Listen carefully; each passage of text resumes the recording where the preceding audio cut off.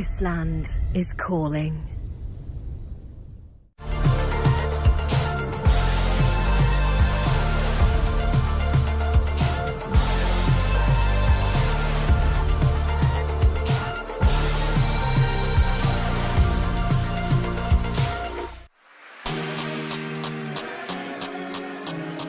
Welcome back, everybody. My name is Grandmaster Aman Hambleton. I'm joined by Grandmaster Eric Hansen, and we are here to cover the Last Chance Qualifier. And Eric, we're getting into Groups C and D today, and crucially, we're going to learn all of the players that are going to be part of the playoffs tomorrow. Yeah, yesterday there was a lot of big names, but it's easy to forget that guys like Giri, Neiman, Vincent Keimer, Pragg, they're all set to compete today. And if it's anything like yesterday, I'm really looking forward to it. Yeah, we saw some comebacks. We saw some last-minute qualifications. Remember that it's the top 4 spots in each group that will qualify. So, we have Group C and D coming up. But we're starting, of course, with Group C. And some names here that are certainly going to be a little bit more household for our viewers, certainly our chess viewers. Obviously, Pragg on the right side of your screen there, Vincent Keimer in the middle, Yu Yangyi from China, Anish Giri, we have Alexander Rachmanov, and also Andrew Tang, a star-studded grandmaster lineup here on the top boards. Andrew, of course, coming through the DreamHack Dallas qualifier, Eric, and sort of made his way here. So he's on like a journey to the qualifier, and he's trying to go from the qualifier to the playoffs and then all the way to the Esports World Cup. Yeah, I think if we see any of the players from DreamHack Dallas make it to the main event, we saw Bortnick qualify yesterday, the knockout. Well, that's going to be a format that I think in future years that the people watching online, just chess players in general, are going to be like, that could be me. I could play in the initial qualifier, qualify to the last chance qualifier, and there's like a pipeline to actually competing with the very, very best players in the world, which is extremely rare in chess. So definitely some storylines to follow there, and that's why there's also, besides the prize pool here, I think there's a bonus as well that has been introduced for this World Cup, right, Aman? If you make it through the last chance qualifier and win the main event, there's an extra incentive. And an extra $50,000 is not too bad at all. The prize pool itself is $50,000, but I think most of the players here, truly, you could say, like, it's not about the cash in this event, because it's those main event slots that really matter. So we're going to take a look at a video that really explains the hype around the trophies that these players are competing for.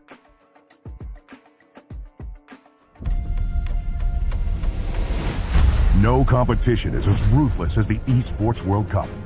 Its trophy system is no exception.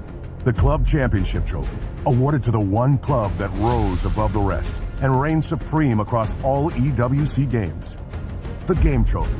When a competitor closes their eyes, it's all they see, and it's not complete until it's sealed with a champion's key. Every participant earns a key engraved with their name. That's their right to compete. This year, returning champions hold a key unlike any other. Only one can place their key into the Game Trophy and become an EWC champion. The frame of the champion's key is embedded into the totem, a stone marker of legacy displaying every champion of the year. The keys of the eliminated will be crushed. The champions select 3 broken keys as a personal token, a reminder of who they have humbled. Beneath the totem, a resin block holds the remaining keys, a graveyard of fallen contenders. Will your dreams be broken or your name carved in gold and stone? At EWC, nothing is granted, everything is earned.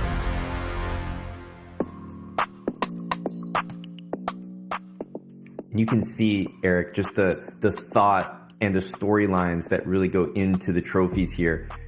Everyone has their own key as a competitor, and to just have those kind of mesh into the trophy at the end, I love that. Kind of brings that esports flavor into it, and it's nice to see that chess is now joining in with that. You alluded earlier to the Jafonzo Award, which I think is what you were talking about, that extra incentive for players that do make it through the pipeline, the qualifiers. And if they were actually to make it all the way and actually win, we want to recognize that. So this is a special award, for a team player that manages to win the tournament after qualifying through the last chance qualifier. So I love that. It really brings that underdog story, and would love to have someone in the chess community be the first to win that. Eric, they're going to have to take out the very best players in the world to do so. So it's a tall task. Yeah, they're managing to do that. A trophy, a prize, a special prize like that is, of course, very, very deserving. And we kind of shake the chess world a little bit. So I'm rooting for it a little bit. A lot of tournaments are invitational. People on the outside looking in, saying, hey, we can compete with the very best. Just give us a chance. Give us the last chance qualifier. And that's why we're here today. That's right. And some of these players, they're individuals, obviously, but they're representing a team as well. We've seen so many esports orgs signing these top chess players. And, they're not just going for themselves anymore. They're representing a team. And so I want to further explain, what it means to represent that team and playing for something a little bit larger than individual accolades. Take a look.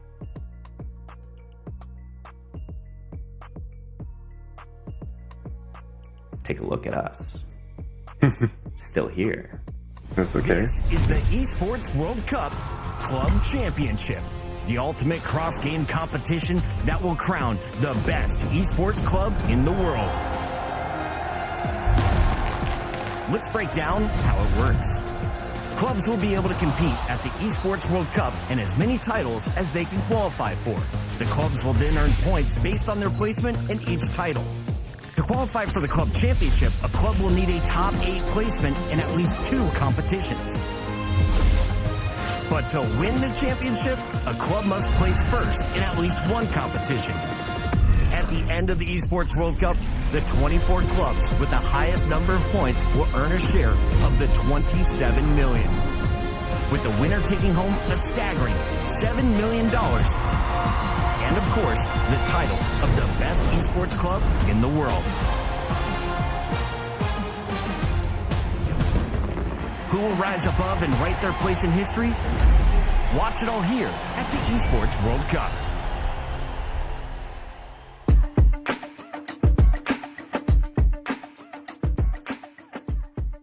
Well, Eric, I think you have been vocal on the show so far about how a team aspect in chess is some of the most exciting, right? There's other team events that you've even played in chess. So kind of exciting to see esports bringing not just the individual aspect, but also the team element with these organizations. Yeah, I've played plenty of team chess tournaments. They are some of my favorite. However, with the Esports World Cup, I'm kind of jealous because you're playing on a team and you get to meet players that play other, in this case, esports.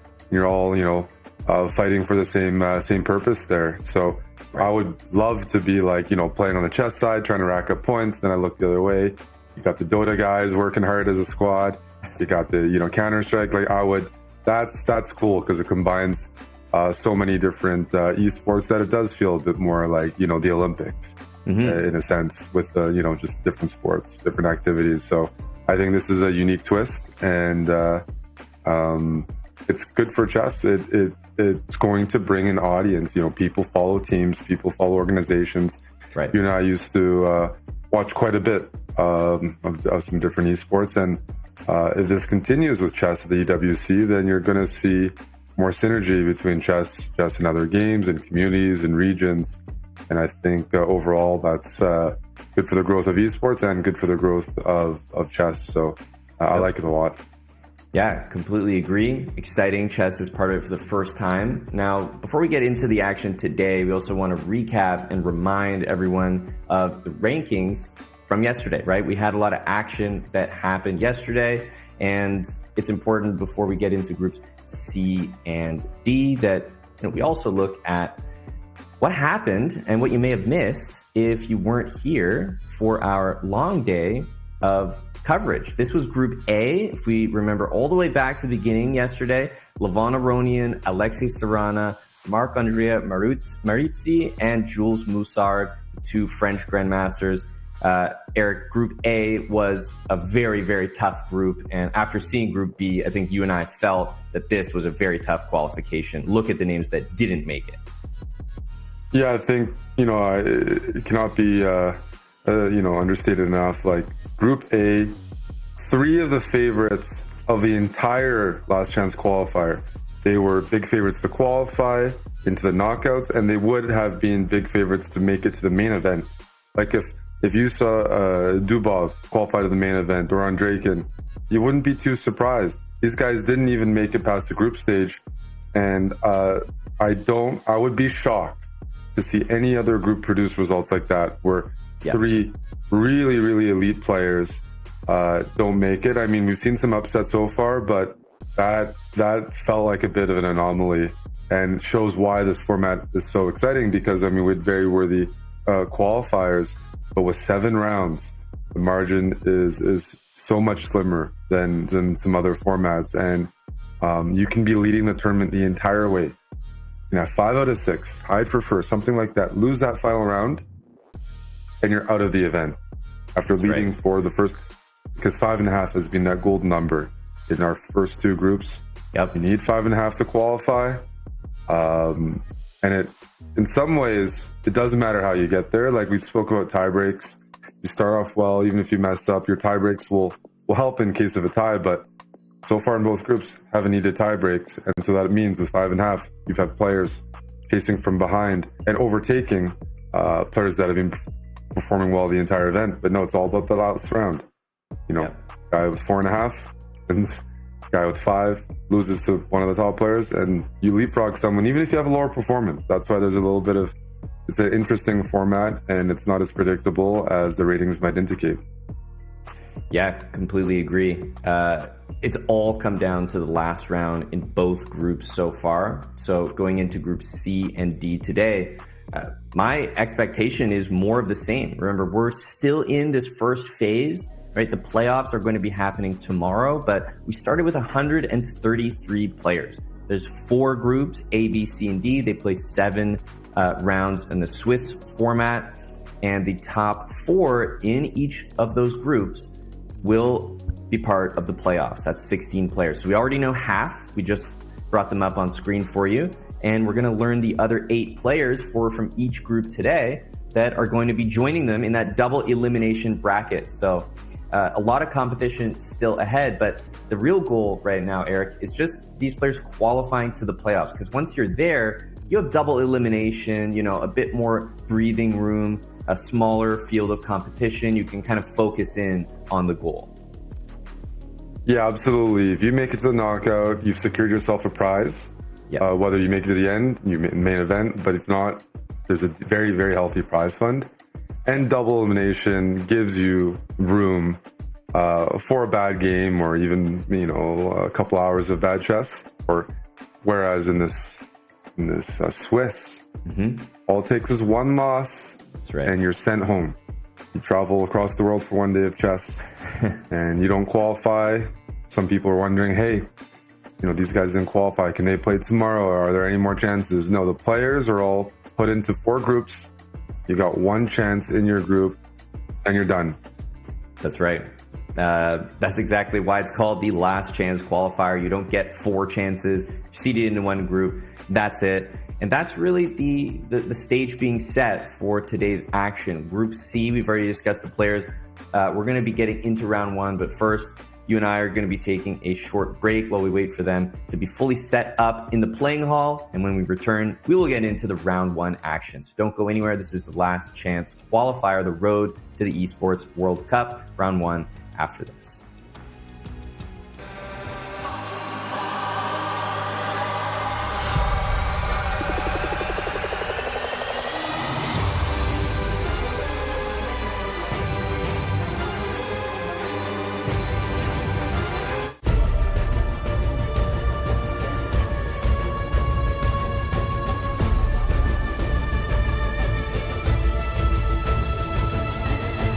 This land is calling.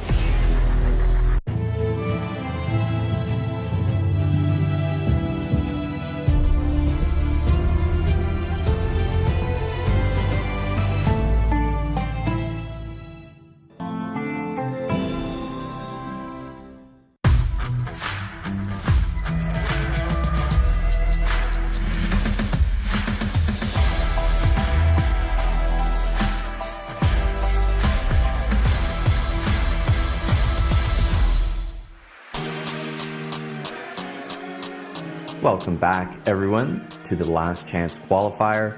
Group C upcoming. Eric, we're about to get into round one, which, historically looking at Group A and Group B, obviously some mismatches as how most of these tournaments start. We've yet to see that sort of earth-shattering result from the first round that would really shock us if a top player just didn't manage to win, but still we get to see everyone just sort of shake the rust off and get used to the format and settle in. Yeah, I think it's important. I mean, if you're one of the players, you traveled, you didn't know which day you were playing.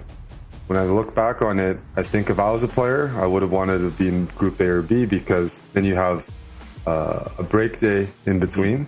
These players, they watched yesterday, they saw upsets happen.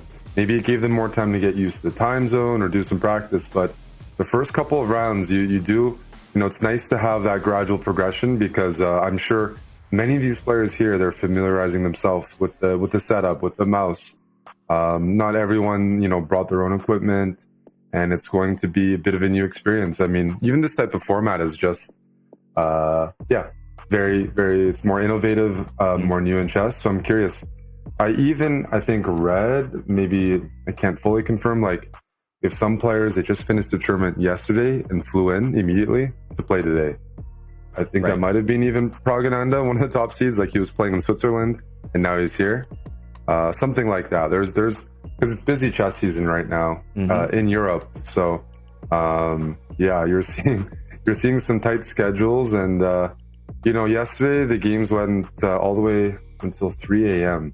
local time, almost like about 2:30. So when you peak, how you peak plays a big role here. And you only have about a window of 3 hours where you're expected to perform at your best. So curious to see the mixed field here with the different players and how they approach this. There are players that have traveled, like, could be from the United States. I see maybe Alexander Fear, maybe he came from, he's Brazilian Grandmaster, got an esports team there. Jet lag, different conditions, they play a big role, especially when you only have a few hours to show your best. It's not like most tournaments. So curious how a lot of these players spent yesterday watching the format, because sometimes, one of the benefits maybe of being in Group C or D is you do get a good feel for what the qualifying score will be. You get a good feel for how players that you might expect to qualify didn't make it. Like there might have been some cases where, one of the players watching was like, okay, these guys took a bit too much risk here. Maybe they coasted a little too early and put themselves in a bad spot later on in the event. Like we saw different approaches yesterday, right? We saw guys like Nihal Sarin just try to beat everyone in front of him. Didn't matter if he was in the sole lead or not. He wanted to keep building that, even though the likelihood of qualification was high either way. He just played for a win every single game. And then you had, Group A with maybe some more veteran grandmasters where they were generally playing for a win, but against each other. You saw some draws, you saw some handshakes, you saw some smiles. Part of that's nervous energy. You see some guys you compete with and you respect. And because 4 players qualify, you maybe even hope some of your buddies, some of your rivals, don't mind if they qualify. But then we see the end of the heats, the end of the groups, and not all those smiley faces at the beginning were smiling at the end. We saw a great storyline yesterday. Ahmed Azli from Egypt just winning against Alexander Indic from Serbia and leapfrogging. And he was the oldest player in that chasing pack pretty much. So good storyline there for those who aren't in your teams or even, even in the Group A, former women's world champion Zhu Chen, a strong grandmaster in her own right. She doesn't play too much anymore, but she was competing. She lost the tough game, round 6 against Dubov, but she had qualification chances, all the way up until round 6. So some names that the internet might not be as familiar with. I think it's cool to follow some of those players. Some, this tournament. And we're seeing Geary on the screen. I don't recall seeing his name on the pair, at least on those top pairings, and I'm kind of wondering why. There's no way he'd be seeded for Group D, so he must be in this group as well, as you see him repping Team Secret there, esports organization. So I'm wondering how Geary kind of slipped through the pairings cracks there, because obviously one of the big front runners to not just qualify here, but probably qualify overall into the EWC. It's just probability, man. The best way to qualify is to play in 2 events. One under the name Anish Geary, maybe the second one under the name Aman Geary. And double your chances and play both groups. So, no, I think he is registered under Anish, and he is in Group A. But that means, Group C. But that means Group C is one of the toughest. Is one of the toughest groups because I spot 4 Super Grandmasters. That's right. And there aren't that many Super Grandmasters in the world, and and close to almost half of them will be playing maybe in the main event.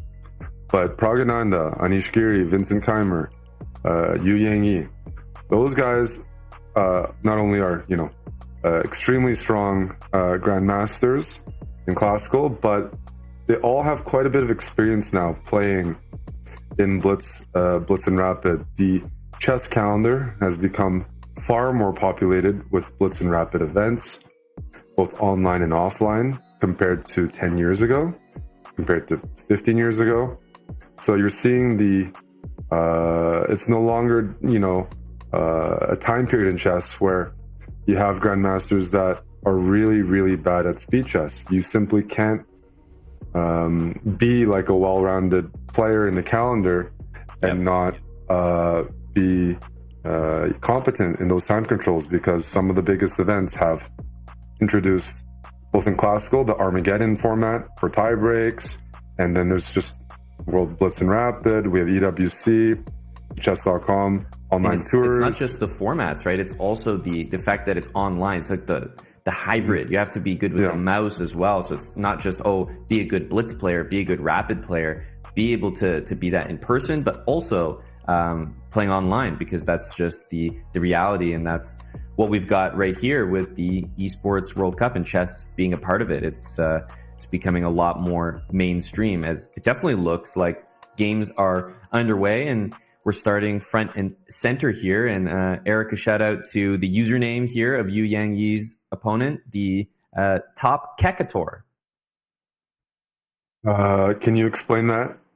It's a great username, but maybe we have some people watching that aren't as well versed with the online terms as maybe we are. That's right. Yeah, being chronically online as streamers and content creators, definitely familiar with this one. Hopefully the chat can help us out. But a reference to a popular emote online, and I commend him for that username, going up against Grandmaster Yu Yangyi. Speaking of super grandmasters in the world, round one. No better username to face off. Well, what's cool about that name is, it's a reference from online and popular on Twitch, which has been a big platform for the growth of chess. But when I see that username and I see someone playing the event, that could be an audience member, like someone who got into chess online and throughout the years has, honed their craft, gotten better, and now he's playing on a featured board against one of the strongest players in the world. But I get the impression he started chess a bit later, unless he changed his username. And it's very cool to see players get into chess from the different regions and younger than ever, and take it to the tournament level. I mean, it wasn't like that before. That's a very, let's say, last 10 years type of username and reference. True. And maybe we're going to see future grandmasters playing with names like that as well. Like, hey, they got into chess through online, and they have some meme-like usernames, and they end up, we see that represented in the tournament. So it's definitely a bit of a shift in how people got into chess, which is pretty cool. Wait for 5-10 years from now, and it won't just be the person who's going up against the super grandmaster.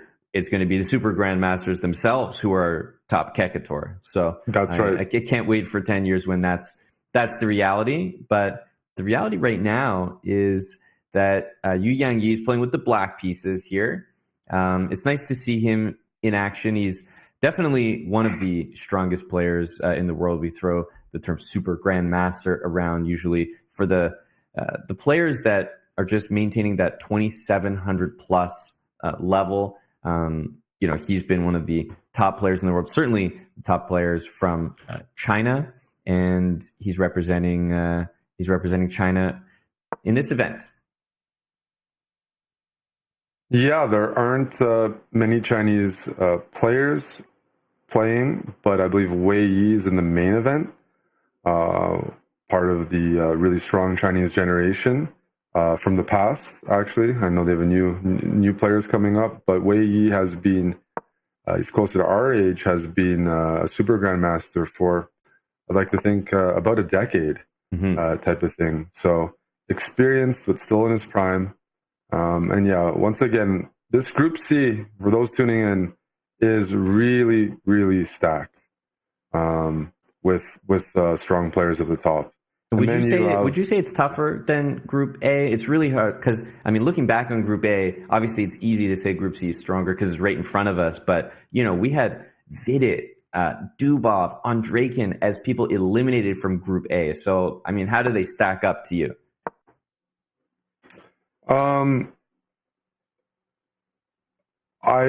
Group A and Group C are tough for me. I think back on it a bit more, and it's hard to say. Like, Dubov didn't make it; he's world number 6 in blitz. Andreikin is a specialist in rapid and blitz, also around top 20 in the world. And Alexei Sorana, he qualified yesterday, and he qualified through the last round. Is really, really good, and not a household name quite yet. Like, online, absolutely really good pedigree. But like, there were players that we didn't get to cover much that are like would be favorites to take any of the groups, and then they didn't make it. I will be shocked if that happens. But yeah, it's I have to look at the full group.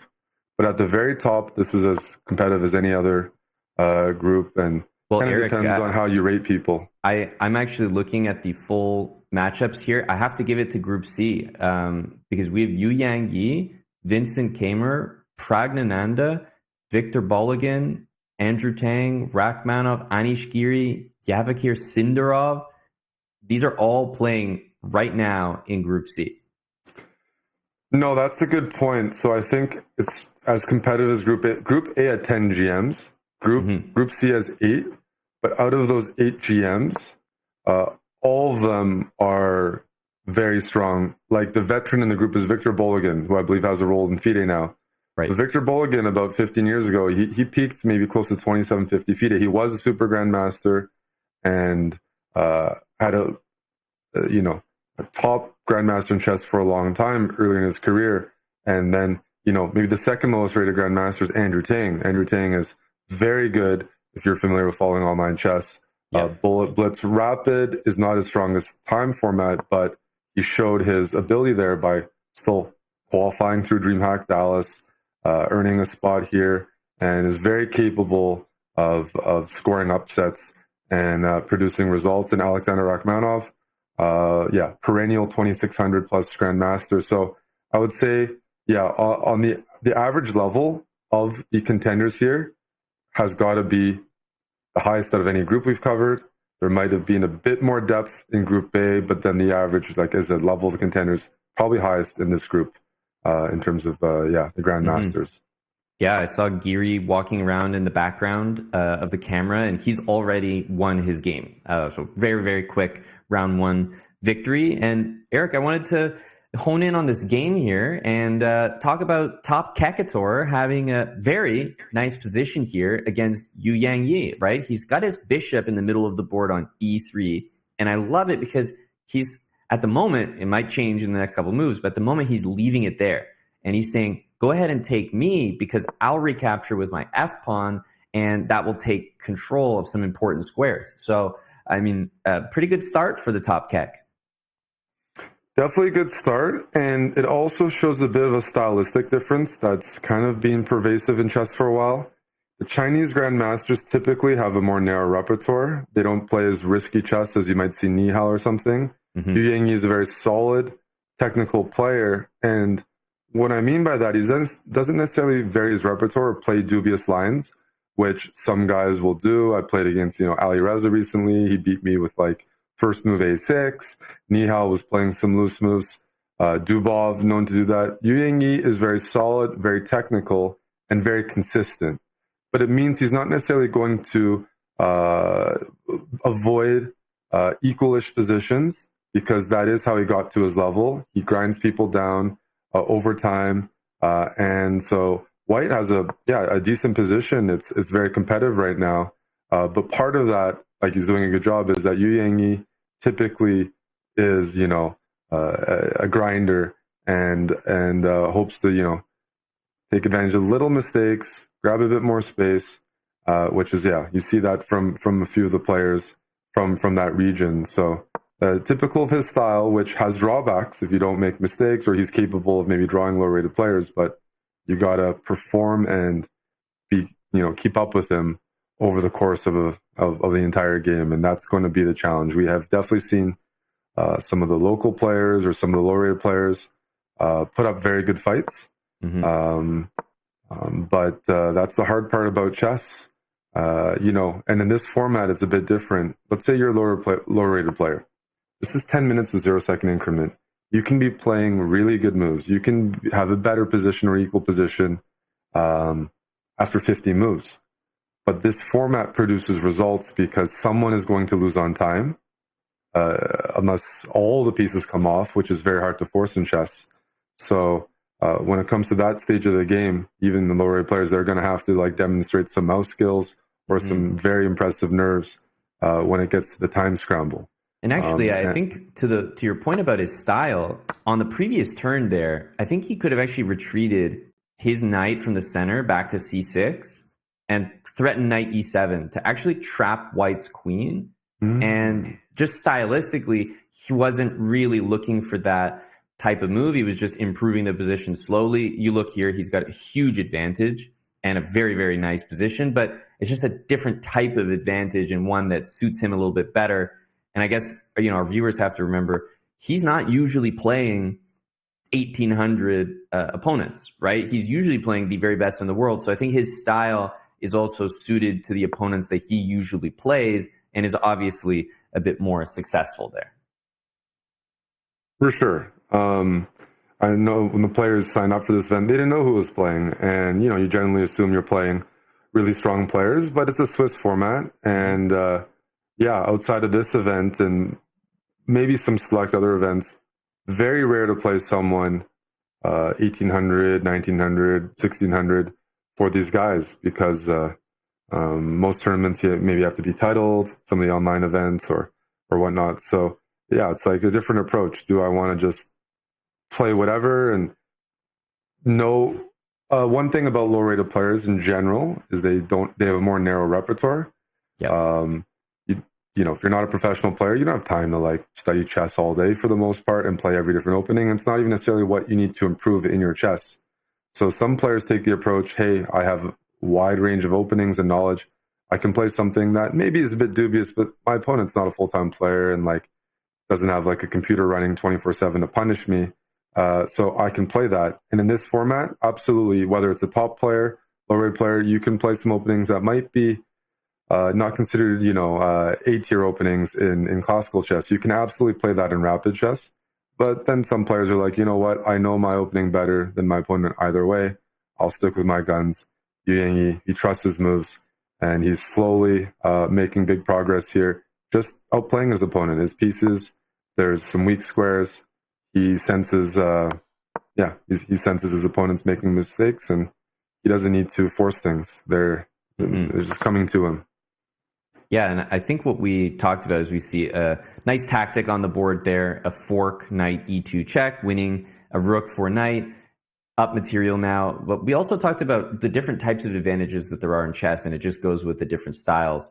A player like Nihal might just absolutely eviscerate someone off the chessboard, and that's what you might expect a top grandmaster to do to a low-rated player. But then you have Yu Yangyi, who's probably just as calm and just as happy in this game, feeling very confident he's going to win because he's got incredible time advantage as well. And you can't discount that, right? He's 5-6 minutes up for the majority of this game. Because there's no increment, he just knows it's an inevitability that clock is going to hit zero for the opponent, especially when he's playing at the rate that he is. And it's pretty hard for a lower rated player to just all of a sudden start playing very, very quickly, because if a grandmaster plays quickly, he's most likely going to play a stronger move than a lower rated player. So he's also, for a very different reason, probably feeling like this is a routine type of victory as well.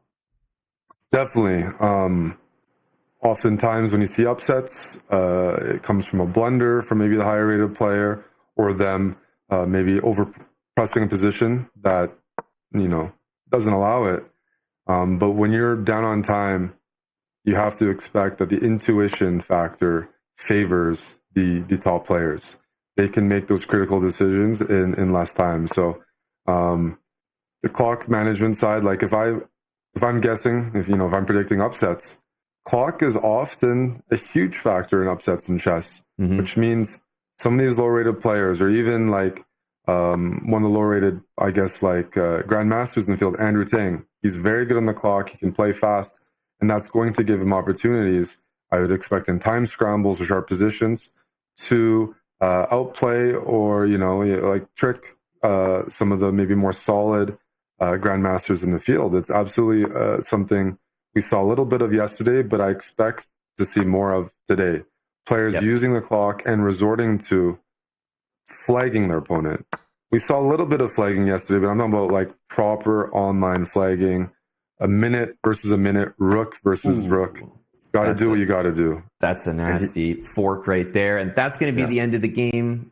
He's happy to get up and handshake after that one. But I will say, I feel like we did spectate probably the closest game of the round.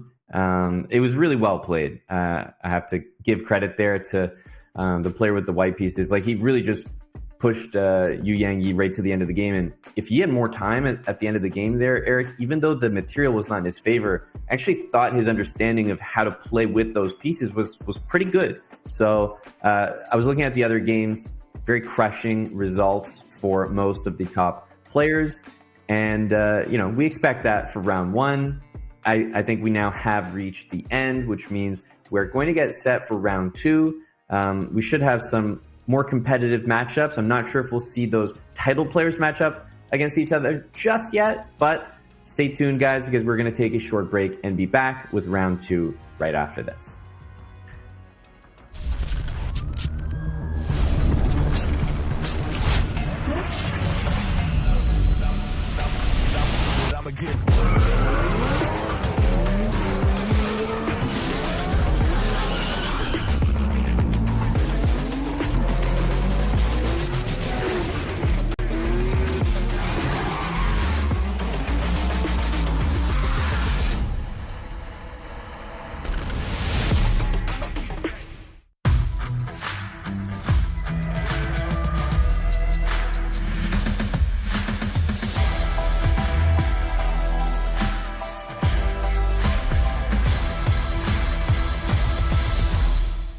I stepped into a realm of wonders where the sun kisses the sea. Two worlds inspired by each other.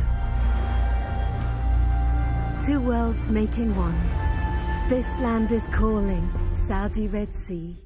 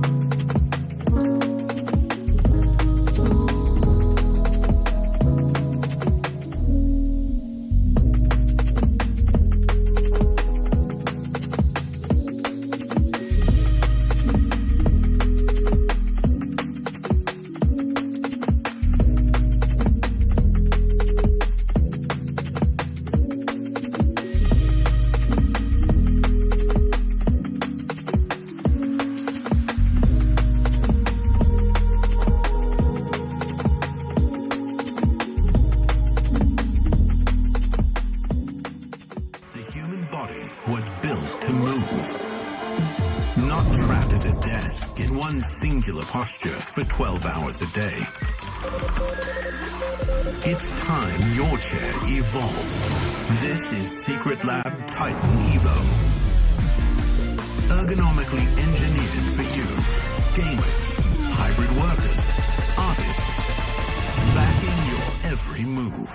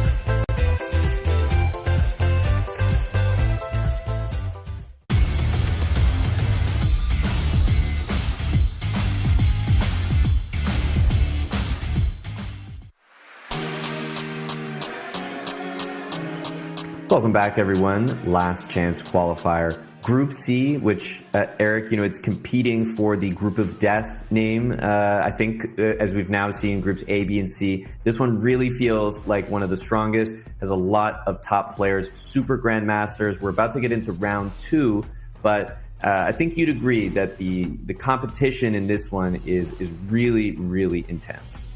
It really is. It's harder for me to make a prediction in this one because of how many contending players they are. And another player I didn't mention in terms of he's in the group is Sindarov from Uzbekistan. We saw his teammate. He didn't make it yesterday, even though he played some of the best, I think, really good chess throughout the event. So Sindarov is part of that golden generation of Uzbek players on the national team. Around 2,700 FIDE, by the way. So there might be 6 players that have crossed 2,700 FIDE in this group, if I'm not mistaken. That's right. And the Uzbek players are very, very good in this time control. So just want to make a mention there that he's another serious contender for one of the spots. But yeah, no upset so far, which has been a pattern. But starting in round 2, we've seen results. So I'm really curious to see, the matchups in this one. And not only do I enjoy commentating, these are some players that they just play nice chess. I like to learn from some of these games. It reminds me of it yesterday watching Nihal. He played some very instructional chess, in my opinion. Yeah, I definitely think that these early games, as much as they are definitely one-sided, you can learn a lot from watching the strong players and sort of the risks that they're willing to take and also the risks that they're not, because that's what being a strong player is all about, understanding how much you can extend yourself. And I think the general theme that you'll notice in all these games is they never let themselves be the ones who are down on time, because that's just a win condition that they don't want to afford their opponents. As we take a look at the matchups for Group C in round 2 here, and certainly a game that we didn't get to look at in the last round, because even if we were on it, we might have blinked and missed it, was Anish Giri. He's showing up in round 1 and looking like a specialist at beating lower rated players, Eric, because he was done in just about a couple minutes, 5 minutes, 20 moves. It looked like no problem. Yeah, Anish Giri has he had a reputation for a while of being a very solid top player, and maybe some of his results at top level events, a lot of high drawing rate, but he's a nightmare to play as a low rated player. And I mean, that includes grandmasters. He's so competent in openings and technically sound, and he has a very wide repertoire that not only can he beat, a low-rated player very quickly, but it could be a 2,600 Grandmaster. He's got a big score against low-rated players because he's very good at everything, but starting from the beginning in the openings, he puts pressure on you. And that's something to look out for. And Anish has improved a lot in Rapid and Blitz. And, those following a lot of online events will probably remember that last month he beat Hans Niemann in one of the matches they had. I did catch some of those games and was quite impressed. Might even beat him in 2 matches, actually. So whatever reputation maybe from the past about maybe being solid, not being an online specialist, he's brought up his level, done well in World Blitz and Rapid, done well in online formats. And I really think not only is a favorite here in the knockout, but he could be a strong contender in the main event if he makes it there. He's really good at all the formats now. Yeah, it's interesting that he's actually kind of a specialist at beating the low-rated players, but he's also highly competitive and plays so many of these top events that are usually invite only. You kind of play the same top players, so he has a repertoire that's perfect for that as well. So he's kind of just an all-around tough opponent no matter what. And it stems from how good he is at the beginning of the game. You mentioned pressure right away. One of the regarded in the world as one of the top theoreticians, and certainly we see that even against low-rated players, he's able to just generate something right off the bat. And we're underway in round 2, and Vincent Keimer is with the black pieces here and up against an opening, Eric, that I know you've essayed before, the bird F4, certainly an uncommon one. But you know what? I will say, I feel like this opening it just kind of has a bad reputation because there's so many other good options. But when you think about it, you're kind of, for the most part, just playing an opening, the Dutch defense that exists with black, and you're playing it from white with an extra move. So why isn't this a more common move? Well, just one of those openings, the Dutch defense, Benoni might be in the same category where some people will say, even a tempo up, it's not the best opening. And usually the argument there is just structurally. You make some weaknesses that might be frowned upon in traditional chess understanding. But I have done some videos, maybe he was influenced by that, and won't take credit. But the way that Faisal's playing this is a bit of a hybrid. He's throwing in F4, E3, and C4, so feels a bit more like he's has a freestyle approach to this as opposed to like, oh, this is a system he plays all the time, he's got ideas. But absolutely in 10-minute chess, you can play some of these openings, especially when there's no increment. Your opponent doesn't have all day to take advantage of some of the weaknesses. But I will say from early opening moves, Vincent is very comfortable here, and white is not probably playing the system the way you're supposed to. Combining F4, E3 with C4, you see some weak light squares already for white. You see black with a good dark squared bishop, fianchettoed, and I mean maybe after a move like C5 and knight C6, I don't see white's push or idea here, quite frankly. Usually the opening itself is kind of designed not to have a wide open center, because the opening is kind of thrusting a wing pawn up the board, right? F4 doesn't really have the conventional D4, E4, where you've got that central control. And so you don't really want the center open. And so this move, for example, D4 is exactly what Vincent wants to see. He's ahead in development. He's already castled. And normally I would see white's dark square bishop go to the B2 square. And I think, although the moves themselves are not necessarily blunders, I think the overall strategy that Faisal's going for here, along with the move F4, they just don't really, they're not that cohesive. They don't really go together that well. That's completely right. They're not cohesive. Black has an easier path to development with white. If white's already playing F4 and E3, one of the drawbacks is what you do with your dark squared bishop. And often white early fianchettos it. In this case, there's no time to do that. So even though white has the first move, there's no way of completing development without, conceding something, being like, hey, I should have played maybe tried to play e4 in one go. Like, you lose a bit of time playing f4, e3, and then being stuck with this bad bishop on c1.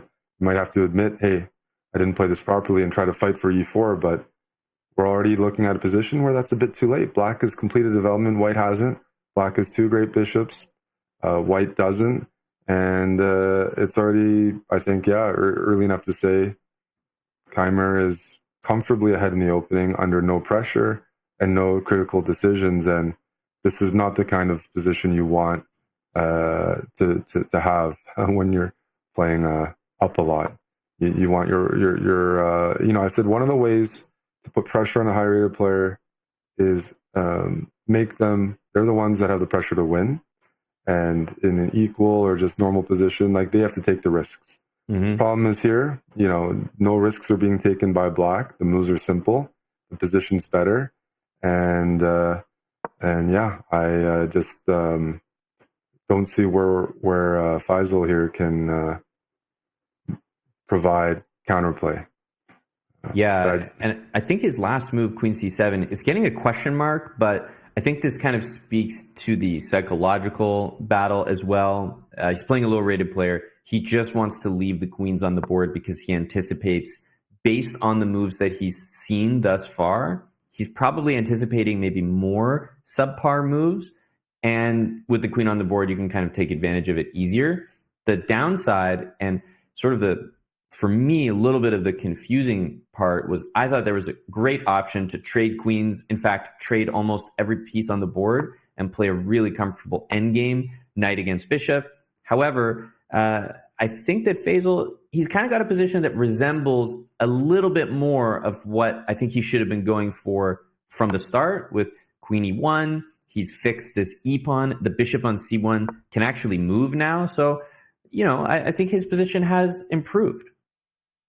Yeah, he did what I thought was necessary. You have to fight for that e4 square. You can't be playing down a bishop versus a strong player like Vincent. That bishop on c1, it needs some breathing room. So when you get your pawns on e4 and f4, at least there's a potential to maybe free that bishop on c1 with the future f5. The only issue here is it's a bit hard to actually get that bishop out without giving Black some squares. The pawn move to f5 opens up the dark squared bishop, but it gives Black this e5 square permanently. You can put the bishop back there, put the queen there. If you play e5, you free up the e4 square as white, but you also, are still dealing with the bishop on c1 that's a bit hindered, and you also give Black more control over the d5 square, and Black is still set up comfortably, ahead of white. You mentioned a good point about the endgame, and that was just an example where Keimer, playing a lower player, decided to keep the queens on, even though objectively he had some very promising endgame options and definitely could have played it and still, being a massive favorite. But he maybe based on how the opening started, is like, what, my opponent's not demonstrating all the middle game moves that might disturb me or something. I think there's going to be great chances to outplay white in the middle game with just piece play. Yep, that's an important point, because I think if he was playing a stronger player, he would have traded those queens and immediately played that variation, because you're just never going to get a position as good as that against a stronger player, more of a rival. So we've got a position where at least I can say Faisal he's thinking attack. And I was about to mention the move f5 because he has not developed his bishop on c1, his dark squared bishop. The move f5 is very committal. It gives up the e5 square. The pawns on light squares mean that the dark squares around those pawns are very weak, and a lot of Vincent's pieces can just jump right in, knight to e5, queen to e5. However, I do agree, Eric, that from this lower rated player perspective, you do want to just launch an attack. Like, that is sort of your best option against a much stronger player than you. Bring the rook over from a1, bring the knight into the d5 square. Give it your best, and it's more likely that Vincent is going to panic or make a mistake in a position where he's playing defense rather than just that slow grind in an endgame where you just don't feel like you have counterplay. Yeah, absolutely. In terms of upset potential, sharp position, or as I said, some sort of pressure, even if it's a bit dubious, mistakes happen in 10-minute chess. Just the issue here is f5 gives off the impression it's an attacking move because it frees up the bishop to move and we see white's queen come in. But Vincent with his queen e5 move is demonstrating that the more you analyze this position, you start to realize that actually doesn't help white's initiative, because while you free up your dark squared bishop, the bishop on f3 is now looking like an honorary pawn. As long as the queen stays on e5, that bishop on f3 is stuck looking at its own e4 pawn, which is unable to move.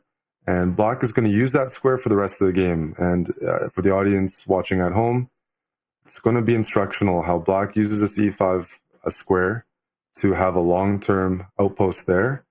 And that will be probably the key square that he gets counterplay and drives home what most likely will be the win, because of the quality of the pieces. Black's bishop is better than white's bishop. Black's knight is right now better than white's knight. And white just doesn't have any advanced squares on the board to place pieces. And you can't really attack if you can't put your pieces anywhere near your opponent. And the only move we see here, besides a queen trade, even if white avoids the queen trade, is knight d5. And that's not necessarily a good exchange, because your light squared bishop does not have a great diagonal to operate from. The bishop on f3 is just staring at a pawn and would rather be on b3 or something to coordinate with a rook on f1 and maybe hit f7, but not possible here. So Vincent doesn't have like an overwhelming advantage, but it's actually a position with no risk, I would say. And what's worse is that there aren't easy moves for white, because again, the way you've played your pawns does not allow you any outposts or comfortable squares. Yeah, I would have assumed knight d5 there. It's one of those moves that it might not work out. It looks like it may even drop another pawn, but you just have to do it because it's the more aggressive option. Knight e2, the retreat, I'm just not seeing where that knight is going to go, because knight, if it comes to the king side, knight g3, knight f4, I don't know where it's going next. So also interesting to note that Kamer, over the last couple of moves, has been offering repeatedly queen trade, queen trade, queen trade. And it's kind of funny because, well, he had that queen trade many, many moves ago, and he didn't opt for it. But now, when things look a bit more dangerous, he's interested again. That's true. Not only is it a bit more dangerous, but that e5 square, he's comfortable entering endgames now, because he knows that there's no more initiative from white. And we see a reaction from the opponent here, going for something sharp, but forgetting that g2 is a checkmate square. So Keimer's now up 2 pawns, and it's a matter of conversion and a matter of making sure that rook on c8 doesn't fall to this bishop on g4. Mm-hmm. That's probably the top move he's considering after knight e3, because this move that was just played is top of your mind for black. It hits the rook on f1, also attacks the bishop, so it's a very devastating fork, but it's even attacking the g2 pawn, so it's hitting everything that matters. And this was the move that I'm assuming Vincent was just making sure 100% works. He's done the calculation, and grandmasters can do that in just a matter of split seconds. He knows he's going to end up ahead material at the end of this line. Yeah. One thing to note, if you're watching, is Vincent's been looking to the side a lot. He's probably calculating. These days, if you're raised on the internet, it is a bit interesting for visualization, because younger players have grown up with a 2D board. So some of them can just calculate looking at the screen because they're used to playing online, whereas back in the old days, you played physically. And so the online board might have been unfamiliar for some of the older or experienced grandmasters that grew up on books and regular chess boards. These days, you play so much online, or you start online, that actually the computer screen is what you're used to, so the players have no problem looking there. But Vincent was maybe doing some calculations in his head. Sometimes it's just maybe easier. Maybe he's actually still used to a 3D board, but his calculation was on point, and that was a very comfortable win. Yeah, it certainly was. I'm also just kind of paying attention to some of the other games, and it looks like mostly business as usual in terms of the results and those strong players, right? The players that we would expect to score the results have certainly done so. And with that, and that game went, fairly long. It took a while for things to develop there. I think most of the games, especially with the top players, are wrapping up, which means we are also going to be taking a short break. And Eric, I think when we come back, we are going to start to see those tense matchups between the contenders take place. So stick around, guys. We have round 3 coming up.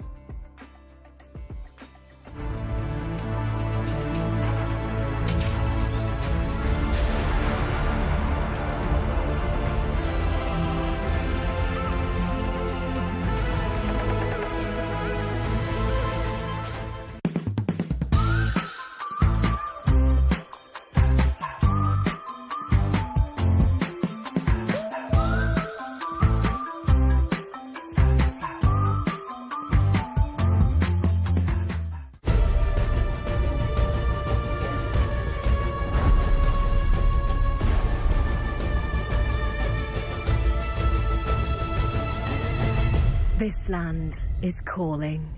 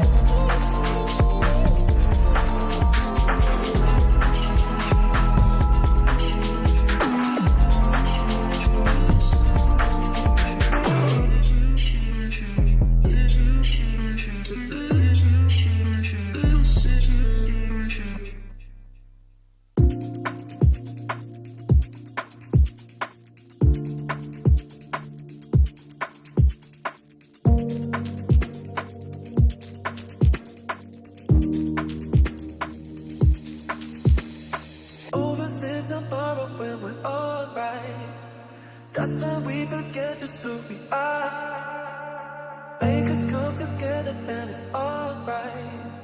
That's when you remember who you are.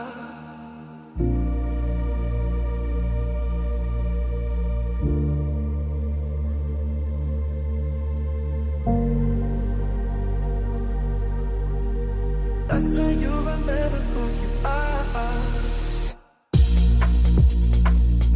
Who you are. Who you are.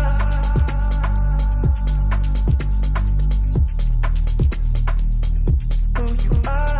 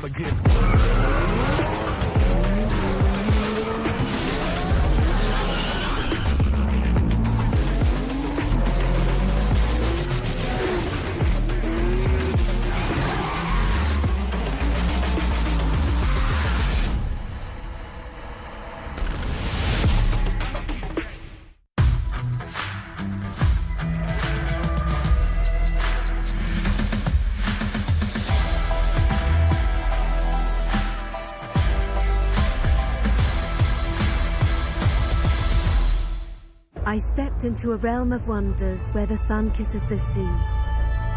Two worlds inspired by each other. Two worlds making one.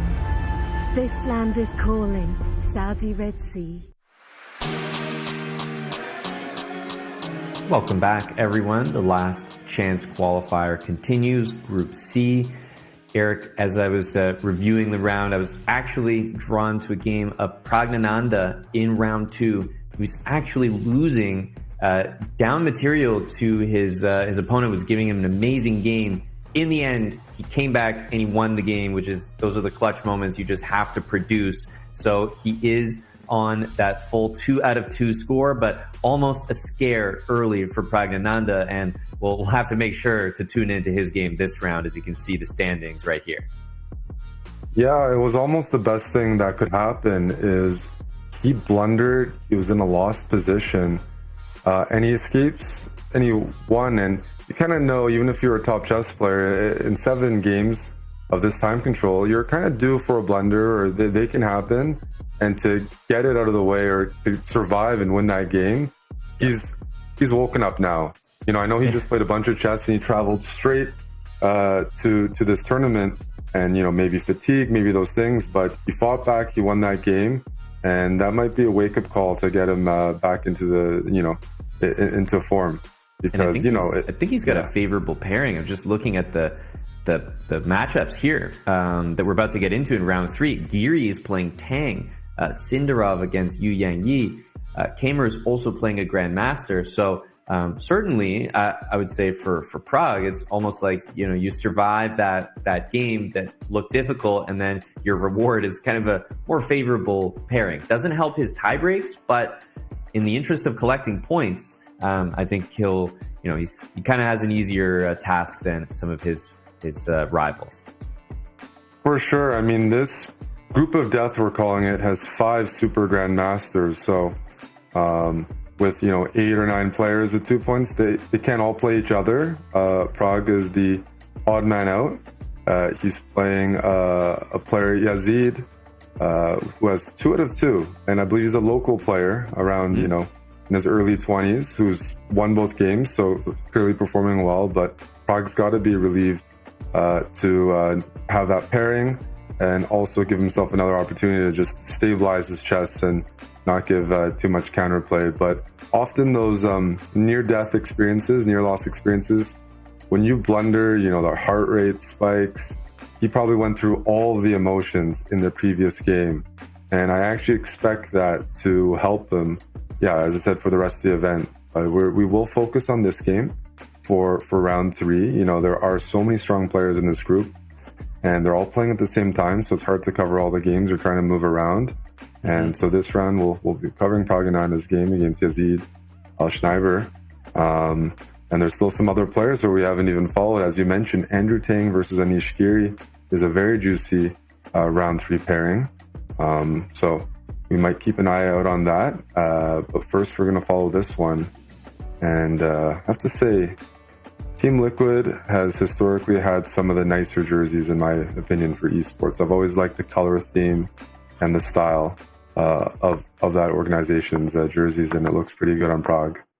Yeah, it certainly does. And I love that Team Liquid didn't stop. They signed to the organization the likes of Grandmaster Magnus Carlsen, Grandmaster Fabiano Caruana, and they didn't stop there. Pragg is a great, phenomenal addition, really, to this format, to any organization. But I think he really is a player that's improving, and he's so strong. It's crazy to think that he is still improving. And one of the best players in the world. But as you've kind of mentioned over the broadcast, Eric, you can't just be that, classical over the board player. And I think Pragg exemplifies the ability to do well in all the formats: online, over the board, rapid, blitz, and classical. Yeah, for sure. I had the experience of losing to him very badly in a very similar format in Norway in one of his breakout tournaments. This is his bread and butter. Something that's funny about this game, if you're watching it, Pragg is playing black, and he played the Khan, which is an opening that I play a lot, but I wouldn't play it against Pragg because the last time someone played against him was Magnus Carlsen in Norway chess, and he lost pretty badly against Pragg and Anda in one of Pragg's best wins of his career. So seeing Pragg play the black side of it kind of shows, again, rapid chess, play some different openings. Would Pragg be playing this against one of the top guys in the group? I'm not so sure, but against a low-rated player, he feels comfortable. He's warmed up now, and it is a sharp opening, or it gives some counterplay. So it makes sense for generating winning chances. Just even looking at the position, black has a weak pawn on d6. But at the same time, has some dark squares. So it's a bit double-edged, which is very good for just, you want an imbalance and an opportunity to outplay your opponent and not make it too easy for them to trade everything off and liquidate. And yeah, this is definitely a fighting opening. Yeah, we see this rook is a little bit awkward on a7. You almost never see a rook on that square, but it had to recapture a bishop. So what it means is that rook will need to reposition itself. And I think maybe in like a perfect world, black might want to move the pawn up to b6. And potentially, if moves like knight f4, f5 end up happening on the king side, the rook could swing all the way over. And, you could make use of the rook on that square. Otherwise, I think you'll probably have to spend time moving the rook directly back to a8. Now, Eric, you mentioned this openings, one that one that you play.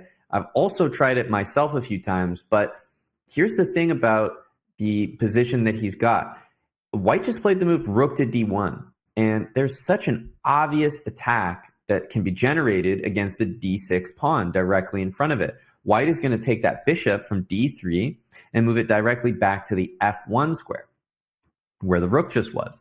And that's going to uncover an attack There's also an amazing d5 square that white's knight can jump into. So I see what you mean about this opening. It's like it probably wouldn't be my choice in this particular matchup against this particular opponent. So I will say I'm a little intrigued by the opening choice there from Pragg, because let's face it, this position is pretty easy for white to make, relatively obvious moves, and the engine likes white's position.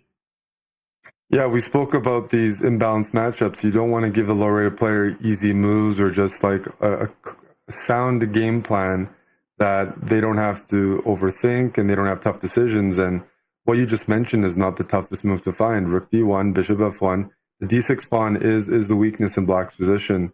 And usually you're supposed to have counterplay elsewhere on the dark squares or on a flank. And I actually don't see an easy move, and you're probably alluding to that. You like white's position because it's so easy to play against the pawn on d6. And it's not like white has weaknesses elsewhere that are going to distract them.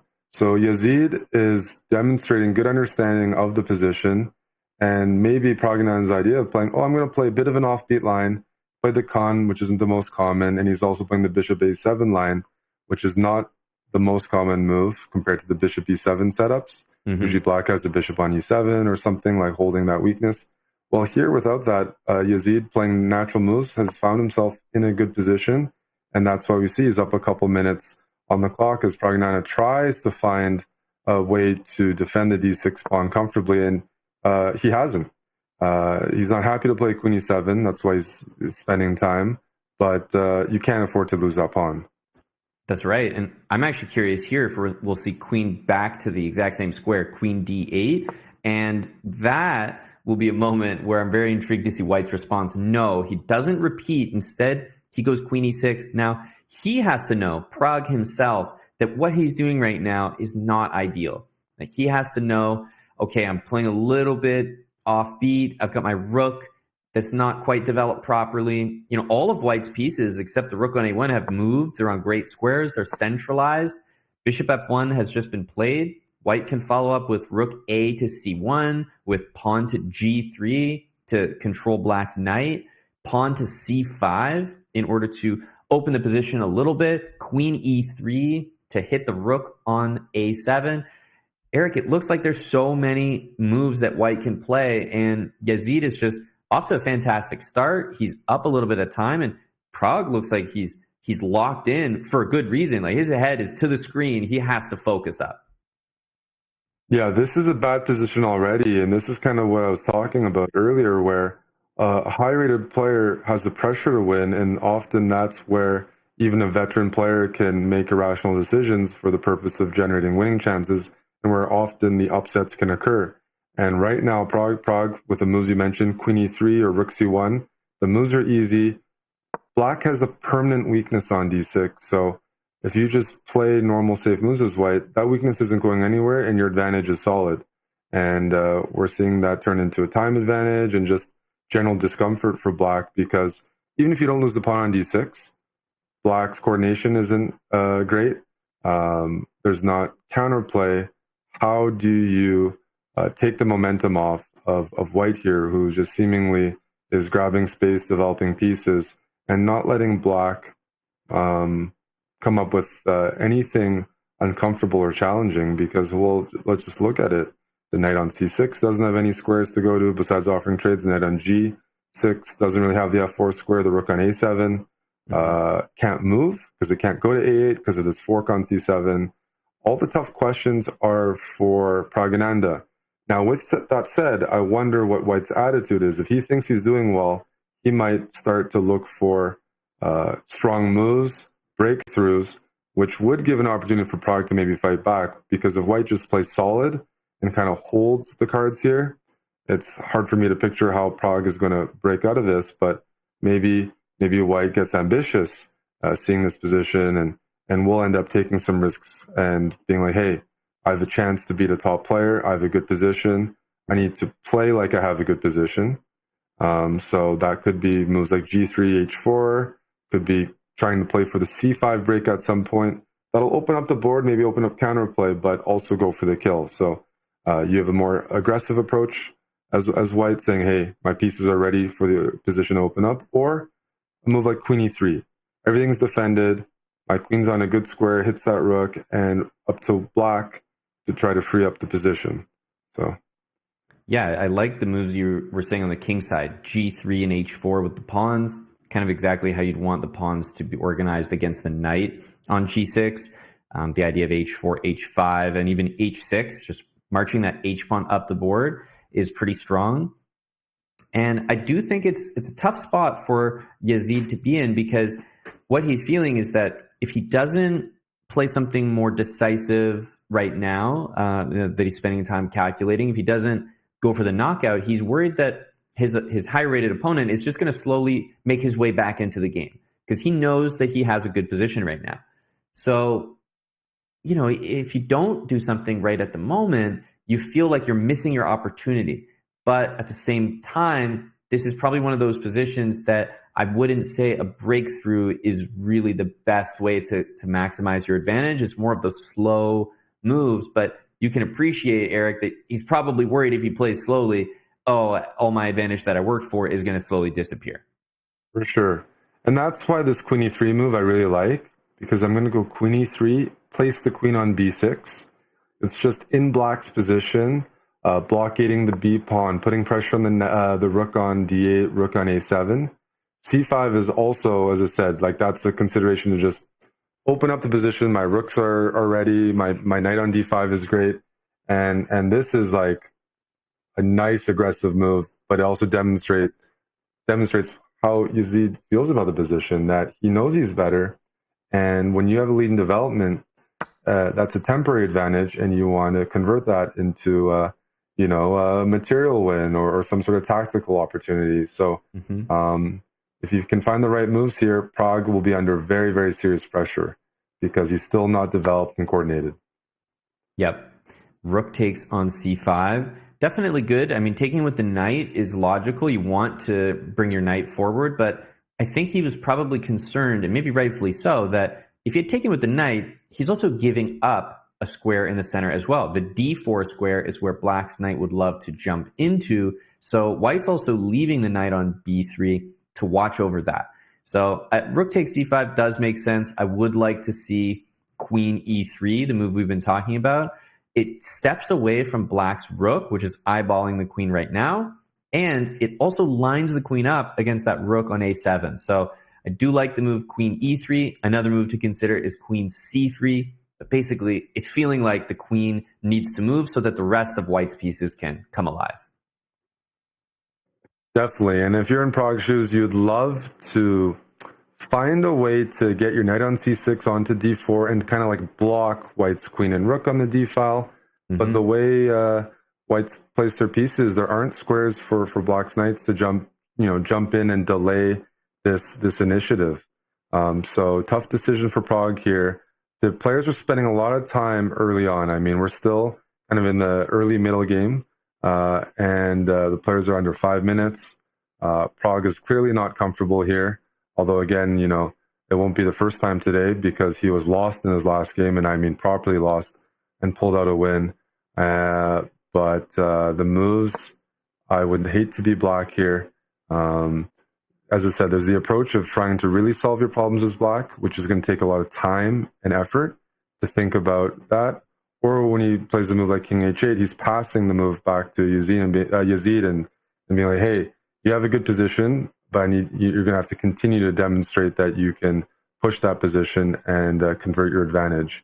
Because king h8 doesn't solve a lot of things we discussed. Maybe there's some future knight f6 discover checks that he was worried about.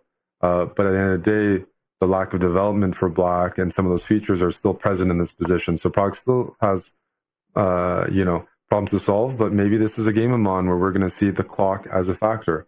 Pragg's like, look, my position's not going to be equal. I'm going to be worse. Yep. So I'm going to need this game to go into the 2 minutes, 1 minute and a half, where my opponent starts to panic, and that's my chance to come back into the game. But Yazid is playing so well that, I think Pragg is going to have to look towards the clock as a way to imbalance and fight back in the game. Yeah, and what we're seeing with king h8, he's worried about some knight f6 and e7 moves, but let's be honest, king h8, as you mentioned, it doesn't solve any of the problems. So that's a move that actually increases Yazid's advantage I understand why he played the queen back to E1. He wanted to guard the rook on D1 and escape the pressure from black's rook. I do think that queen E3 or queen C3, more of an aggressive central move, would have been a bit better. But you can see maybe even a subpar move like queen E1 maintains a clear advantage here in this position. So he's got nothing to worry about. Queen F8, just played by Pragg. Keep an eye on the clock, everybody, because as you mentioned, Derek, I think the clock is really going to determine, and the clock was a huge factor why Pragg was able to win his completely lost game in the last round. Yeah, I just want to say Queen F8 was setting up some knight D4 trick after Queen E3. The speed in which Yazid just played Rook C1, this guy's around 1900 FIDE, looked him up, but he's not playing like that. He's confident, he's handling the clock well, handling the position well, and that's got to be a bit of an annoying thing for Pragg to deal with. He's playing like, when is this guy going to make a mistake and let me back in the game? And so far that hasn't happened yet. And he's even staying, competitive, as you mentioned, on the timer. Yep, I love Queen E3. I think both sides are starting to think about maybe G3 for white and H6 for black, a move that would give the king some safety, an escape square for later. And I do think that it's about time for Queen E3 to activate that piece once and for all. Yeah, I have to say I'm shocked Queen E3 hasn't been played yet. The queen really isn't doing anything on E1. So why not optimize it, put it on E3 where it's more centralized, it can move to other good squares, and it once again puts pressure on D4, on A7. That is a good dark square diagonal to have, and is just not doing anything on E1. So when you have this advantage, and you don't see a breakthrough, which is in Yazid's spot, what pieces can I improve? That can be a common thought, and sometimes you're looking for small moves because you don't want to spend too much time. So Queen E3, G3, those are the moves to look for.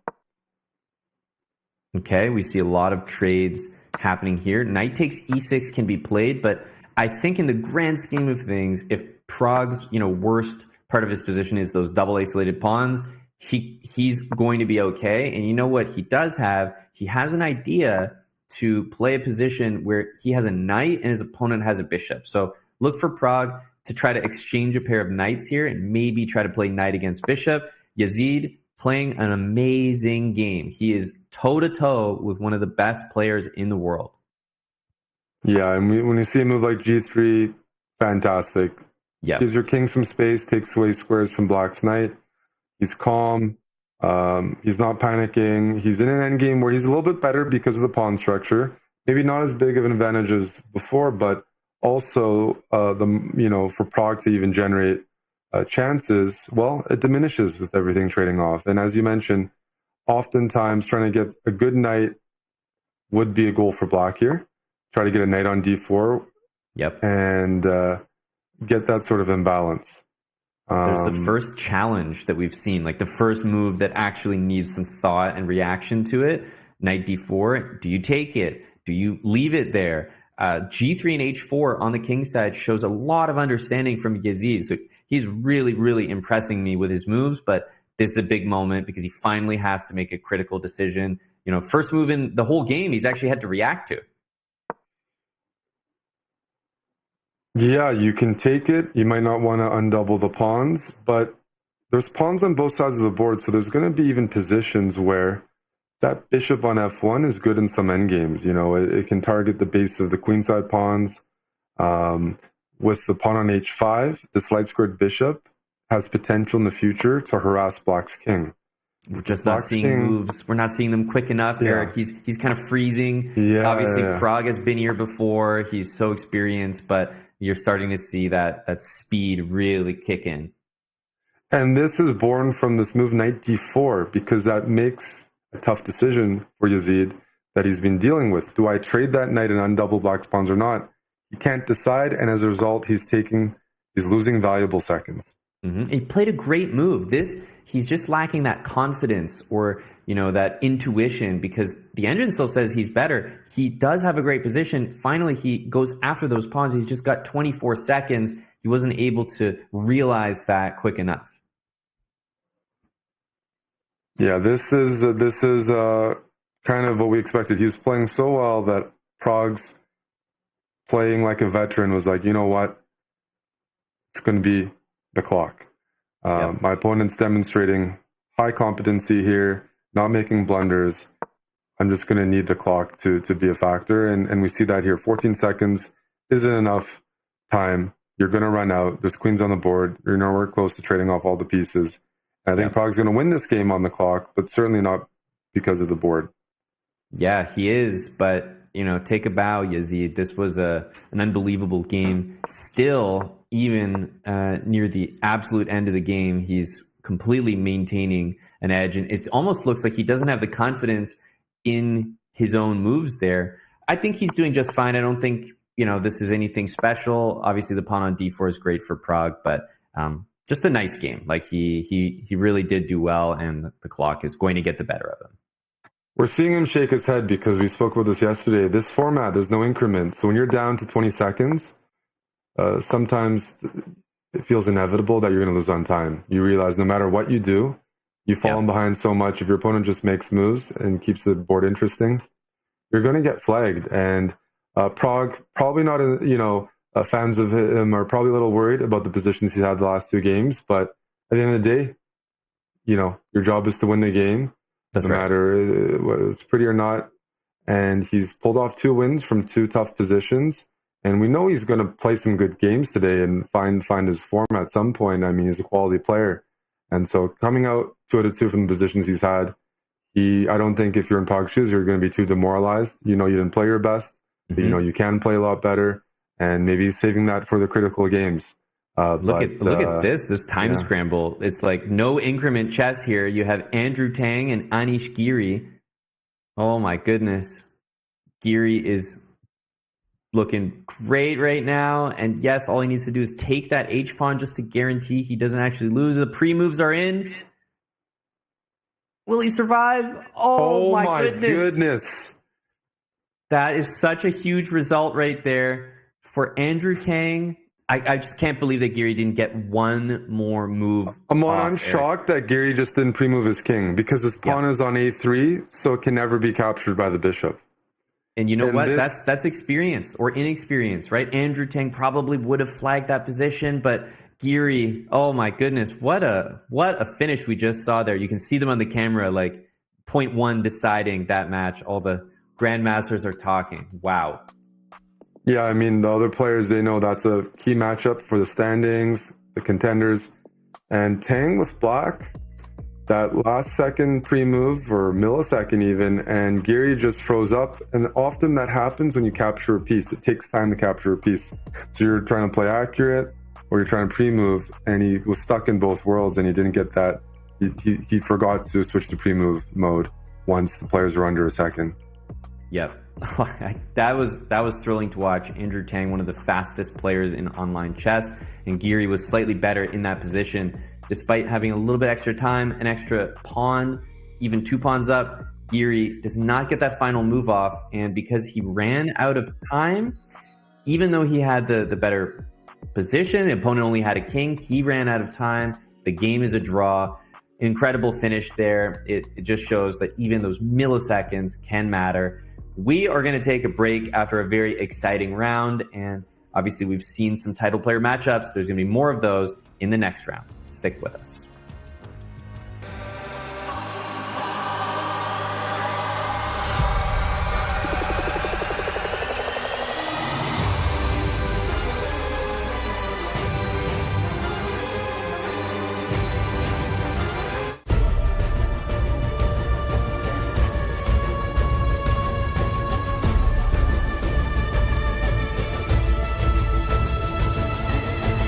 This land is calling.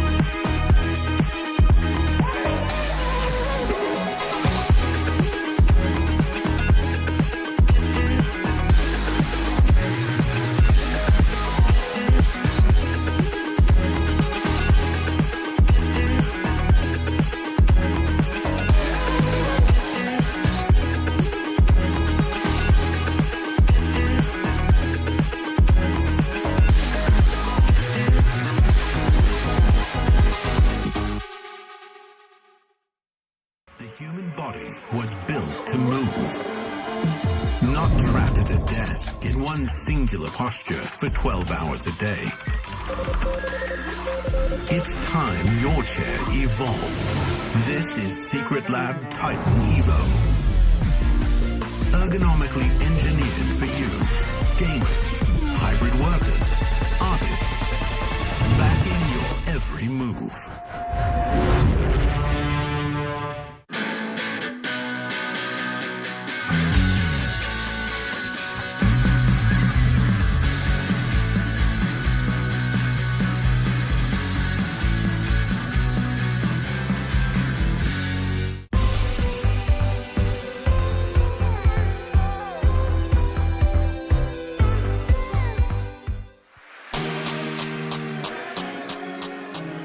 Welcome back, everybody. we have the last chance qualifier, Group C, one of the strongest groups that we've seen. And we've seen Group A and B so far. Looking really competitive out there. In the last round, Eric, we also saw Yu Yangyi. He lost to Sindarov, which means that Sindarov is up there at a perfect 3 out of 3. And you know what? Pragnananda, he's found a way to earn that perfect score. You could say, looking at his games, that, Eric, he's not in great form, but at the end of the day, he's got a perfect score, and ultimately, qualifying is what matters.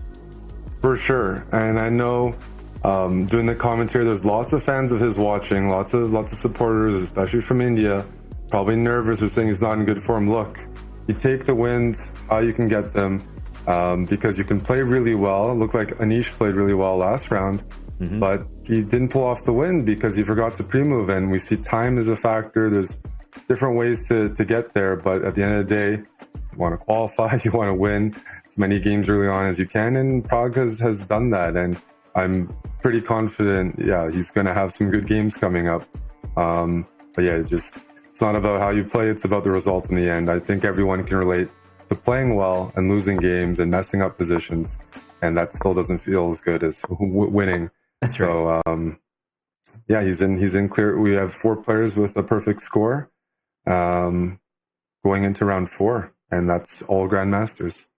Yeah, and that brings us to this matchup right here that also features a player we haven't had the time to speak about as much as we'd like, and this is Grandmaster Vachier-Lagrave from Uzbekistan. And well, he's also one of those players. We talked about Yakubov yesterday. Of course, there's Norderbek, Abdusatorov, and they're just all from this generation of very talented players from Uzbekistan. They, the Olympic team, the success that they've basically accomplished together, it feels like this new generation of extremely talented players from Uzbekistan, and Sindarov is absolutely one of them. So I think a big player to watch. He's on a perfect score right now. He's up against Kamer. He just defeated Yu Yangyi in the previous round, Eric. Sindarov is world number 25. He's 27-22 FIDE, coming off good tournament after good tournament. Even last month he beat Aravind, he beat Rapport, he beat Nepo. He could very well be like one of the real favorites to win the whole thing. And it's just hard to keep up these days with the talents that are coming from that region. But one thing I've seen in person, really seeing these Uzbek players, the nerves are incredible. They're not phased when they lose. They get right back on track and win games. When the position's complicated or they're worse, they play fast and practical. They are a force to be reckoned with and a problem for other players. So yeah, Sindarov taking out one of his rivals, Yu Yangyi, and now that gives him a bit of a cushion. Him and Keimer, 3 out of 3. I think they're going to try this game and explore things, but maybe watching his fellow countryman yesterday, crash out in the final round. There's risks to take, and there's times maybe you regret it. And probably, I think this game, they're going to see how the opening plays out, but it's not a game where you should necessarily go all out if we're looking at tournament strategy. So that's right. Yeah, it's not do or die. It's only round 4. The players are on a perfect score, 3.5. After this game would be a great spot to be in. And I was about to say, in the current position, we're probably going to see knight d4 because simply recapturing that pawn captures back on b5 would not be the most logical move because it looked like it was just going to lose a pawn. So instead, this opening, and Keimer's playing very fast. That's usually an indication, especially in chess, that, he kind of is up to something. He's prepared this. He's looked at it before maybe, because this is not a position that you sort of waltz into without good preparation. Yeah, I know I said maybe the result, this isn't a must-win game, but Sindarov is playing a sideline and very ambitiously. We already see 10 moves in. White's king side could be fractured with the double pawns on f3 as a potential. At the same time, Sindarov is up a pawn and looking to capture a second one on a6. So he is putting Vincent under pressure. And of course, that's what you should do. You're playing white against one of your rivals. It's up to them to demonstrate that they handle the opening and they equalize. But up until then, as I said, these young guys, they're playing for win whenever they can. And it's already a critical position with the amount of material hanging. Yep, the f3 knight for white cannot capture the knight in the middle of the board due to the pin. And what it means is that in this current position, you can capture the knight on f3, and white will have to take back with the pawn. Normally, that's a pretty big concession in front of your king, but the trade-off is that white is about to win another pawn on the queen side, on a6, and black's pieces can't really get over to white's king very quickly. Like the queen on d8 takes at least 2 or 3 moves to even make a meaningful threat. So it's a position that Sindarov, we talked about how Kamer is probably prepared being here. Sindarov likely is maybe the better prepared player, because if you're playing a sideline as white, you have to know exactly what you're doing, because usually if you're playing a sideline, you're kind of avoiding the main lines, which usually yield the best advantages.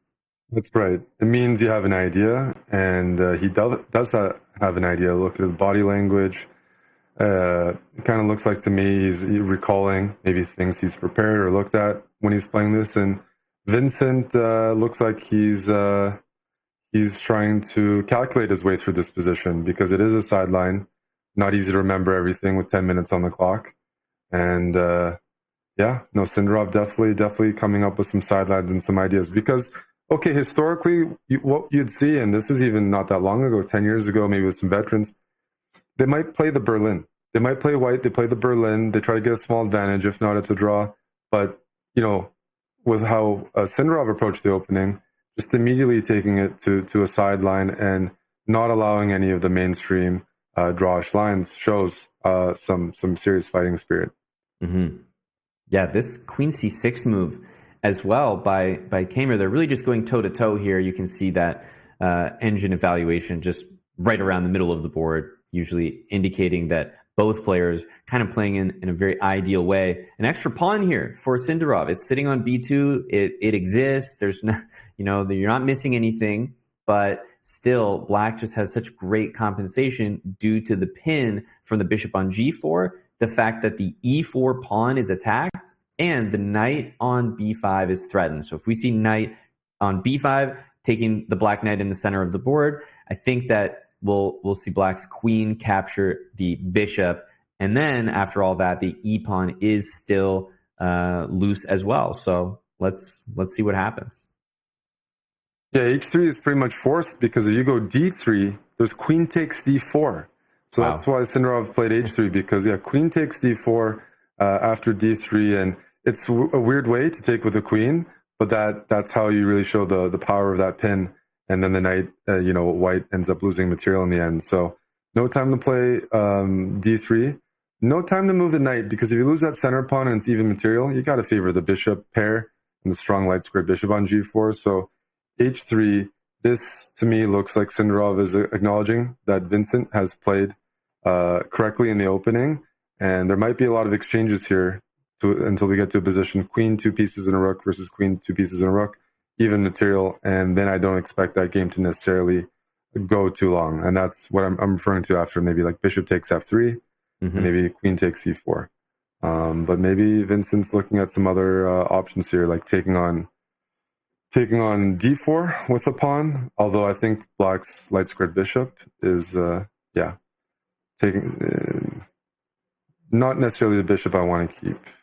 Yeah. In some of those lines. Yeah, it really does appear. And this is what happens when you play sideline, is often if your opponent plays totally correct, the best moves, a sideline will just be equal at the end. So the point of you playing it is that you understand it's more like a test. Like you understand if your opponent plays it well, there wasn't much in it for you. But in order for them to play it well, first of all, they'd have to know it. If they didn't, they'd have to solve it on the spot. And if it is a difficult position to solve intuitively, then it's probably worth trying, because in case they haven't studied what you have, there's a good chance that you could get a good position, and sort of the risk reward feels worth it, because he's probably satisfied with a draw here, wouldn't be the worst result. And in the best case scenario, his opponent isn't as familiar as he is, and he gets an even better position. So it looks like we've just seen Vincent up to task, and yeah, the position kind of reflects that.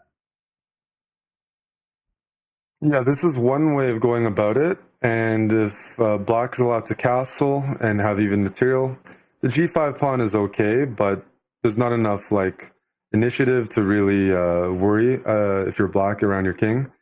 So I think d4 by Sindarov makes a lot of sense because you don't want to let black just castle and get all the pieces on good squares. The g5 pawn, while it's totally fine and defended, could become a weakness in some endgames. You see black's bishop hits it. Maybe the knight can, in the future join in. And it's annoying to have to always defend that g5 pawn. It's not a weakness, but it's not also necessarily going to provide too much. Mm-hmm. Here, I'm a little surprised by a couple of the moves because now black is left with an isolated c-pawn, and that's not the end of the world. You can play bishop d6 and it's pretty solid. But the position's not still as dry as maybe I was indicating, where things are headed towards a draw. There is still play here. If you can maybe get some pressure on the e5 pawn, you might eventually force black to play f6. Mm-hmm. Maybe there you can, the g5 pawn will be annoying, or the king will be a little soft. Curious what Sindarov will do here, because I think Vincent is planning to play bishop d6, castle, and just ask white, how are you going to push in some positions? But I was almost looking at queen like d5 and trying to play knight d4 after. Basically, I feel like if black gets castled, as you've been mentioning, it's kind of like he solved everything, and it feels like now is the moment, and he's really leaning in and sort of investing the time now and thinking, okay, how can I, find something that's annoying enough to my opponent that he may not want to castle on the next move. Like, you're trying to keep that king interested in the center of the board as long as possible and come up with a threat that you can execute in case black castles next move. So I'm thinking of queen d5, knight d4, but I'm not sure if it's really accomplishing anything. Yeah, there's a couple ideas here. Try to go for something concrete. But as you mentioned, queen d5, something tactical, and the Uzbek players do look for that. But before this move, when this beginning of this move, Sindarov was up about a couple minutes on the clock. So he could have just maybe played bishop b3 or something fast and said, hey, I'm up 2 minutes. It might be equalish, but 2 minutes almost has a value because there's no increment. In this time control, that 2 minutes is like a real advantage. It could be an equal position, and you're just going to, flag at some point.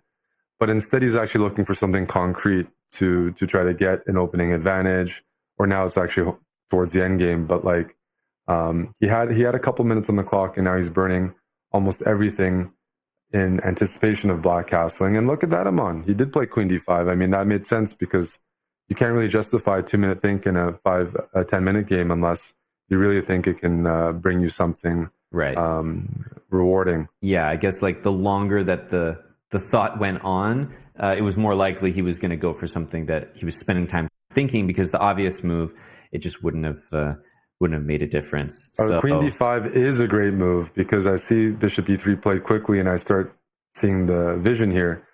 Maybe it's going to be rook d1. Maybe the queen parks itself on c6 in some lines.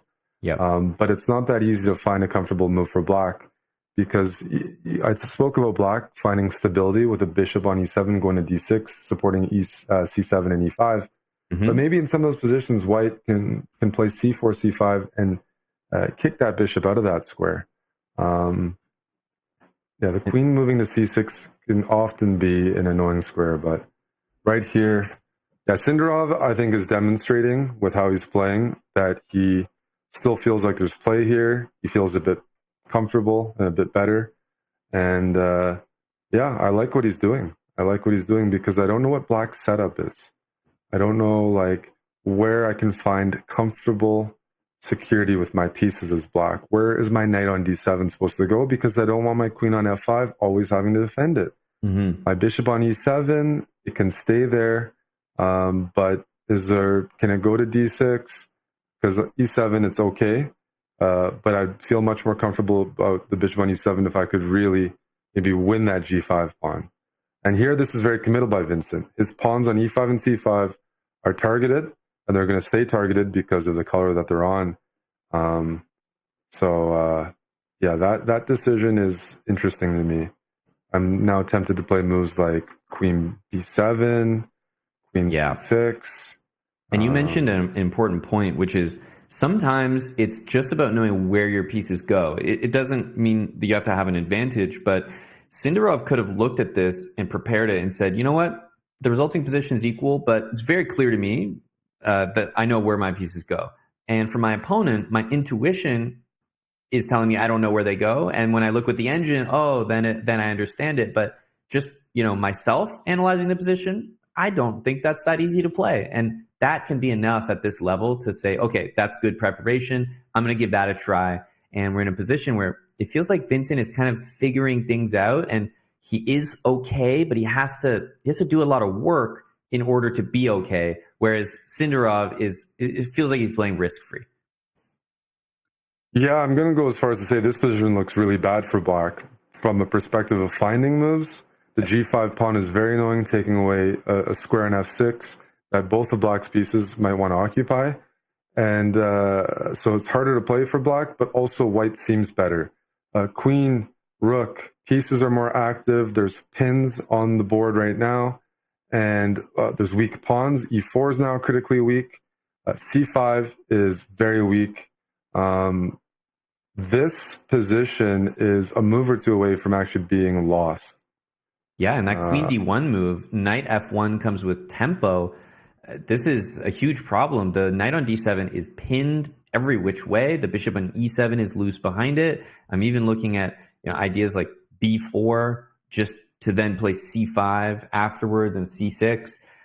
This looks really, really uncomfortable. The time as well is in his favor.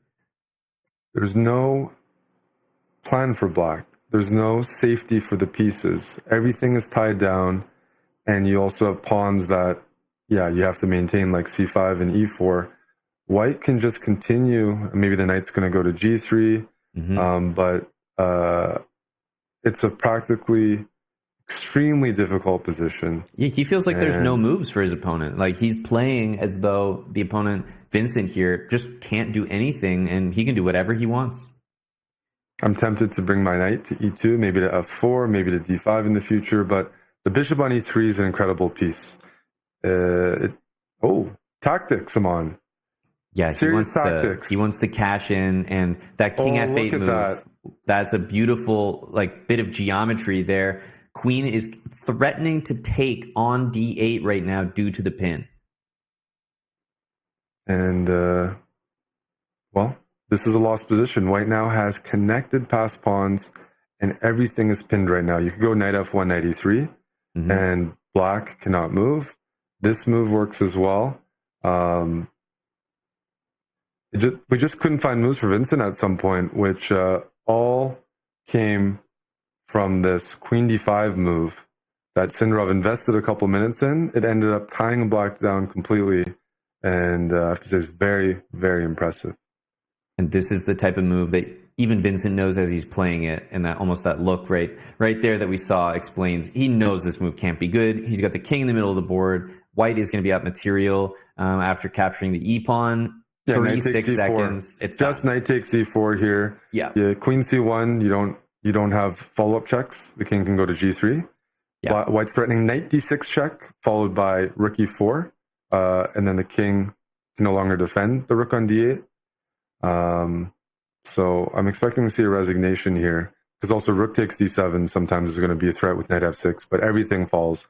Yep. Black has not been able to move that knight or rook for the last dozen moves, and white is dominating the entire board. Just incredible play by Sindarov.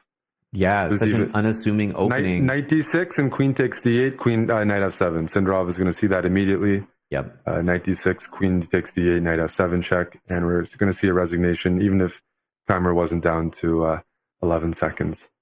That's right. He has so many moves that win, right? Yeah. Knight f6, it's you take your pick, whatever looks best to you. I actually think the one that you suggested was just the most devastating and immediately crushing. But with 10 seconds, He'll go knight g8 check here. He'll go knight yeah, g8 that's check. a nice one. That's knight g8 check with checkmate following. Yeah.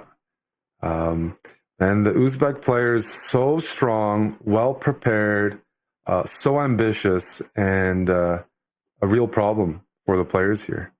Amazing. What a game. And Vincent is just kind of taking the headset off, like, what can I do, right? The guy, he had some tough preparation, and Vincent never truly equalized. Even if the engine was saying equal, as we were observing the game, and certainly how the players probably felt during that game, Sindarov always had that edge, and that's why playing a sideline like that and being well prepared can be so effective. He knew where his pieces needed to go. For sure, and you saw Keimer's body language after. When you lose a game like that, your opponent plays like that, you start thinking, what did I do wrong? Because it just 2-3 moves were played, and he went from what he thought was comfortable to just a very uncomfortable position. Got to tip your hat off to your opponent. I agree. I was also looking at some of the results of the other games. I see that Yu Yangyi crushed Anish Giri in a rather quick game. Giri kind of had a one-move blunder, which was too bad, and Pragg also won. So lots of results all around. As we come to the end of this round, we're once again going to go to a break before we come back. And the tournament and the Group C is really starting to take shape, Eric. So stick around as we continue to learn more results in the next round.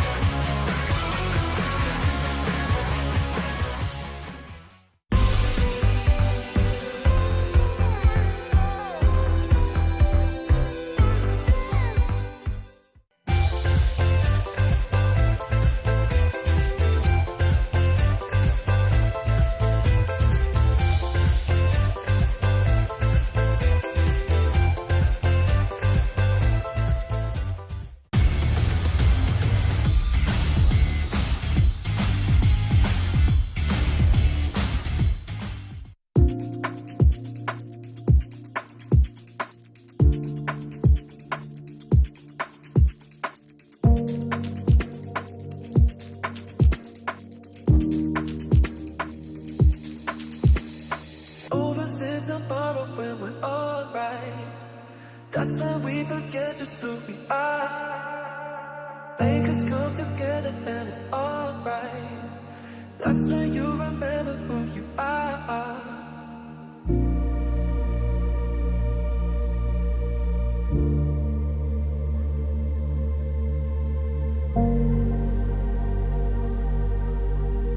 That's when you remember who you are. Who you are.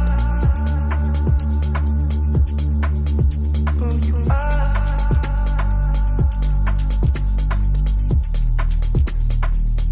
Who you are.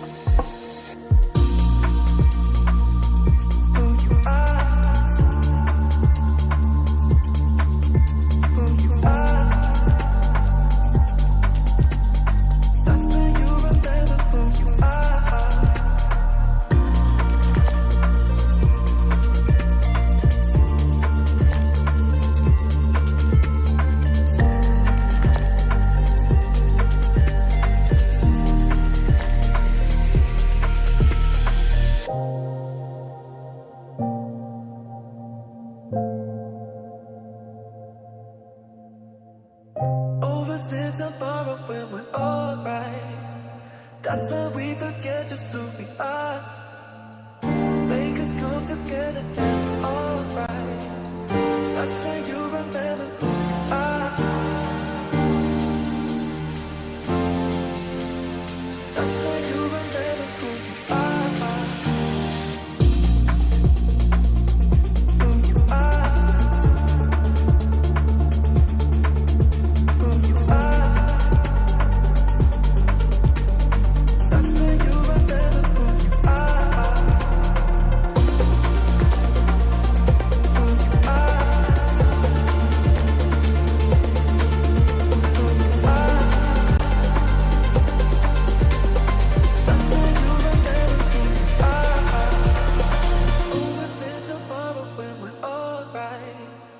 That's when we forget just who we are. Make us come together and it's alright.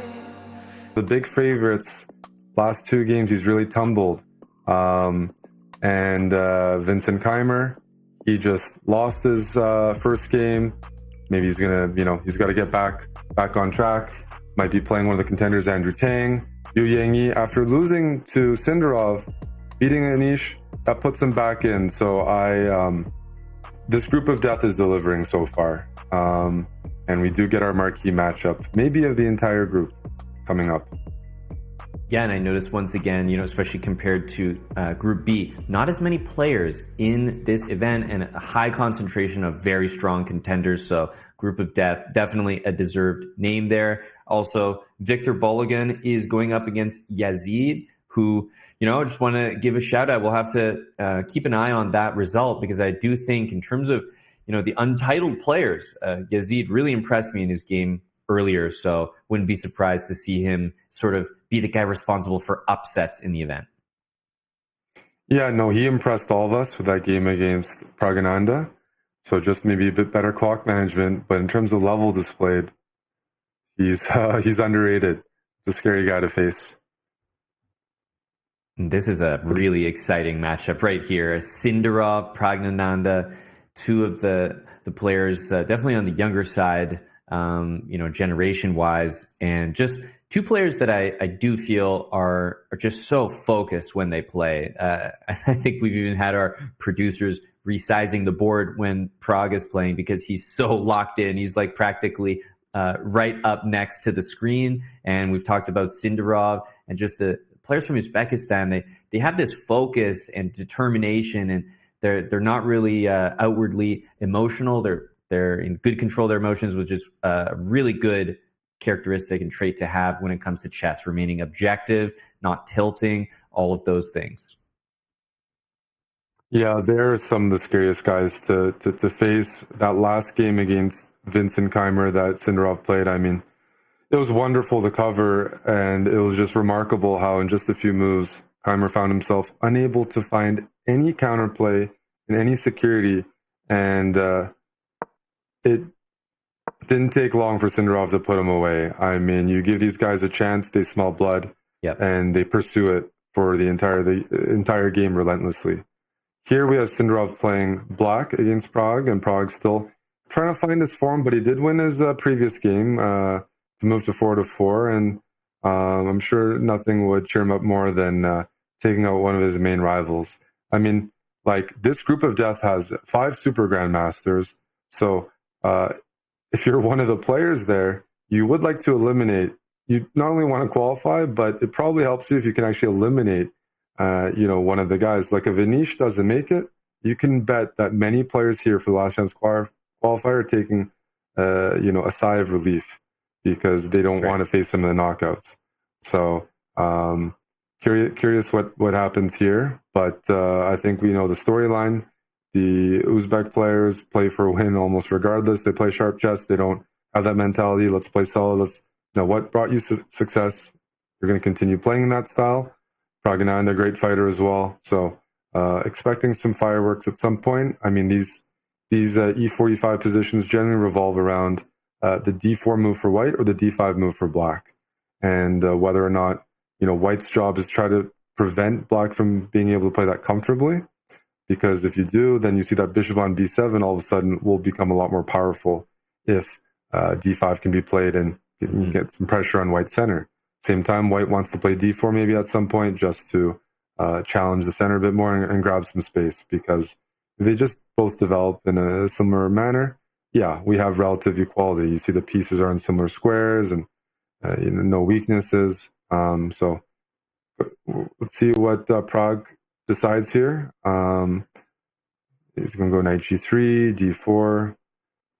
How's he feeling? I didn't catch his last round game, but there we have it, d4. Yeah, it's also the case that sometimes players, they kind of both elevate or lower their level depending on their opponents. And certainly it doesn't always happen intentionally, just subconscious.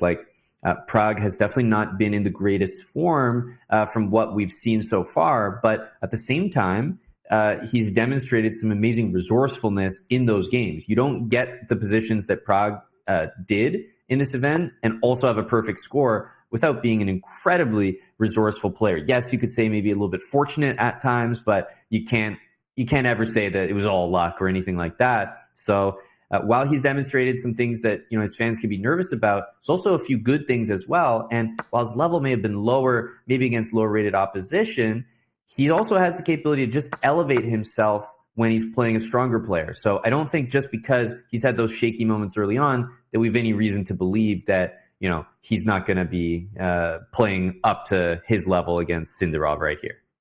For sure. The thought and the psychology involved with playing low-rated players when you have to win is completely different than playing your rivals, where you can feel more relaxed because your job is to play the best moves possible against them, and you're not forced to necessarily win like we have a game here. So Pragg's level, not too worried about it versus the top guys. But what we have here is a bit interesting because after bishop e3, we could get some positions that are a little similar to some open Spanishes, where black often has a knight on e4. A thing to look out for here is white would eventually like to play f3, free up that light squared bishop on c2, the diagonal, and maybe put pressure. Maybe the queen goes to d3 when you can get it, or you play f3. Eventually you want to bring your knight to g3 and then to f5, because black's two bishops are on the queen side. And so there's a bit of an imbalance where if white can generate counterplay on the king side, white has more pieces that are attacking. The two bishops for white both look towards the king side. The knight has an ability on f1 to join the game, h2 to g4 or g3 to f5 or h5. Queen can go to g4. So this is going to be double-edged. And black, on the other hand, has a bit of presence in the center and on the queen side. They have a 4-on-3 majority on the queen side, which means black has more space. And you see the bishops lined up on b7 and b6, ready to maybe push forward. So who can get there first? Who can dictate the pace? That will probably determine even the clock situation a little bit. But we see early on that Pragg is actually down a couple minutes on the clock, trying to figure out what's the best way to press here.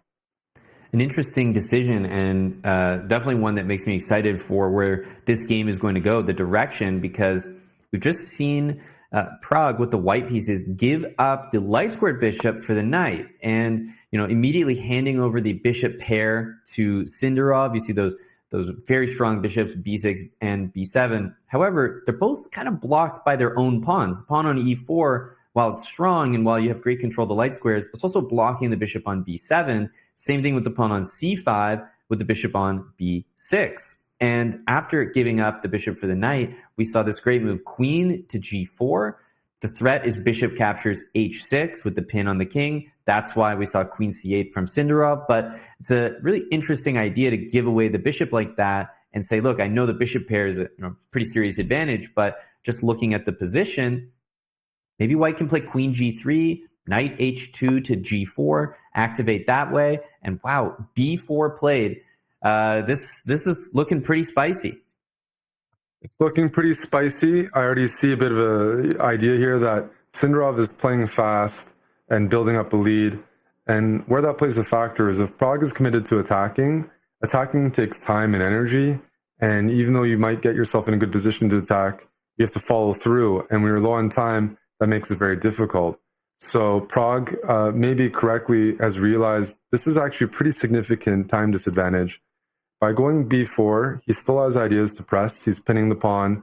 He's allowing a queen exchange, but he takes away a lot of the risk in the position, because when you go queen g3 and commit to this knight h2, knight g4 idea, you're committed to the attack, but you're giving black some time to maybe open up on the queen side and get those bishops. It's more double-edged. It's more like, hey, I'm keeping the queens on and giving you time because I really want to attack.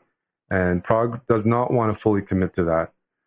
Because at the end of the day, he probably feels like, yeah, I might have some attacking chances, but I'm not going to go all out for that. And maybe he's still trying to find his form. He doesn't feel like this position is really one that he can go all out against versus Sindarov. So he's keeping options open. Yes, we can attack if black chooses to trade queens, but if black doesn't, or even if black does, I have liquidated material on the queen side, and if that continues to happen, there should not be any losing chances. Right. And a bit of a relationship between the two dark square bishops is developing. The c pawn is actually pinned, and there's maybe some position that if the dark square bishops exchange, that white could try to be slightly better with the knight against the bishop.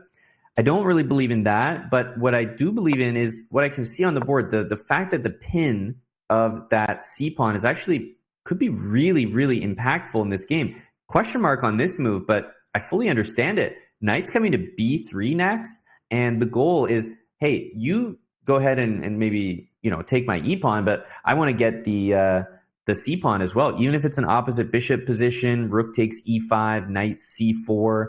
Even if it's opposite bishops, I like what's happening for Pragg. I like his chances here.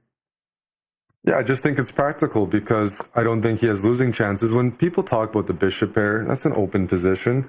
Bishops also thrive when there's pawns on both sides of the board. As the queen side begins to liquidate, the bishop pair isn't necessarily strong. The queens are off, so you don't have to worry about some endgame where the bishops can kind of hit both sides of the board. I just don't think the tournament situation really requires that. The knight goes to c4.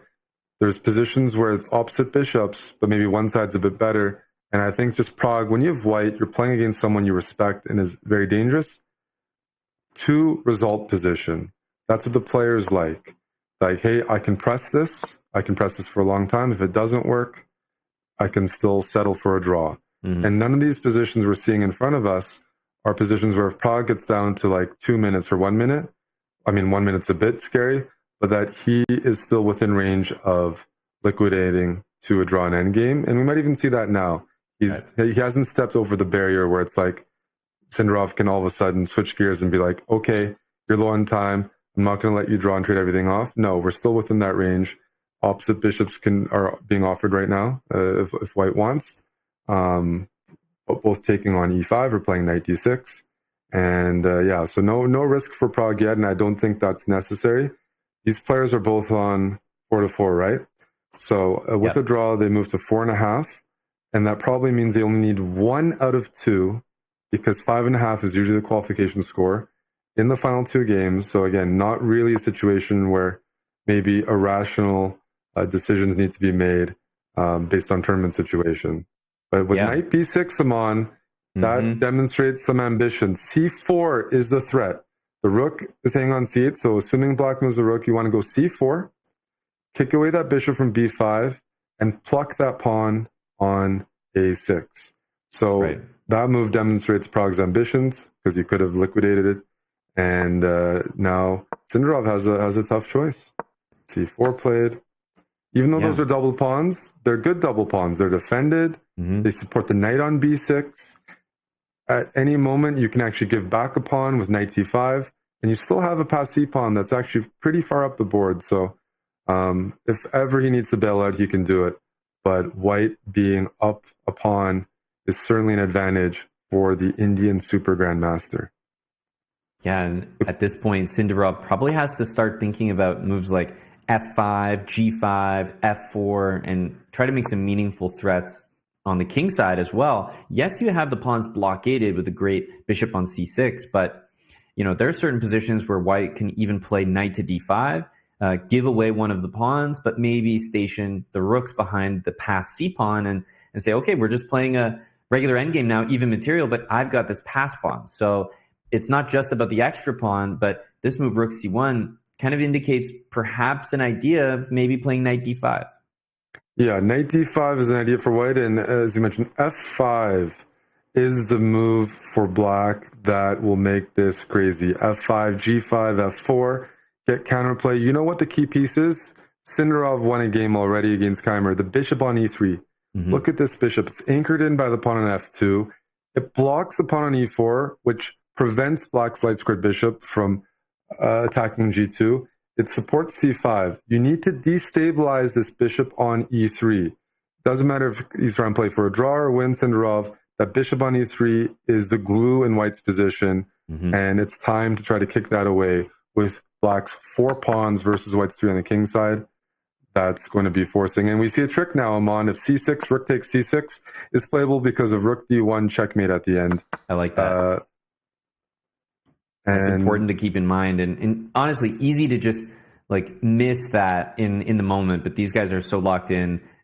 Looking at the time now, I'm a little concerned about Pragg's position. He kind of has to be careful, because look at the black king. King f7, king e6, king d5. It has a perfect carved path right to the center of the board. And what will follow is bishop to d4.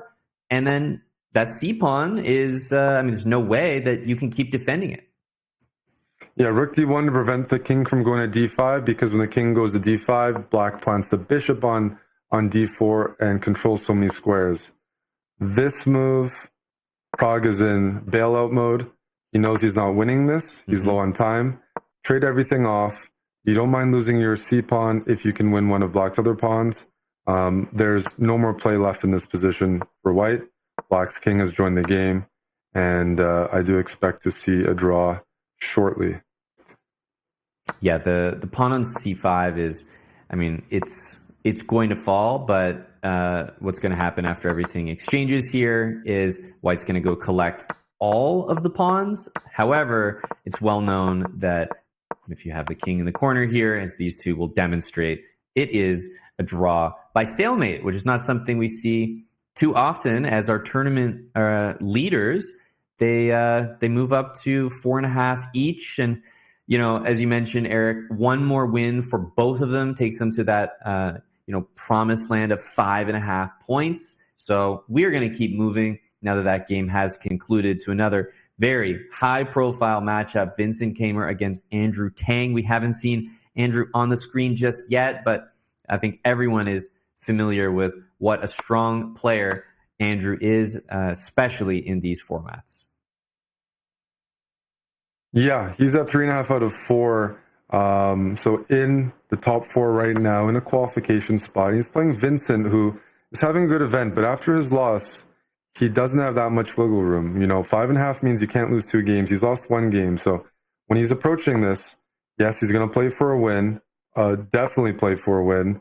You just cannot afford to lose. And that already means even after just 1 loss, you're under serious pressure psychologically. You have to tiptoe that line between trying to find winning chances and also not overextending and losing. And while we know against Andrew, you get low on time, he can punish that.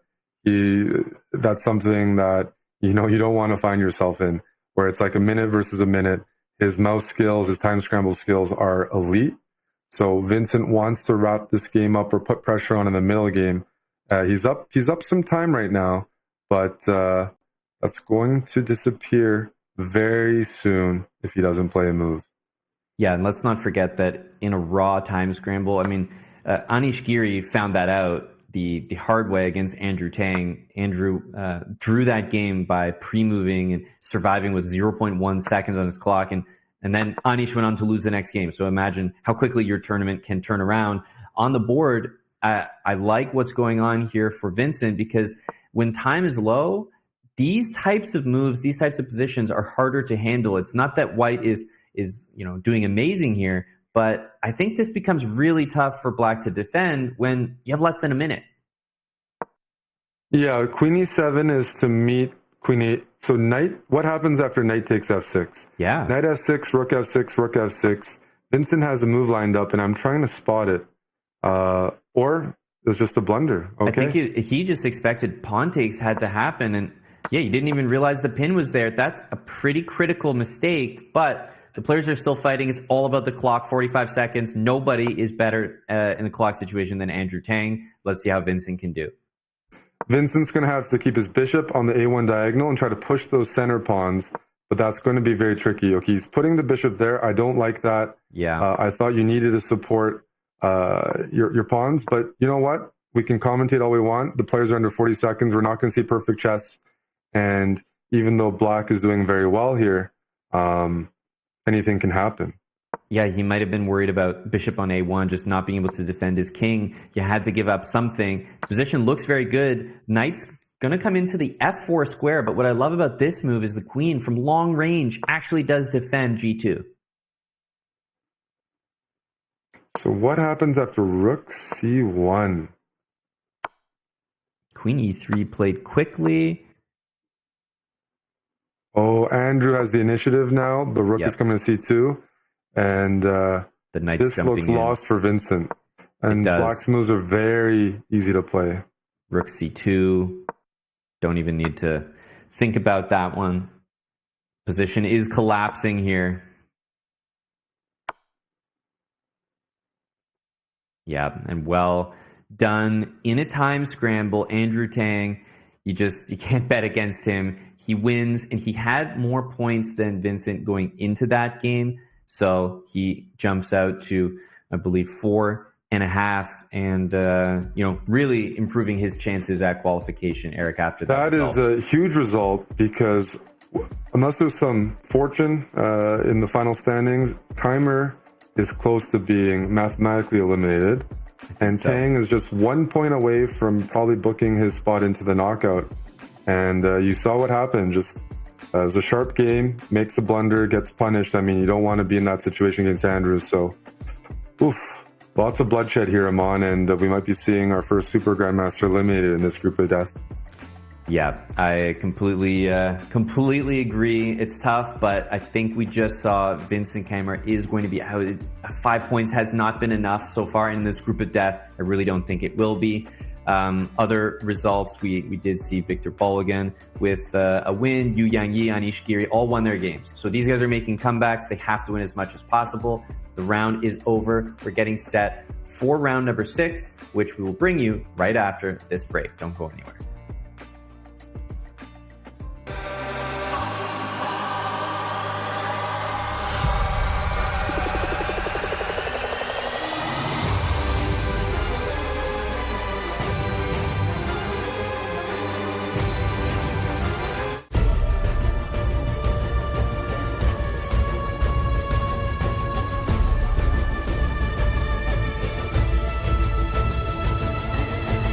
This land is calling.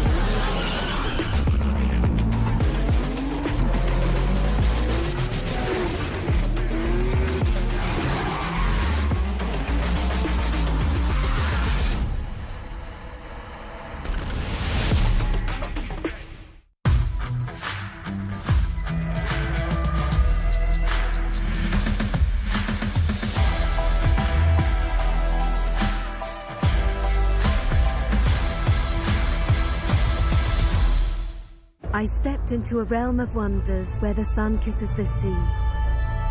Two worlds inspired by each other. Two worlds making one. This land is calling, Saudi Red Sea. Welcome back, everyone. The Last Chance Qualifier continues, round 6. I like to think, Eric, that these last two rounds, round 6, round 7, is where not only everything gets decided, but we start to lose players from contention. There are a few players in this event, Anish Giri, Yu Yangyi, players that basically feel like need to kind of win out in order to qualify. And they have won their game in the last round, so it keeps them in contention. But as we mentioned right before the break, Vincent Keimer is going to need a lot of luck in order to qualify. It's looking like his event may have come to a close in terms of qualification. Yeah, for sure. He's on the outside looking in with 3 out of 5. A crazy amount of luck. The remaining players, though, if you see the standings here, all of the top players in the field are there. And that means the players leading and players with 4 points, they're playing. They're going to be playing 2 very tough opponents. So that gives Keimer a bit of hope. Yep. You know, you need some pairing luck, maybe Anish as well. Andrew Tang, with that big win, tied for first. That means he's going to play one of the leaders. And even after that, he's going to probably play another one of the top players. So we've seen players, even though they've been leading after, 5 rounds, they still haven't qualified. It still remains to be seen who the final 4 are. Nobody is, out in front.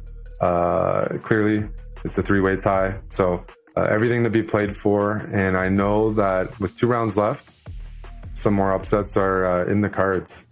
And it's nice to know for those top players, they can actually qualify with a win right here, right? If you're at 4.5 points, you're thinking 1 win away from guaranteeing that qualification. That's meaningful. Andrew Tang against Pragg, that is the match to watch.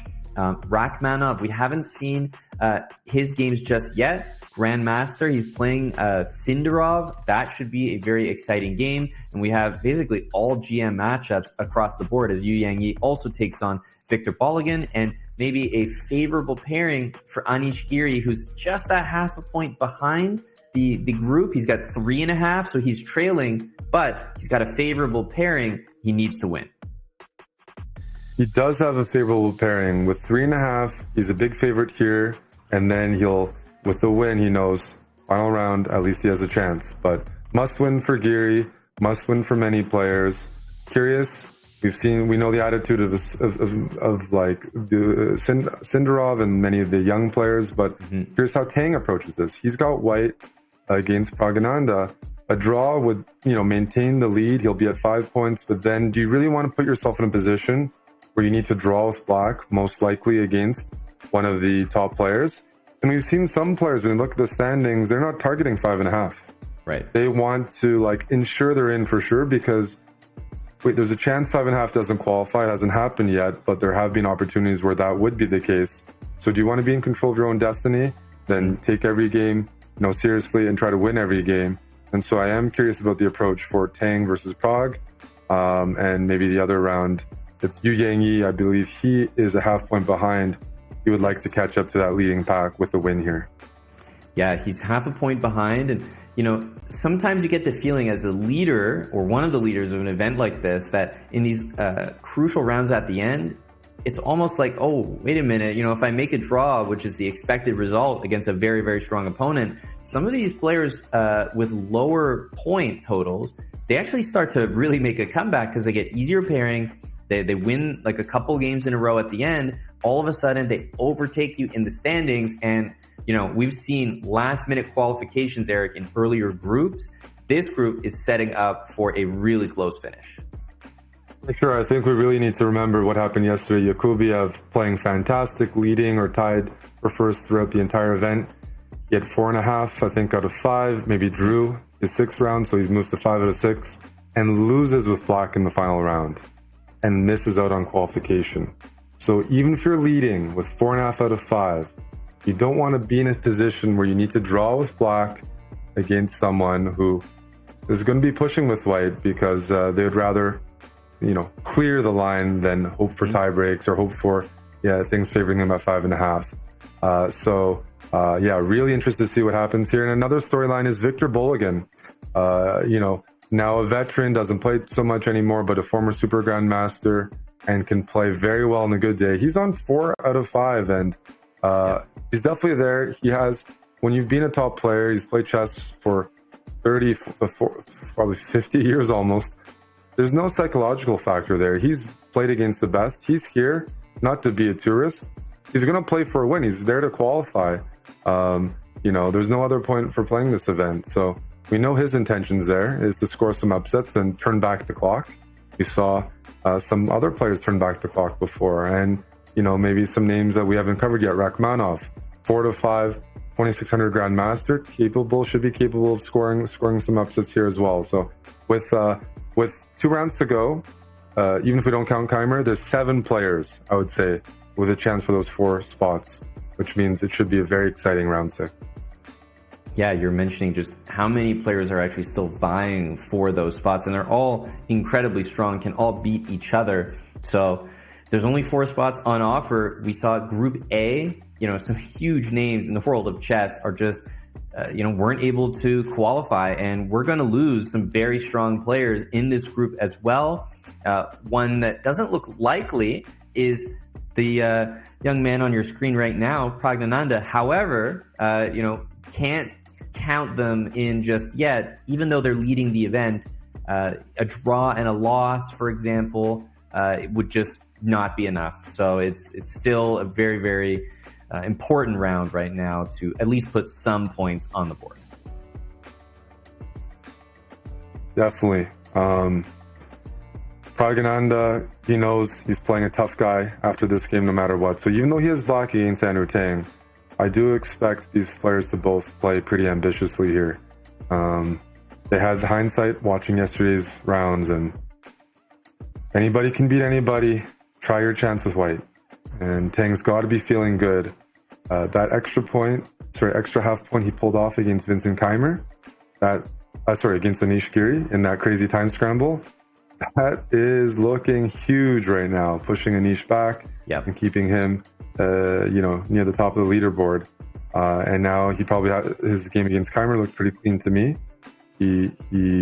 So he should be feeling himself and probably playing for the point here. Absolutely. I think we have Grandmaster Rachmanov there as well, going to be playing, I believe, against Sindarov. And we're probably moments away from the game beginning here. And yep, that looks leaning forward. Definitely the games are just getting underway. Round 6. And Andrew Tang does have the white pieces. Curious to see what opening he's going to go for. Andrew, definitely a D4 player through and through. No surprise to see the game start this way. Wondering whether he's going to be playing more of a system to start off, which he has done in the past, or C4, keep it more standard, and we got our answer very quickly. Yeah, he's often employs the London. Here he's going for a Nimzo, and I'd like to think that shows, some of his ambition here, because the Nimzo can lead to some pretty sharp positions. It gives black counterplay and flexibility. I mean, London can as well, but there's some pretty solid lines there too. And maybe he expects that Pragg is pretty booked up against the London and wants to try something else.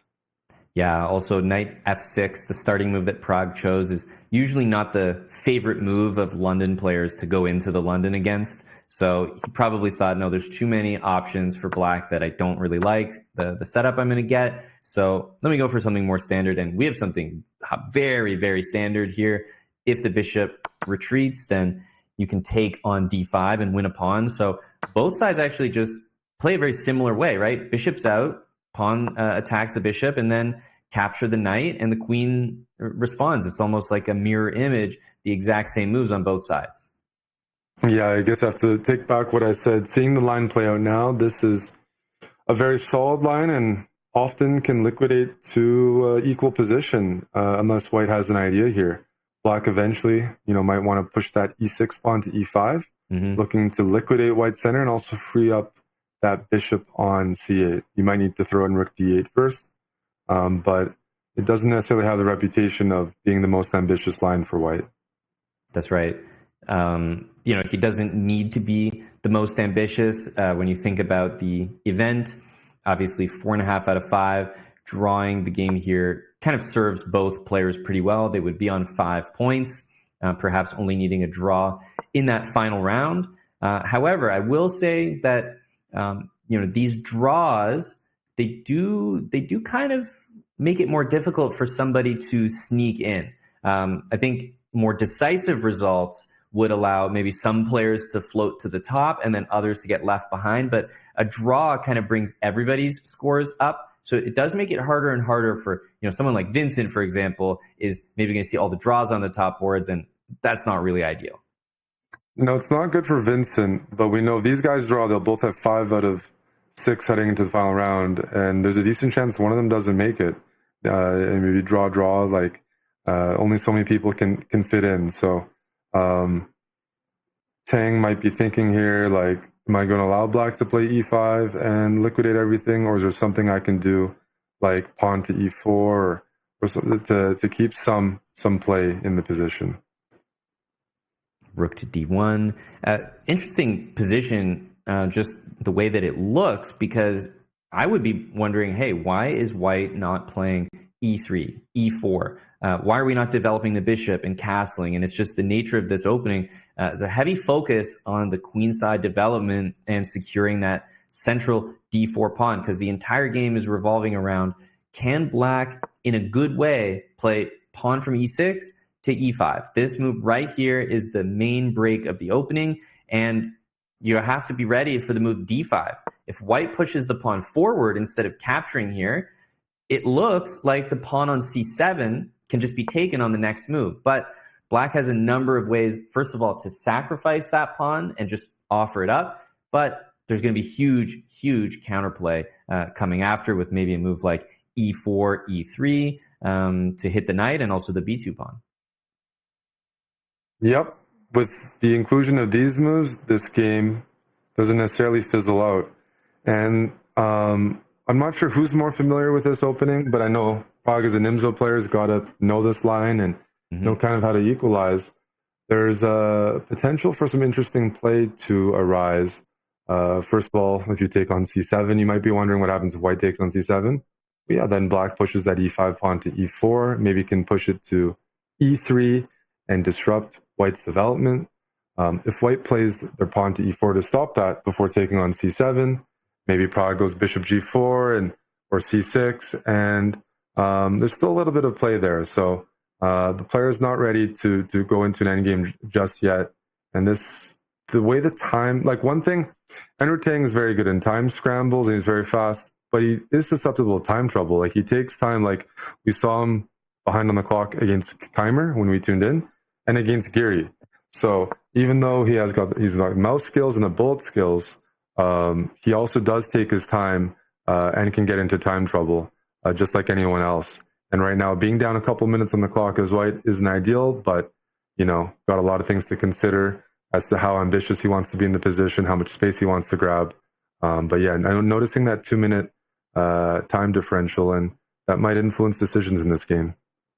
Yeah, I've come to a pretty solid conclusion that if Andrew Tang was a worse player in time scrambles, he would have better time management. But because he's so good with low time on the clock, I don't think he feels the pressure of low time the way that it would probably be good if he did, in order to remind him, oh, hang on, you got to play a little bit faster than this. That's not enough time, because he's so talented at the end of the game, finding those quick pre-moves, making it happen, that he's developed a comfort level with low time. So it just doesn't really faze him the way that it might another player. So, some good to that, but also some bad, because he generally plays the game slower as a result, because he's confident, okay, it doesn't matter if I have 10 seconds, 5 seconds, I can still do a lot with a little.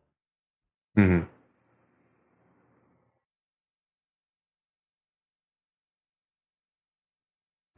After e4 here, is Pragg considering the move pawn to c6? Is he considering bishop g4 followed by maybe knight d7, and you're kind of baiting the c7 pawn for maybe compensation? He goes for c6, and Yeah, that's standard.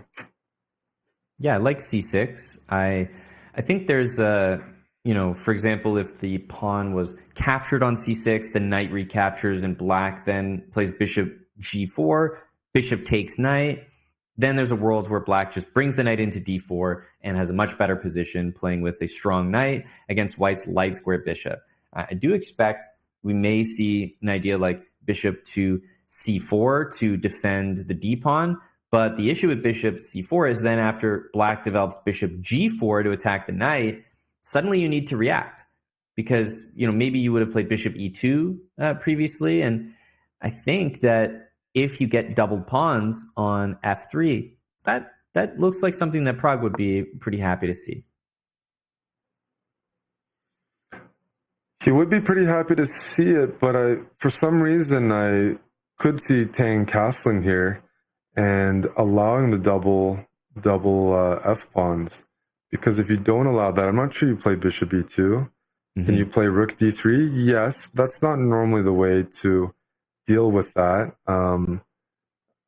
It works. It's just investing a bit of time.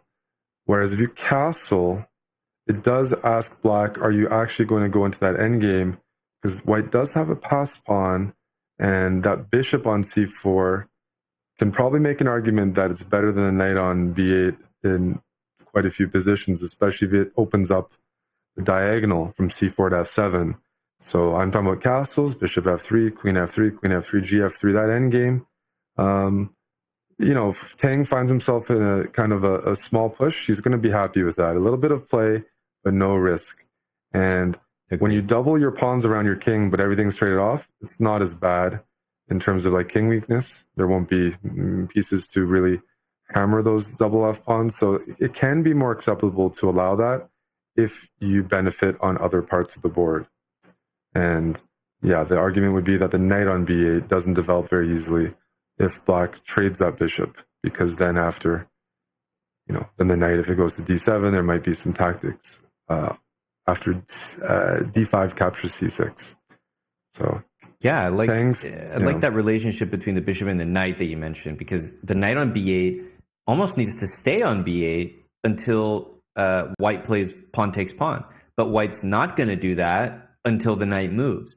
And if the knight never moves, you're kind of playing down a rook. So the pressure is more on black in that situation, because if you ever take the pawn in the center, white can take back with the bishop, and black will really have nothing better than knight c6, and white could capture it with a favorable pawn structure. So I agree. I think the bishop on c4 compared to the knight on b8 could be actually in white's favor, even though optically, the way the pawns are arranged, you might favor the knight. But he's taking a really long time to figure this out. This is sort of what we were talking about, Eric.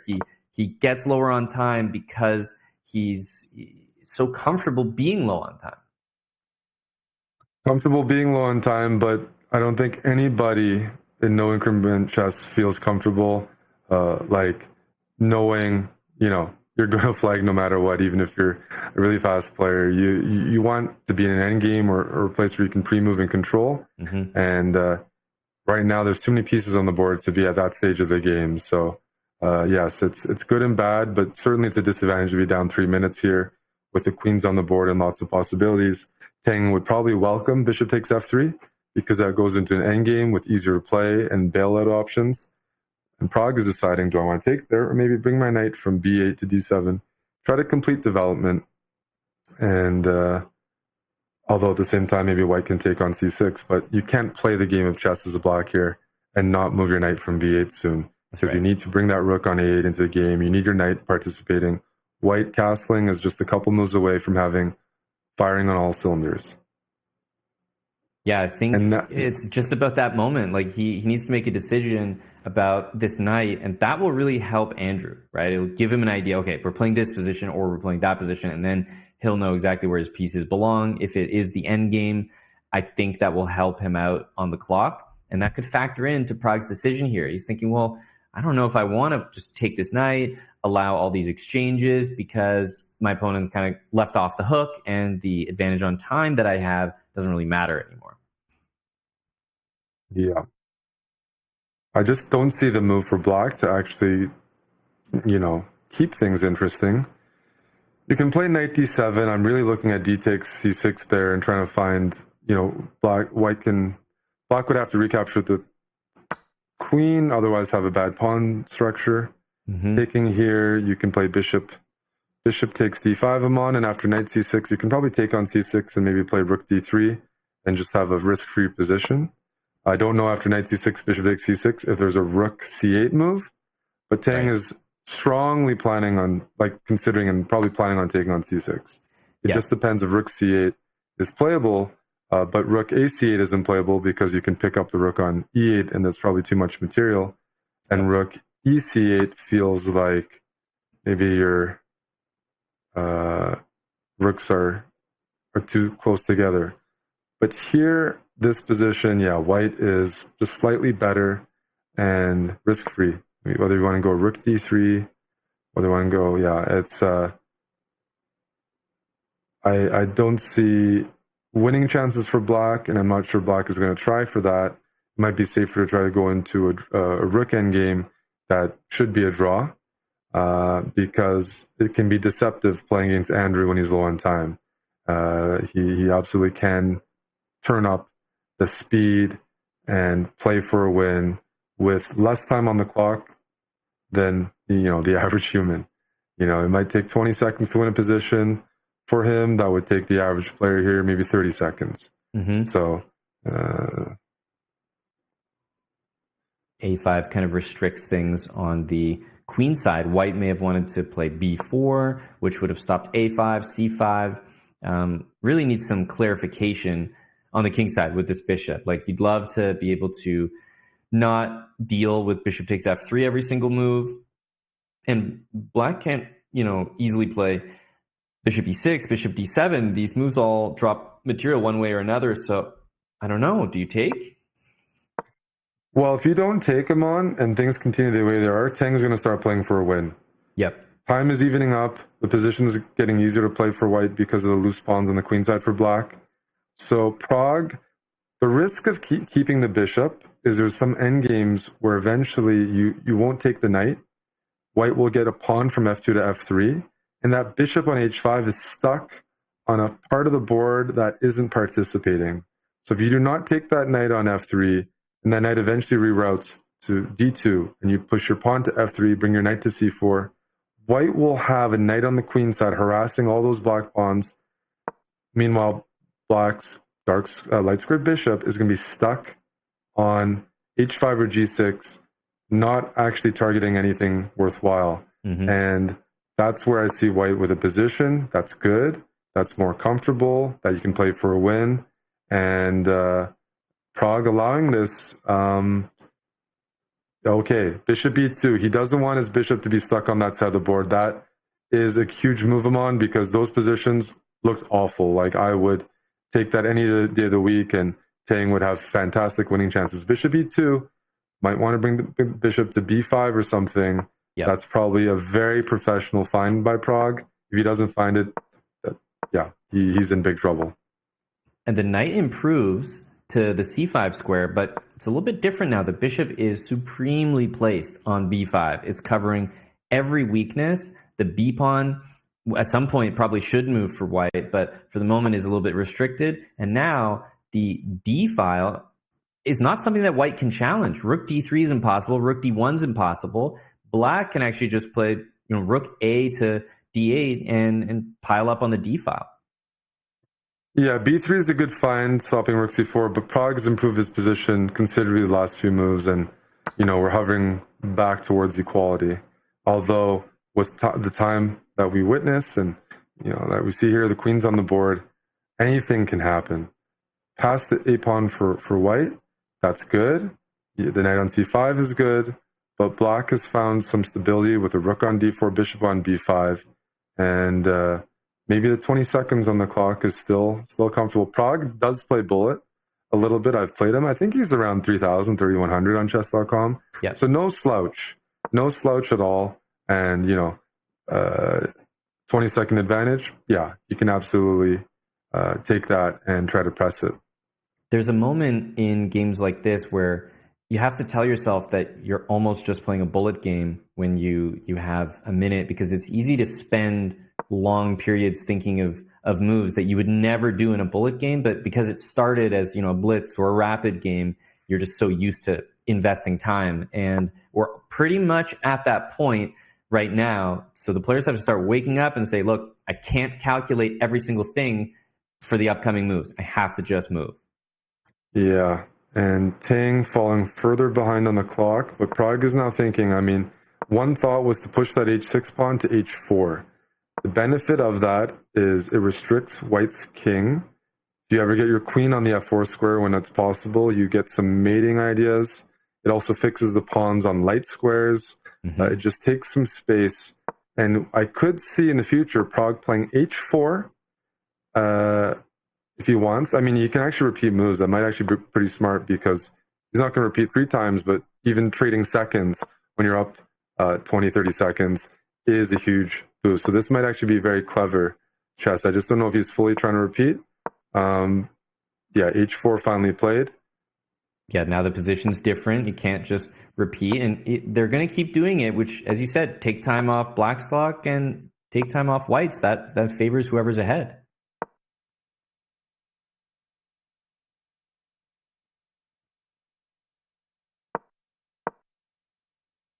Okay, rook d2 played. The invasion is happening. But Queen d4, there's rook takes f7 check. Wow. And right now, rook takes f7 check is a threat. Yep. With knight e6. Queen a5 played quickly by Pragg. Up 15 seconds. Tang is in trouble unless he can stabilize. You almost think about knight e6 now, just as a move to bring your queen over to the king. What happens after bishop e2? Okay. Very tense. Kiramon, can I get my queen to f4? Yeah. Queen d8 runs into rook d3. Ooh, he grabs a pawn. This looks like the wrong side to be playing on. White, it just moves away from getting that queen over to the other side. Rook a3. Ooh. Lots of checkmate threats. Rook a1 and rook h1 is coming. Rook a1. Rook a1. Rook it's a1. Still there. Huge threats. What do you even do? That's mate him on g3 or g4. You just bring the rooks behind. Time is ticking, but it doesn't matter. It's not about the time. It's about the board. Pragg wins on the board against Andrew Tang. Moves to 5.5. Eric, that all but guarantees that he will be one of the top 4 finishers. Absolutely. I was talking about this during the game. You can't give up that much time. Even if you're a bullet player, that wasn't a bullet position. In a bullet game, when you're down to 20 seconds each, you're already in the end game or something. Maybe here, queens, rooks, bishops on the board. Tang, he just can't play perfect chess, and he played okay there, but it took a couple moves. He had to start pre-moving down to 14, 15 seconds. And Pragg found a very easy way to threaten checkmate. That's just time pressure. That's simply time pressure. The game was never better for black until the very end. Because, you go into pre-move mode and the quality of your moves drops. So tough loss for Tang, and Pragg takes the lead. Yeah, he's up at 5.5 points.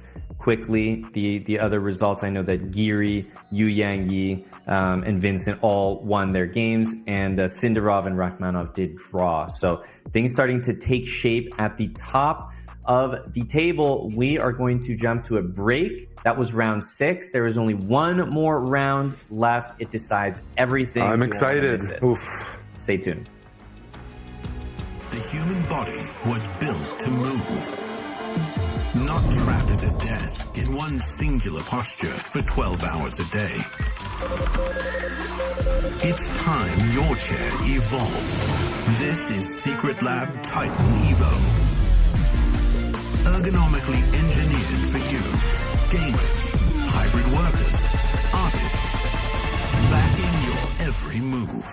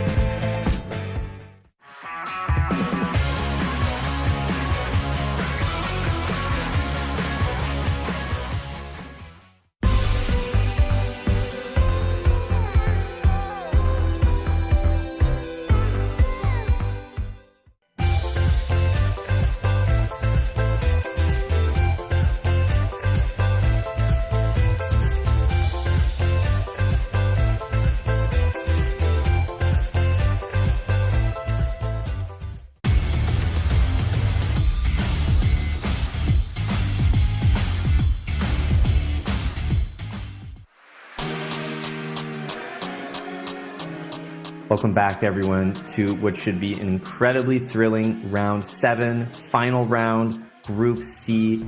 Eric, after the result that we just saw in that last game between Andrew Tang and Pragg, we can say that Pragg is very secure in his spot. He's got 5.5 points already. He will be one of the top 4 finishers, but we need to know who is going to be joining him. 5.5 is the score that all players need to get to, but we're wondering if maybe 5 points is going to sneak in. Yeah, I think there's a chance 5 points sneaks in. You're going to need good tie breaks, but I would say I think it's fair to, like, besides Pragg, there's 3 other spots and probably 7, 8 players with a theoretical chance of getting that. So everything to play for in this final round. It always helps to lead the tournament. Like the players that are leading, that are behind, they should have better tie breaks because you play harder opponents, theoretically. So Sindarov and Yu Yangyi on 5 out of 6 are in good hands. But there's 3 players with 4.5. So again, 5.5 could end up being the score. And so even players with 5 out of 6 right now could end up being eliminated. All the GMs, top 8 spots are occupied by the 8 highest rated players going into the event. No upsets in that sense. And yeah, they all should have a chance. Yeah, and I'm also looking at Anish Giri, who is what do we have the players doing here? Well, I actually wonder what they're discussing. Maybe it's almost like their games are not started properly. Maybe they're playing the wrong people or something. No, it's Pragg and Yu Yangyi, right? Yeah, That's yeah. right Just there. that I'm wondering if maybe he's saying his game is like not showing against Yu Yangyi on his screen or something, because I wonder what he's thinking about. Well, maybe they're trying to make a draw. Yeah, I thought maybe it'd be a draw for that's what it would be maybe in over the board match, but they could also just offer a draw within Chess.com. So I'm curious. Yu Yangyi doesn't seem to know what's going on exactly. And This is exciting. Yeah, we don't know either. That's good. But Pragg looks like he's back in focus mode. Okay, and he's got the headset back on. And funny enough, although it could be expected maybe from the Chinese players, they do play this particular opening, the Petrov, very often. And Eric, it kind of has that drawish equal tendency. And if 5.5 is the target score, you can see how a result like that would benefit all players involved here, right? Pragg has done the hard work this event. 6 points, be more than enough. You'd be leading and winning the event. And Yu Yangyi climbing to 5.5 with a draw. That's all he needs.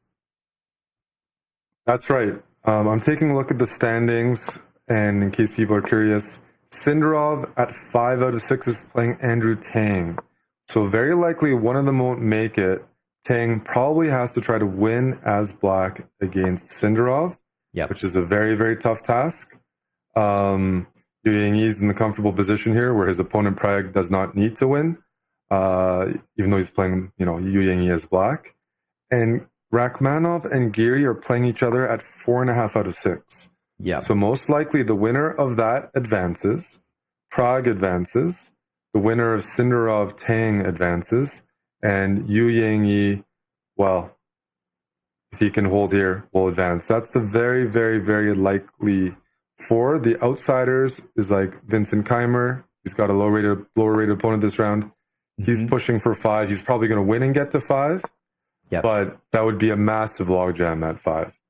Yeah, that's right. Because Rachmanov and Giri are also playing each other at 4.5. They could draw and move to 5. So there is a scenario where 5 points gets in, but obviously a lot of results would have to happen. Yu Yangyi plays the Petrov. Chinese schools chess, a lot of them do. This opening is very hard to crack. Pragg doesn't need to win this game. And it's also just a position Yangyi plays very well, like his whole career. So even if Pragg wanted to win, it's hard to break that wall. So he's probably happy to see this position with the queens off and 4 minor pieces, because it's a bit of an indication. I mean, the Petrov is hard to break anyways, but it's a bit of an indication that Pragg is probably okay with a draw, because this symmetrical position is very equal, and you don't generally see top players even try to play it out for very long. That's right. It's not even a position you argue that, oh, I'm even slightly better. If you play against the Petrov and you're trying to play for a win, this isn't how you do it. So I think we might have another game prepared if this one continues in its current path, because it does not. This is just equal any day of the week. Right. And yeah, I feel very confident saying that. And Pragg's body language is very relaxed. Winning with Black in that last game really means he's not stressed anymore. And first half of the event, he was the most stressed top player playing with his two games that were kind of shaky. But now he's probably going to be the first one past the finish line. And that's kind of what I thought would happen. Sometimes if you survive in your death experience in chess, well, that's good. You're rewarded. You're rewarded, yeah. Yeah, I think this game is looking very, very equal as everyone's kind of bringing the pieces to the center. They're also playing very quickly. I'm just not seeing much in this, especially when the result is exactly what both players need. So we seem to be trending in that direction. A draw has been agreed, which puts pressure on everyone else, because that's two players in at 5.5 and 6. So now, looking at the remaining games, we have Tang playing Black against Sindarov. And just once again, recapping things, if Sindarov makes a draw here, he is in. 5.5 guarantees qualification. If Sindarov loses, he has a chance at getting in with 5, depending on what happens in Rachmanov-Giri, but then you'd have like 5 or 6 players on 5. Sindarov, of course, with White, should be a heavy favorite to not lose against Tang, because we have a fairly symmetrical position here. Tang has scored an upset with Black, but I've always rated these Uzbek players, the nerves and how they play regardless of the tournament situation. They seem to bring out their best chess, no matter what's needed, even if a draw is needed. So Sindarov having draw odds here, very comfortable spot.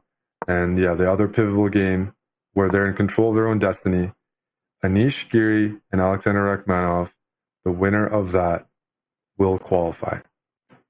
Yes, the winner of that will qualify. The interesting thing is that I believe one of these players on our screen will qualify no matter what. There's not really a result where one of them doesn't make it in. So we already know that Pragnananda... Well, Sindarov loses, then there's going to be a tie at 5. If Sindarov loses, then Tang will have 5.5, right? Yes. So that's what I mean. Is like I feel like one. But then, if Rachmanov and Giri win, then Sindarov is out. Right. So I was saying that one of the players is in no matter what. Oh yeah. The one case is if Giri and Rachmanov draw, then we have everyone at 5. But that's the only scenario. So yes. But these players both can't end up at 5 because Sindarov has 5 already. So Tang is in a must-win no matter what. Sindarov for sure does not want to lose this game. He saw Yakubiev get eliminated with 5. Oh yesterday. He's probably spoken to him about it as well. So just a moment to really focus up, because he drew Rachmanov, I think, in the last round. And overall, I feel like he's had a really phenomenal event right here. But you have to close it out, right? It's talked so much about how you can just fall flat at the finish line, and you really don't want that to happen. So looking at this game in front of us, Sindarov playing White, he's already not playing in his normal style to have this position. White doesn't really have an opening advantage. He's not playing as aggressively as he did against Keimer, for example. And Black has a nice pawn center and just dynamic chances. A good bishop on b6, a healthy pawn structure.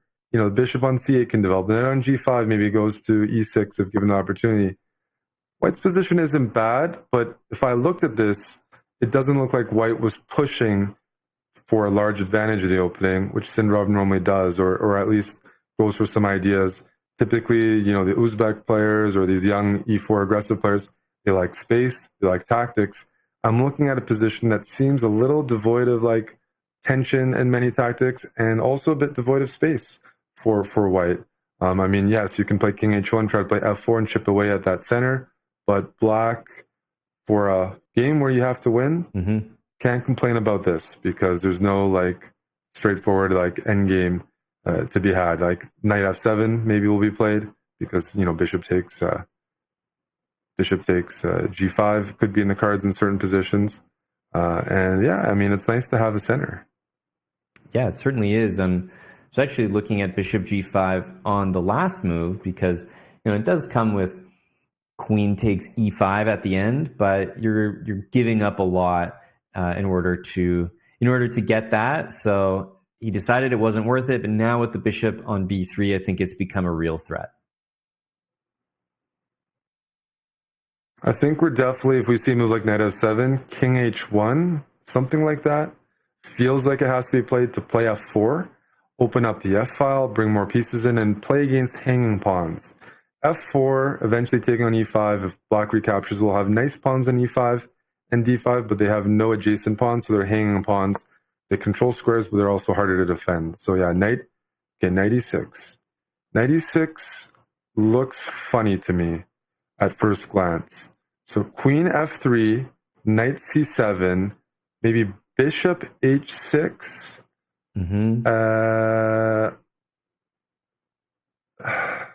Yeah, there's like a few moves that are tempting here. You have like the idea of also playing d4 came to my mind because, okay, you can't respond with e4. And yeah, bishop I think h6. d4 is a great move. I guess I might have to go like king g7 or something there. I mean, I can take on d4, but something feels off about that. d4 is the type of move Sindarov would look for. I think that's a good find, as black's not fully developed. So if they take on d4, they might be worried about the d5 pawn and things opening up before they're fully set. Right. And they can't play e4 because of the pin. Yeah, bishop h6 also interesting to maybe just gain time and bring the rooks in, but it might not come with a proper follow-up. And after rook f7, black maybe plays bishop e6. So d4, I'm really curious about right now. Yeah, because it looks like if you play bishop h6 first, then rook f7 actually blocks the pin, which means e4 is playable. So maybe d4 first, followed by bishop h6, and then like rook d1, rook e1. It feels like all of a sudden we're more in the style of Sindarov, and he has played d4, and I feel very, very confident about this move. And I think his body language just really changed. His demeanor changed when he played d4. He's definitely in a position that he feels confident in right now. And that just shows the strength of his, his head, like his mental headspace right now. He would normally play d4. He played d4 here, but oftentimes when you're in a position where you only need a draw, you don't play to your full ability because you're thinking about that.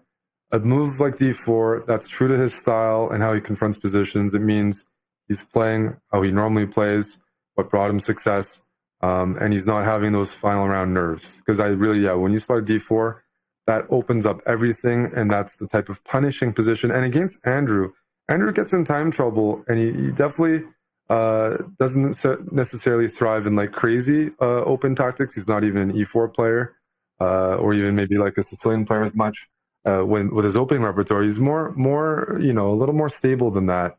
Whereas Sindarov loves open positions and flowing tactics, because bullet chess is not, or even some blitz chess is not necessarily the same. These Uzbek players, they thrive in complications, and we're going to see a very loose position here. Yep. Which again is good for Andrew considering what he needs in the tournament, but also probably the right strategy for Sindarov because it's the positions he plays best. He doesn't go backwards, and he doesn't just give you space and turtle up.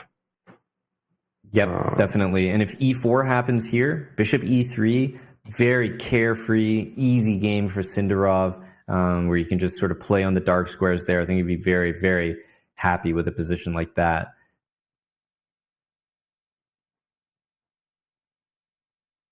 Hanging pawns are, in the middle, they're not as common, especially for black. You can get this kind of from a French sometimes, but it's very annoying to deal with long term, especially when you're low on time. So if you play a move like queen f6, white plays bishop h6, rook f7, let's say queen d2, I'm going to play my rook to e1. I'm eventually going to go bishop g5, There's no good pawn pushes for black. If they play e4, as you mentioned, and then white will play bishop e3, blockade the pawns, and they're blockading them on light squares. So the d5 pawn all of a sudden becomes a target.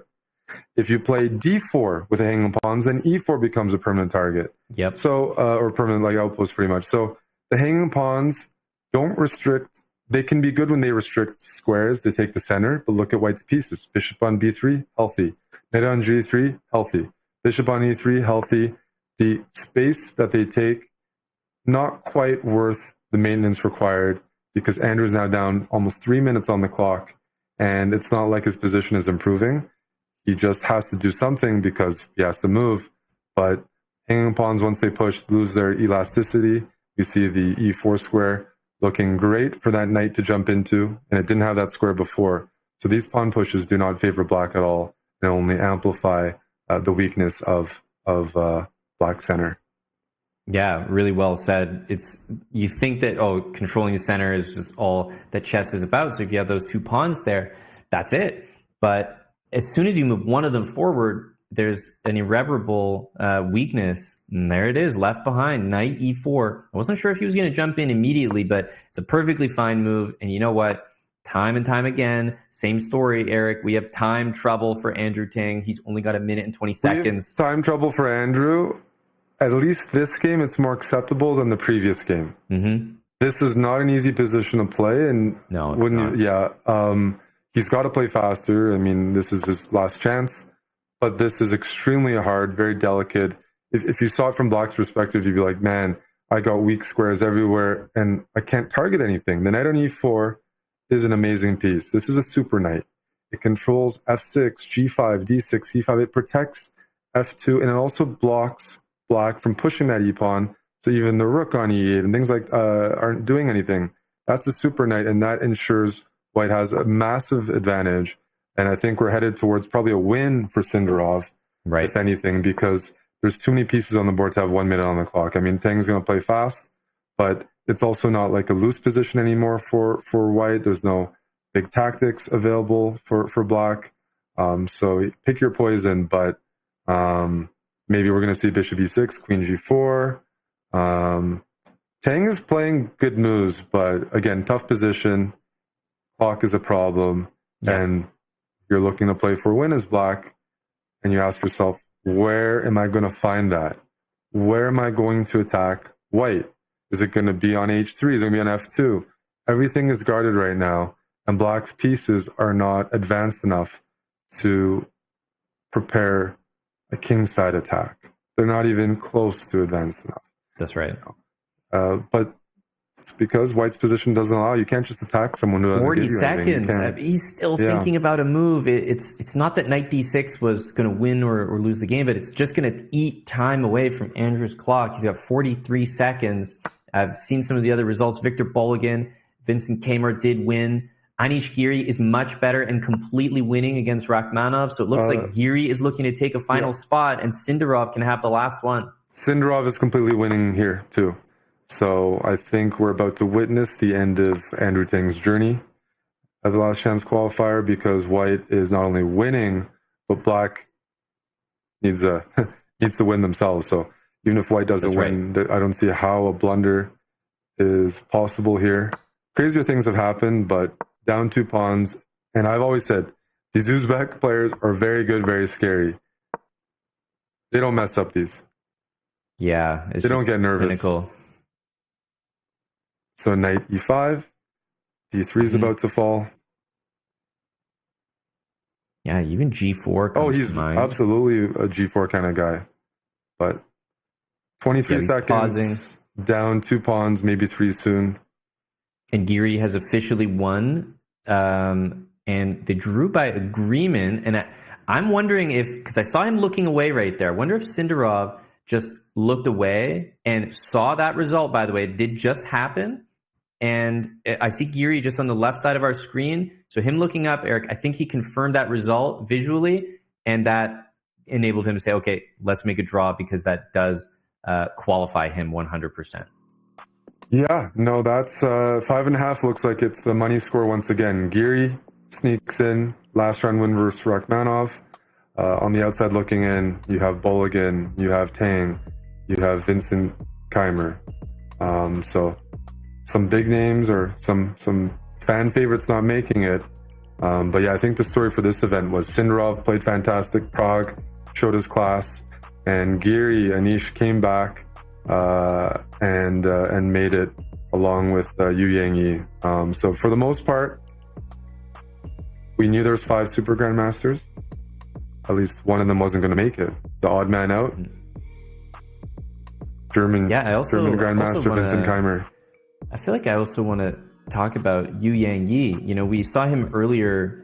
He lost that game to Sindarov, but he bounced back in the very next game by beating Anish Giri. He also beat Victor Balogun, and then he drew Pragg in the last round. So he had a kind of up and down event, but to lose early in round 3, that's by the way very early, because a lot of people get a kind of an easier pairing up till round 4, but no, round 3 he lost, beats Giri right after, and now look at the final standings. It's going to be Giri and Yu Yang who both are qualifying. So a couple of kind of topsy-turvy events. We had Yu Yang losing early. What about Giri? He had the flag that he lost out on his full point against Tang. Right after that, he lost a game by 1 move blunder. It looked like it was maybe all over, but he won every single game to finish the event. Yeah, we've seen that consistently, that out of the qualifiers, a couple, 2, 3, maybe even all 4 qualifiers end up taking a loss at some point. This is the first qualifier that I remember him on where 2 players went undefeated the entire way, right? Maybe it happened in the first one, Sindarov and Pragg. I know maybe Levon went undefeated, but I thought there's a lot of bloodshed. These guys were really strong. And I mean, Anish Giri and Yu Yang, they're so strong. They lose a game, but they're favorites to win almost the remainder of their games, which puts a lot of pressure on the rest of the players. I know Anish, if he didn't qualify today, he'd have nightmares all the way back during his travels of that game against Andrew Tang. That's right. Where he flagged, in what should have been a winning position. Yep, and he's going to be just making it through 5.5. But remember, when you go to the playoffs, it's not about, did you crush your group and maybe have a perfect score, or did you barely squeak in? Nobody's going to be asking those questions. They're just going to be like, okay, there you are. We're playing in the same tournament, and it's double elimination. Everyone gets the same 2 lives in the playoffs. Yeah. It's just about just about getting in. Pragg. We saw the first half of his event was extremely shaky, yet he wins the overall group and makes it through. So it's all about how you finish. 7 rounds, people really sneak in. We see it every single event. All about how you finish. And Pragg finished strong. Yu Yang, Sindarov. Keimer finished strong as well, winning his last 2 games, but you can't afford 2 losses. Yeah, that's the thing. 5.5. Key score to go for. You cannot afford 2 losses or losing 2 points no matter how well you start. You just won't get a chance. There's too many decisive games in this format. Yeah, that's the thing. There's not a lot of draws throughout the entire event. I actually think that the Group A qualifier had the most draws that we've seen. There's just so many strong players matching up. And we do have our final rankings here. In front of us, Praggnanandhaa, 6 points, undefeated, 2 draws. Looked shaky early on, but he really pulled it together and he showed his class, against the higher rated players. Yu Yang and Anish Giri both had comeback type of events. They lost early on and won out to close things out. And then Sindarov, another performance similar to Praggnanandhaa. He was undefeated. And again, 5.5, Eric, is that magic number. Yeah, I wanted to say the final draw we saw, Sindarov versus Tang. Sindarov was completely winning. He wanted to qualify. That's what matters. Yep. But that draw enabled Tang to finish 5th in the group, which contributes to prize money. So finishing with 5 points, even though you don't qualify, there's a $50,000 prize fund for the last chance qualifier. So that probably makes, I don't know what kind of difference, $500, $1,000. That'll put Tang up near the top of the prize money for players who didn't make the knockout, if I'm not mistaken.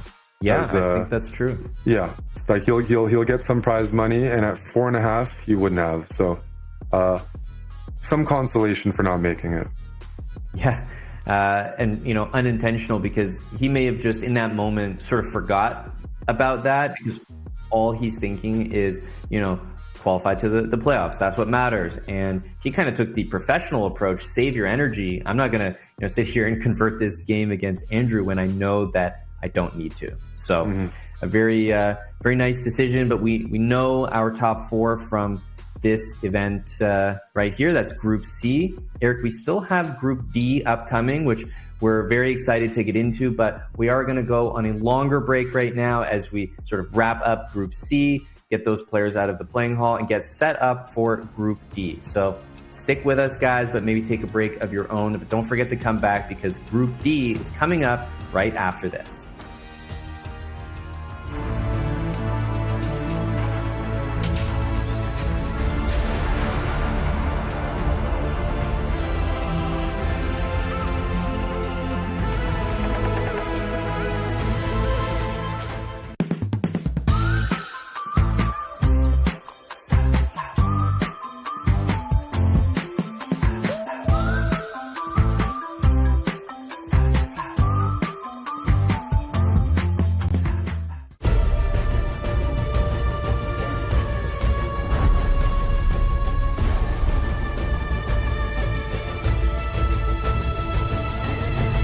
This land is calling.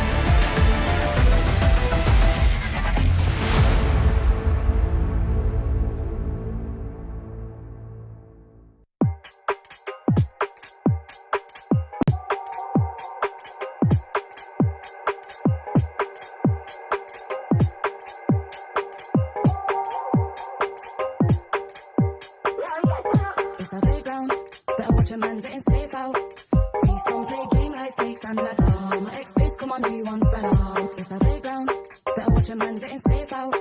See some play game like snakes and ladder. My ex-base, come on, new one's better. News like Jagger, this come on, new one's better. We ain't in the mix, no grubber. Them trick bang fraud like scammer. Ex say me real, that's a real bone capper. Pass don't matter, both strong still, pray this thing don't shatter. When shit gets real, to the real don't scatter. Got bread and batter, 4 hands on the bread like platter. Said it's cold out, Dave back in beef, got the phones out. Watch where I sleep and where I roll round. Guess I'm gone now, they ain't even there when it goes down. It's a playground, better watch your man's getting safe out. See some big game like snakes and ladder. My ex-base, come on, new one's better. It's a playground, better watch your man's getting safe out. See some big game like snakes and ladder. My ex-base, come on, new one's better. My new one's bad, that's my baby. He let me shine and never shady. Girl, same cute, but that don't faze me. If you ask him, then he say he got a queen and that she crazy. Please never play me. He said, please never break me. He's switching station to Mercedes, thinking that it faze me. I can love you for the dark and all my days, but you just never break me. It's a playground, better watch your man's getting safe out. See some play game like snakes and ladder. My ex-piss, come on, new one's better.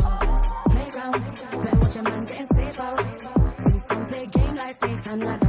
My ex-piss, come on, new one's better.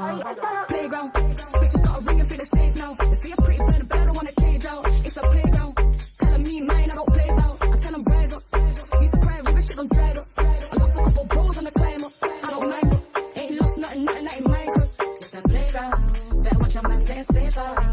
See some play game like snakes and ladder. My ex-piss, come on, new one's better. Playground, better watch your man getting safe out. See some play game like snakes and ladder. My ex-piss, come on, new one's better. My new one's bad, he ain't entertained, he don't move like that. Tell him move right back, touch shots over time, let to shoot right back. Robust, you can tell how we move like that. It's a playground, bitches got a ring and feel it safe now. I see a pretty bird, but I don't want a cage out. It's bad games on the road like a playground, like a playground. It's a playground, better watch your man's getting safe out. See some play game like snakes and ladder. My ex-piss, come on, new one's better. It's a playground, better watch your man's getting safe out. See some play game like snakes and ladder. My ex-piss, come on, new one's better.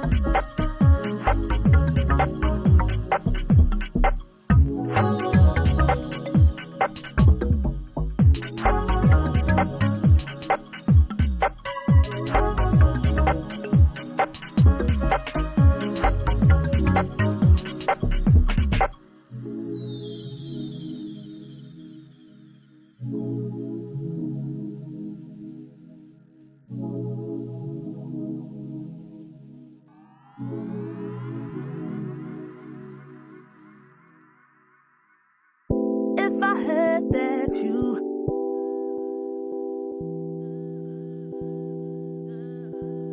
If I heard that you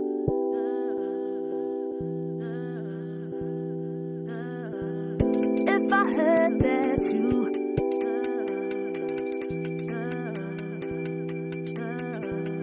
If I heard that you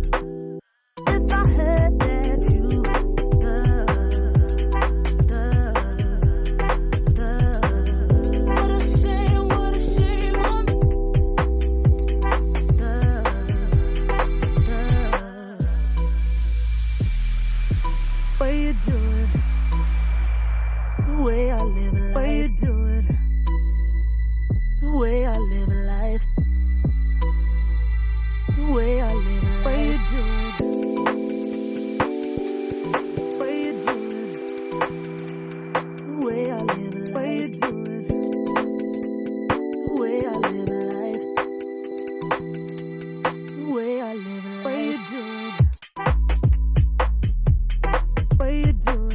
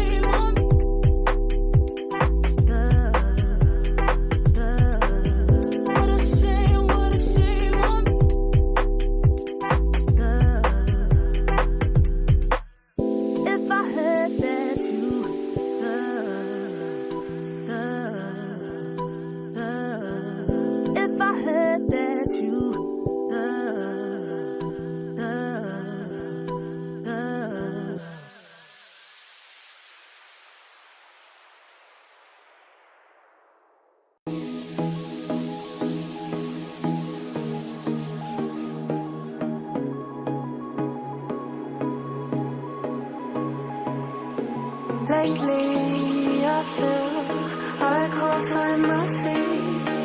Pushing closer, my heart skips a beat, and now I'm falling. Deeper than I fly, I can't control it. Back against the sky, it smells so black and white. It's like I told him. Seems that I can't fly, I just keep going. I just keep going. In my time, I've been dreaming of a space, ready for my place. I wish she'd sing, but I had to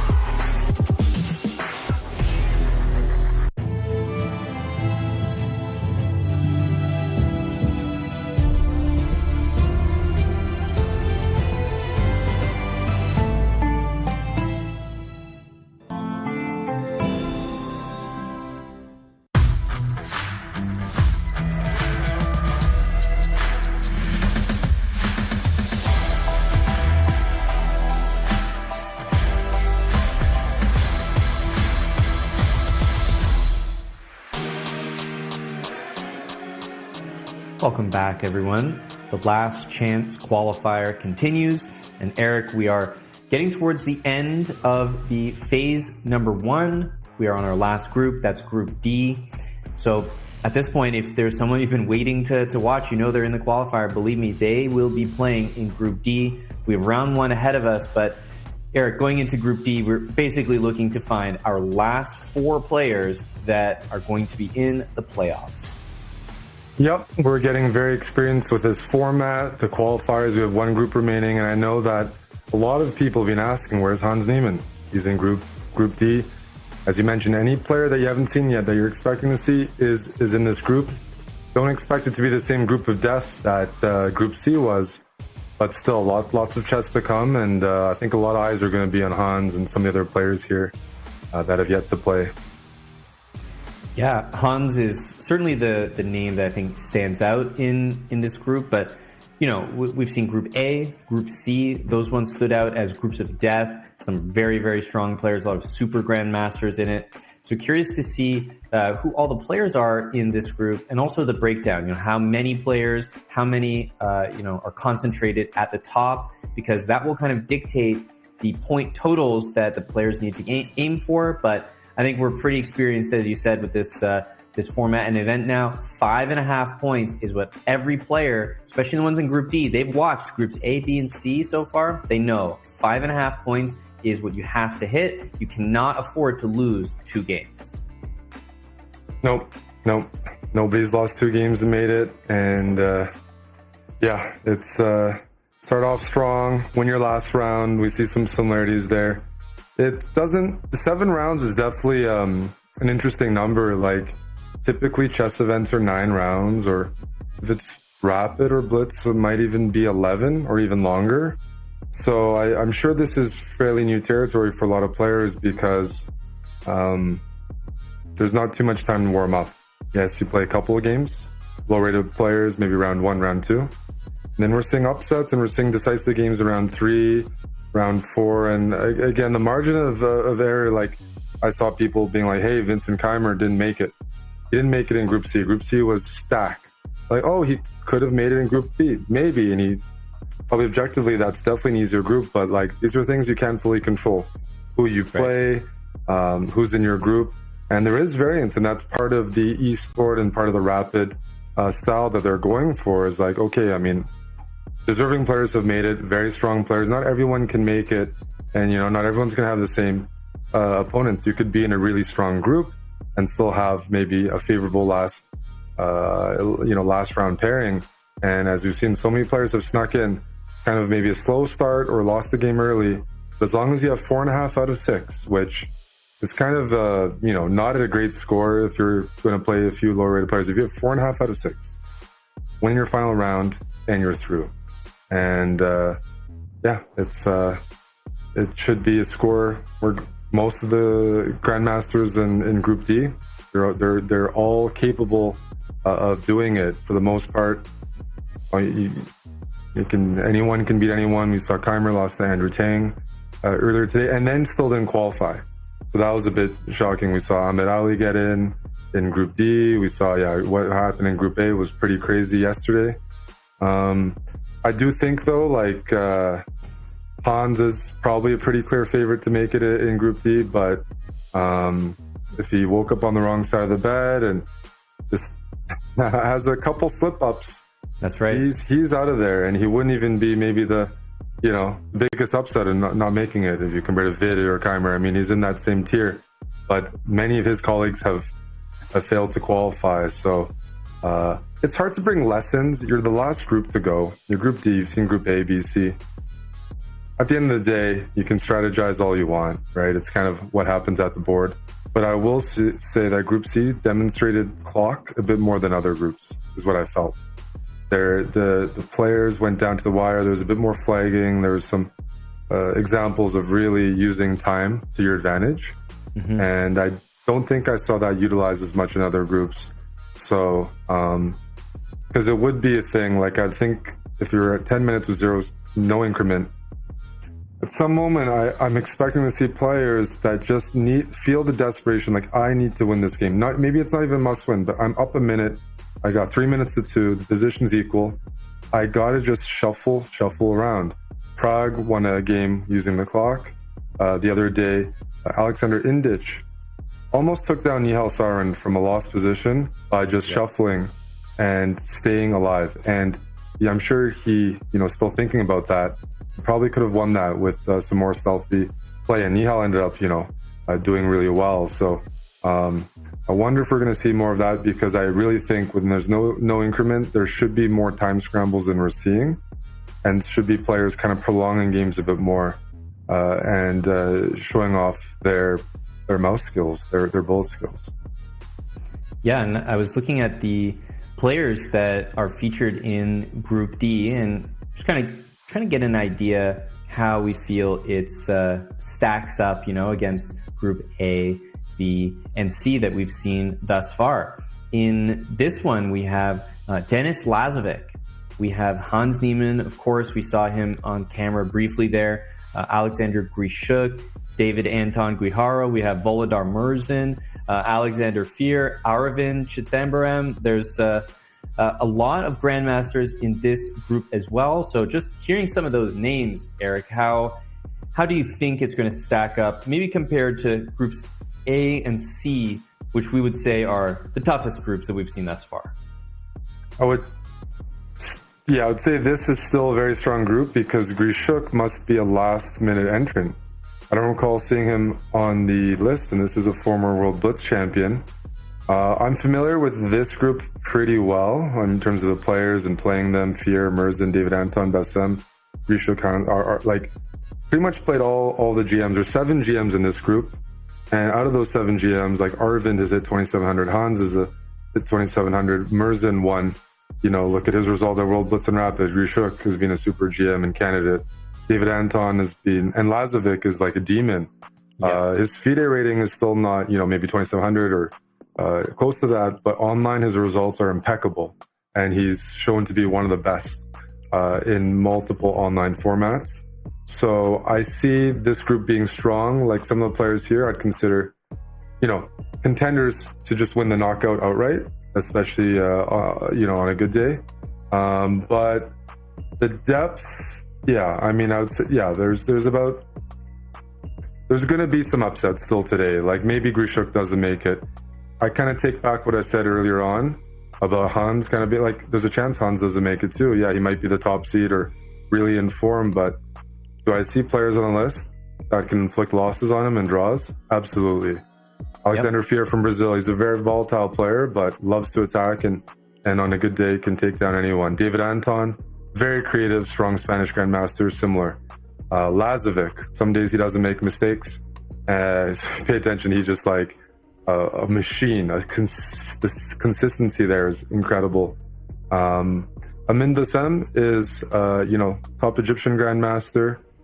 In general, historically, top African continent grandmaster, and has been 2,700 feet as well before. And he's going to look to join Adli as another Egyptian in the knockouts.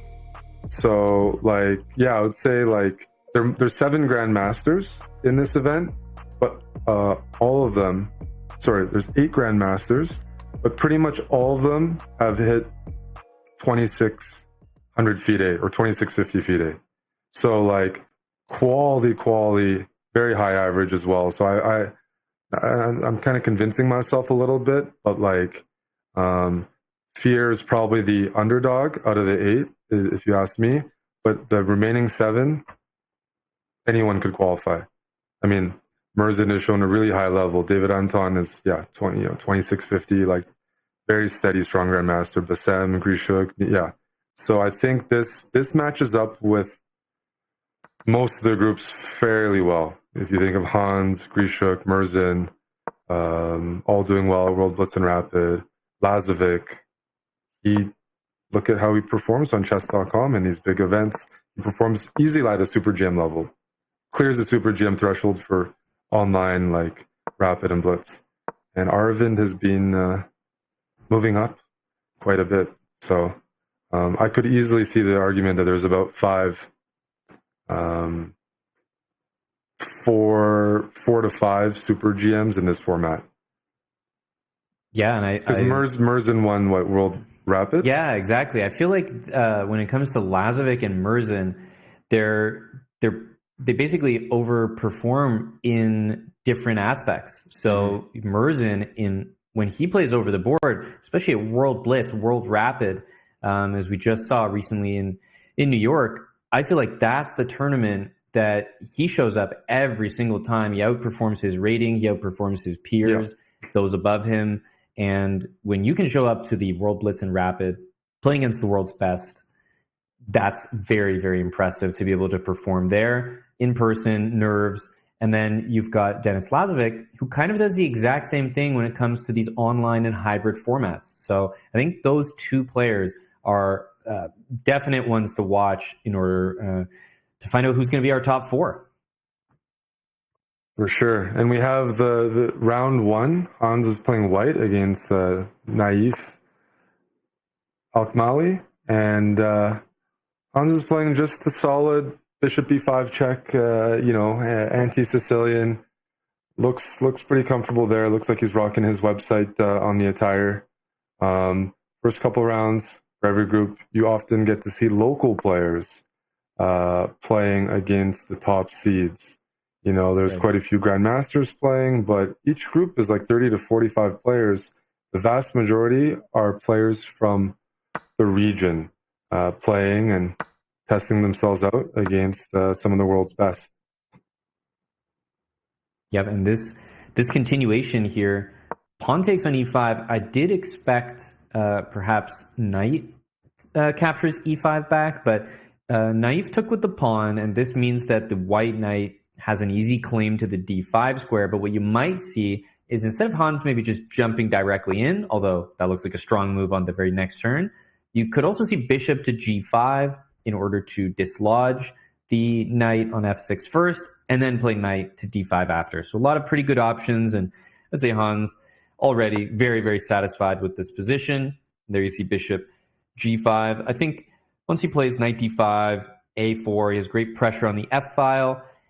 I think he'll be pretty happy with how he started. Yeah, just a correction to what I was talking about. Arvind was on the list, and it doesn't look like he's made it to the event.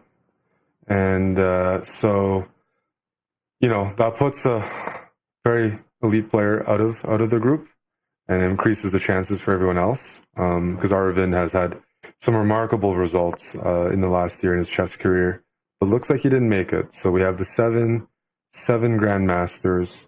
I'd like to say there's others too, but we haven't seen anyone non-grandmaster yet make it into the knockout. Right. But of course, it'd be a fantastic upset and great stories. So no problem rooting for that. We've seen some good performances anyways by the underdogs, but for the most part, it looks like it's going to mainly be 7 players competing for those coveted final 4 spots.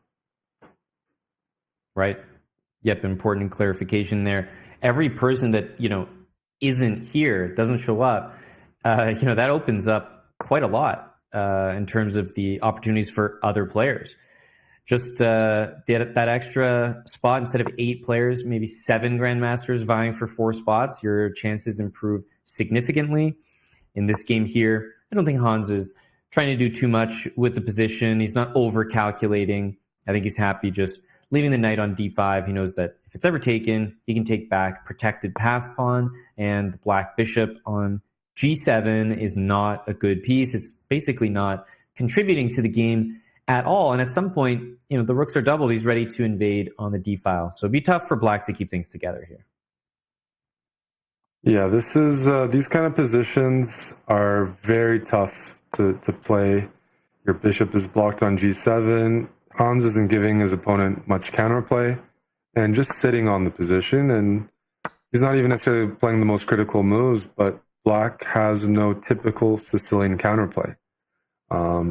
Look at the queen, look at the rook on f7 and f8. Bishop on g7, as I said, is blocked, and white is controlling the only file on the board, the d file. And he's got his pawns on light squares with a dark squared bishop. Black, meanwhile, is blocked by his own bishop. And you're going to see white just penetrate on the d file, maybe use the d5 square, use the d7 square, maybe even triple. And also keep in mind there's a majority pawn majority for white on the queen side, 3 versus 2, that at some point, whether there's a trade on d5, you'll have a 4 on 2. And even if there's not a trade, you can start pushing those pawns and creating a passer. But here we just see a blunder by black, or just decided to give it up anyways. And Hans has a elementary conversion ahead of him here.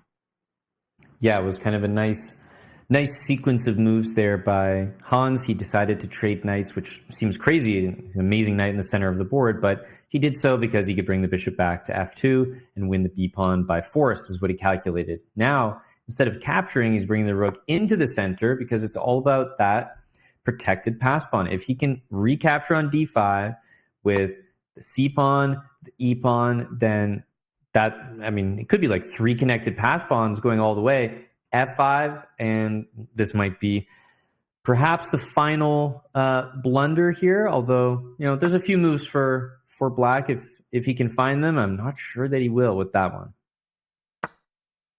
Rook takes d6. The rook on f8 falls in the end, right? So queen d6, bishop d6, and you end up down in exchange. So that's going to be it. Yep, a comfortable first round for Hans by the looks of it, and not too much time or energy expended in this one. We've gone the entire event so far without any incredible upset in round 1, and at least in this game, it looks like that's going to stay that way.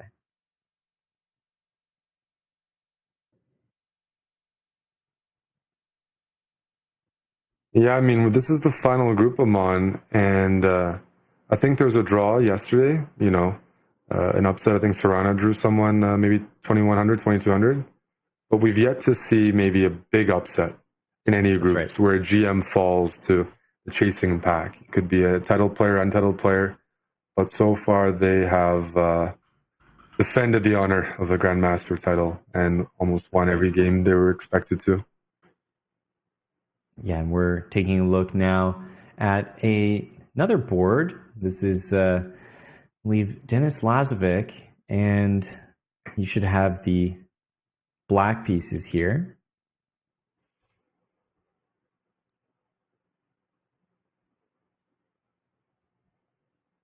I'm not sure his opponent's name, so I can just see the username right now. Fox8593. It's not quite the top Kakator that we've seen in the past. Yeah, these are all new names for me. We have the position up here, Amon, and black is up 2 rooks, I believe. So we're not going to be here too much longer. Yeah, we definitely shouldn't. If I was playing white here, getting to play these world-class players, I would try to enjoy the experience as well, Play until checkmate. Why not? The fans like watching it. It adds context to the games. And, I know sometimes people resign, out of respect. Playing a GM, don't want to waste your time, but it's an experience, and you maximize the time on the stage. Yep, that's right. Exactly. This is Hamada Abdel Hakam, and I would do the exact same thing. Like, why not at this point? I noticed there was another pairing between a candidate master and a FIDE master that are actually playing in round number 1, which is an interesting pairing. And the game actually looks dead even. So that's kind of a very remarkably tough round 1 pairing. And the game looks even from what I can see.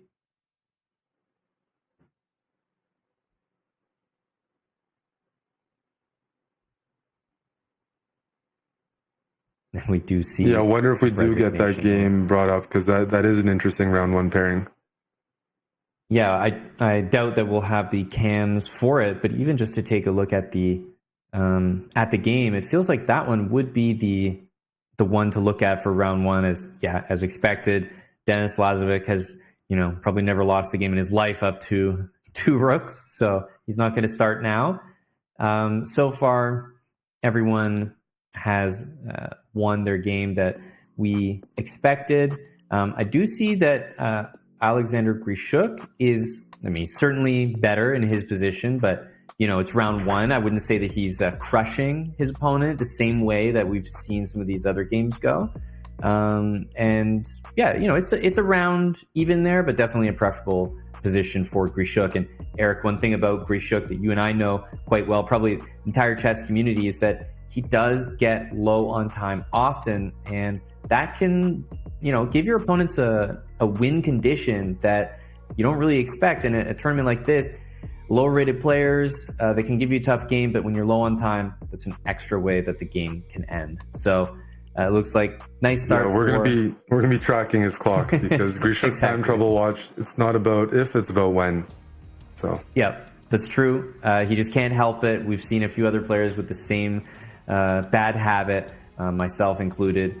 But because those first couple games did wrap up, and believe me, round 1 games, they do go a little bit quicker due to the mismatches, which means we're going to get right up out of here, as most of the games have actually already concluded, and we're going to get set up for round number 2 when we come back. So stay where you are.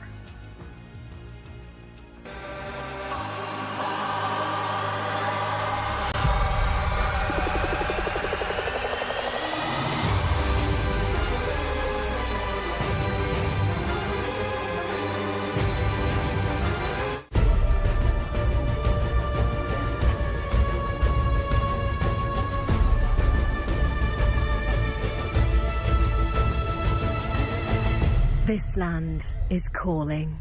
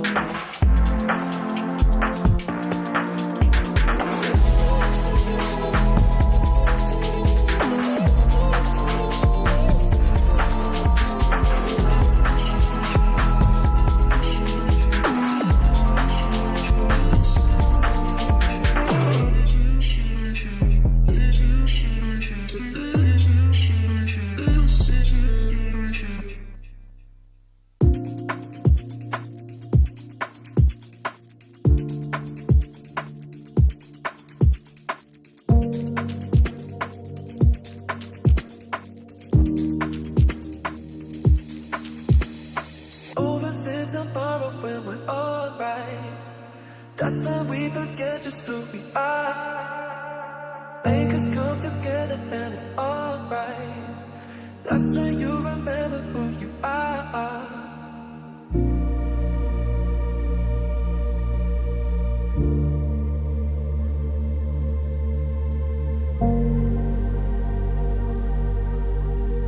That's when you remember who you are. Who you are. Who you are.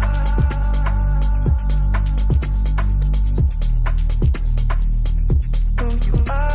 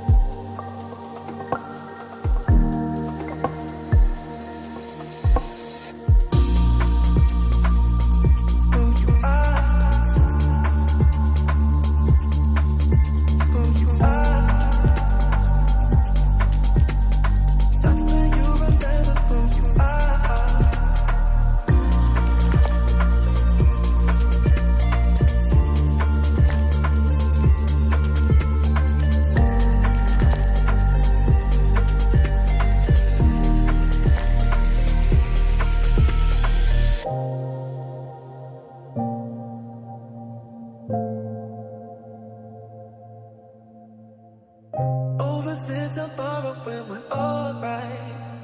That's when we forget just who we are.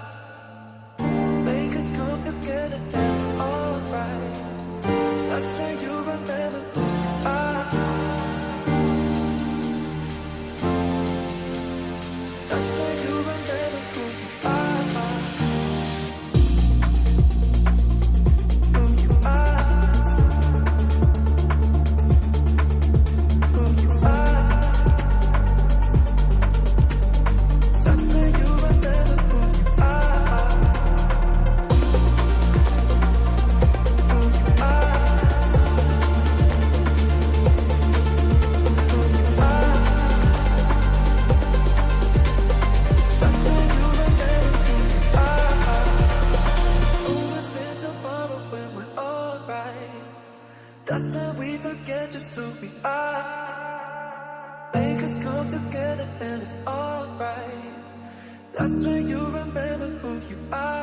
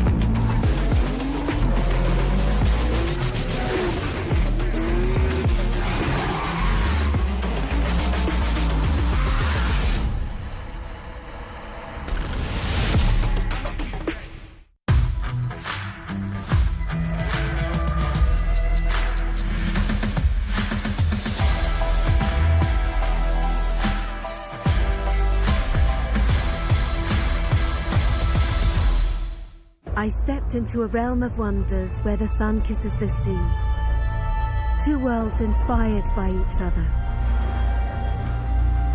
Two worlds making one.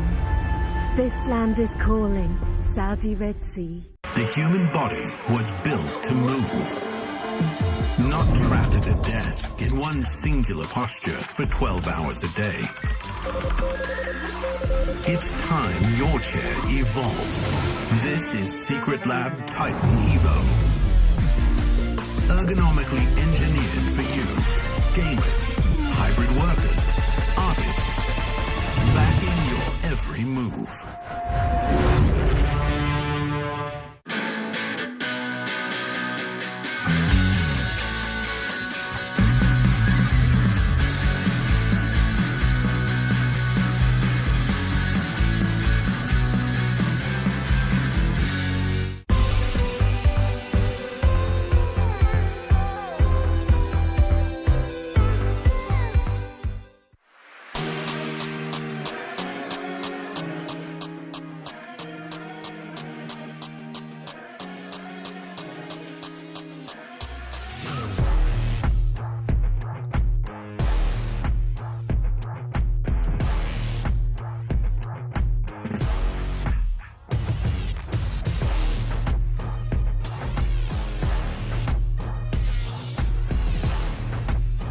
Yep. No, I mean, business as usual. Everyone got that?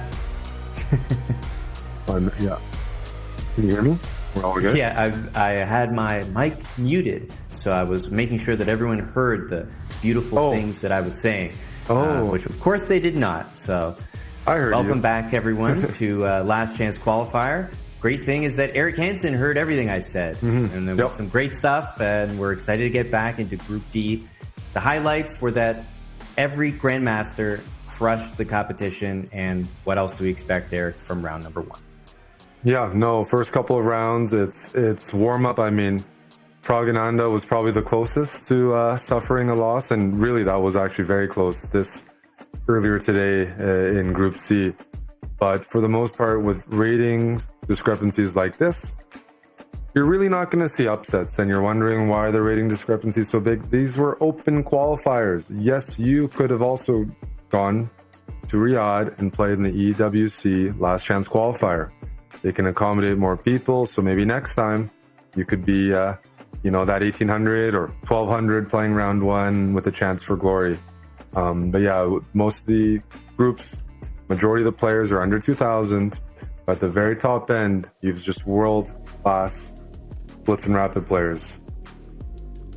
And I love the rankings here, making sure to include Samat Bakalong at the top here. That's right. I do this a lot when I compete in online events and have a good couple first rounds and say, look, I'm tied for first with everyone else. Unfortunately, Eric, we haven't seen basically anyone other than the Grandmasters competing when it comes to those last 2 to 3 rounds, but we have been very impressed by some of the local players, the lower rated players, and we have seen a few upsets, just not as early as round one. For sure. It's definitely a showcase for local players, and most likely, I think an experience like this is definitely going to inspire some of those guys to play more. There aren't many tournaments in the region, maybe that's developing, but when you get a chance to play, Super Grandmasters, I think, you can handle losses in a couple different ways, but for most of these guys, they seem to be taking it enthusiastically, material to learn from, an experience that's going to help them in future tournament endeavors. So definitely looks like if I was there, I would be playing. Like it looks fun. It looks fun and a great experience.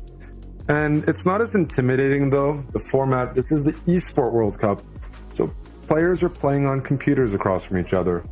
I would say psychologically, it's maybe not as nerve-wracking as playing in person with a board. You shake hands. You're sitting right across, really close to one of the elite players in the world. At least playing on the computer. At the end of the day, the internet, you can play anyone and maybe you can beat anyone. There are upsets, so the players are in a somewhat more comfortable environment than because I'm guessing a lot of them with their ratings are newer players, and that means the majority of their chess is being played online. this is an easier transition to tournament chess with the esports style than maybe something rigorous like classical over the board. That's right. Yeah, and there is a big difference. Anyone who's gotten into chess recently, in the last 3-4 years specifically, there's a lot of players just like that. And based on some of the usernames we've seen in this event, we know that they are probably from the more recent growth of chess. But I do think that, as chess kind of joins the Esports World Cup, I'd like to think that we're in for another one of those growth periods, because this is, again, like a whole new audience, global audience that hasn't, entirely been captured yet. Yeah, chess has experienced, it's actually been like almost 5.5 years since the start of COVID. Like, time's been going by quickly, but people knew chess, got a lot more popular. We had phases of Queen's Gambit, online chess booming.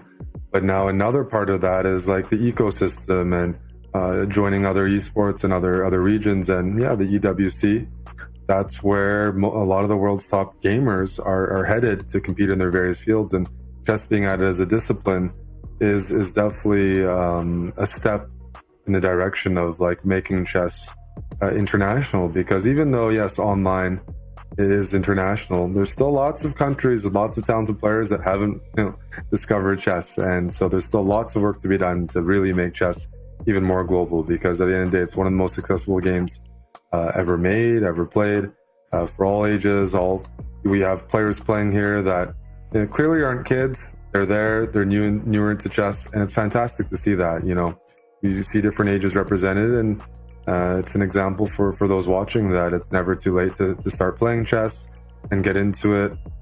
Playing tournaments, can be a very nice addition to your normal chess appetite. I can tell you the nerves and the feeling, competing, it's an adrenaline rush that's hard to match. It's true. It really is. And we've seen young players who are maybe the stars of the show, the talents here, but we've also seen some of the older generation even qualify from their groups. So it has been really nice to see the diversity that each group has offered. And as we get set for round number 2, I see most of the players taking their seats in the playing hall. Obviously, our attention is going to be on the top boards. I don't believe we're going to have any of those all title player or grandmaster clashes just yet, but we've started to see those in round 3 and certainly in round 4. So what that means, Eric, is this is really the proving grounds. Like, while we might be sitting here being bored and they're just crushing their opponents, I don't really see it that way. You're watching these players play some instructive games. An 1800 might crush, all of us watching. And yet they're up against these best players in the world, and they're made to look like they're the weak players. Mm-hmm. So as always, there's levels to everything. Yeah, something I want to talk about from earlier, like in the first day, Levon Aronian was a great story. He's an elite player, but as I said, he's quite a bit older than some of the other players, and he won the event, played great chess.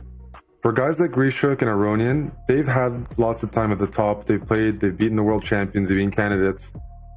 They have a bit less pressure, I'd like to think, because they've been here many times. And for like the super grandmasters, preparing to try to beat Fabiano and get an advantage against him, or Magnus, or whoever it is, Vichy, they don't have that same pressure. They can play a bit more loose.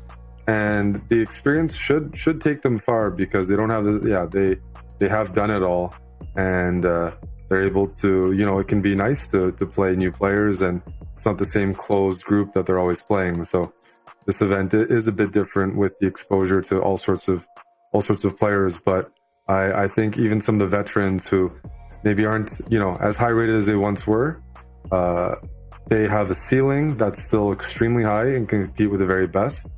And that experience, I think, will take them pretty far, because they should not be as nervous. They really have, done it all. And guys like Grishuk would be a great example. He's a multiple-time World Blitz champion. He's rocking the buzz cut. He's looking a bit dangerous, so we like the buzz cut look. And I'm a little bit biased because He's played for us in the Pro Chess League, which was an esports style event that ran for many years, but we miss it a lot on Chess.com. He played for the Chess Pros there and was a great addition to the team. That was also a Rapid team event, and one of the forays that I guess Chess.com made into like more of an esports style that we really enjoyed. So glad to see more attempts being made, but I'd like to see him turn back the clock a bit myself.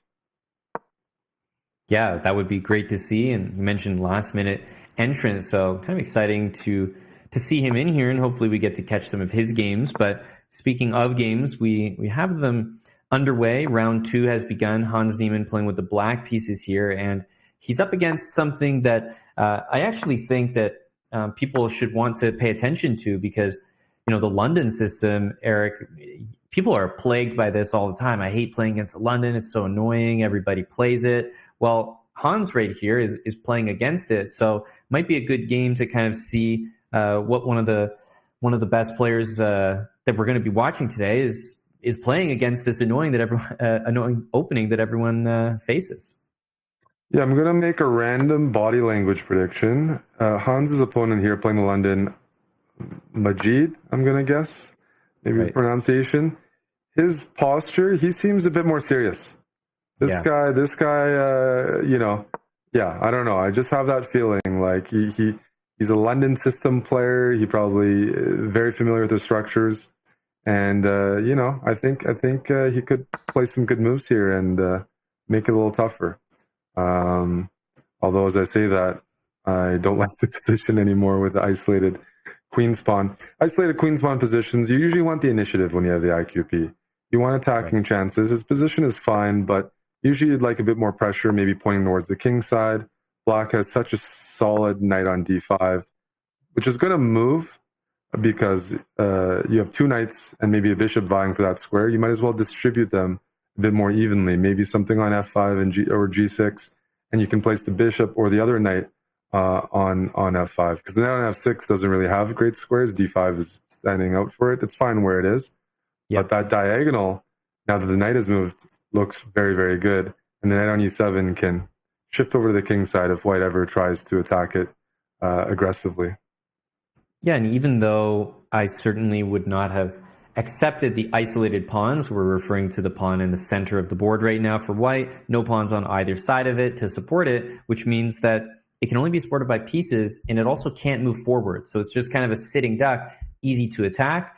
Even though that pawn is in the position, I have to say, he probably is going to have a pretty easy time moving his queen, playing rook over to the open file where black's rook is. And sometimes the frustrating thing about these positions as the higher rated player is your opponent can just bring the rook to the open line, trade it, bring the other rook over, trade it, and all of a sudden you're playing an end game where you might be better, but it's a bit unclear whether it's always enough to win. That's right. Hans is going to probably try to build a bit of a time advantage here, because the one nice thing, it's a very easy position to play. White's playing good moves. Well, man, my timing is a bit off here. Yeah. Both times that I've tried to compliment Majid, he's made an inaccuracy. And there's no room for that when you're playing up, quite a bit of rating. But I do see he's 2,200. So I didn't actually see that when I made my comment. His posture, sometimes body language and posture, you ask some players. I had a friend who hadn't played chess in 15 years. And he played with me in London at this recent team Rapid Championships, World Team Rapid Championships. Yep. And he didn't know who he beat, but he's like, I think he's good because of how he touched the pieces and adjusted them at the start of the game. So posture, they're playing online, so you can't tell as much, but there are sometimes a few reads where you can see if someone's confident, if they know how to handle the pieces. Online, not quite the same factor, but I was like, yeah, this guy, he's dressed well and he's really focused and looks like he's trying to put up a fight. But that isolated pawn that just disappeared is going to decide the game. That's all it takes. Losing one pawn, that's going to be very hard to overcome because look at Black's position. There's no weaknesses. Yeah, completely agree. He's just basically tripling on the open line here. Now, if every single piece traded, he wouldn't be that upset. He may go rook d2 instead of trading, but even trading everything is a very, very comfortable position. But with rook d2 available, certainly he's going to go for that. Yeah, this result is not in doubt. It's a position you can't pressure Hans at all, and mistakes usually come from some sort of pressure, time pressure, position pressure, and here White is just on the defensive, both material-wise and positionally.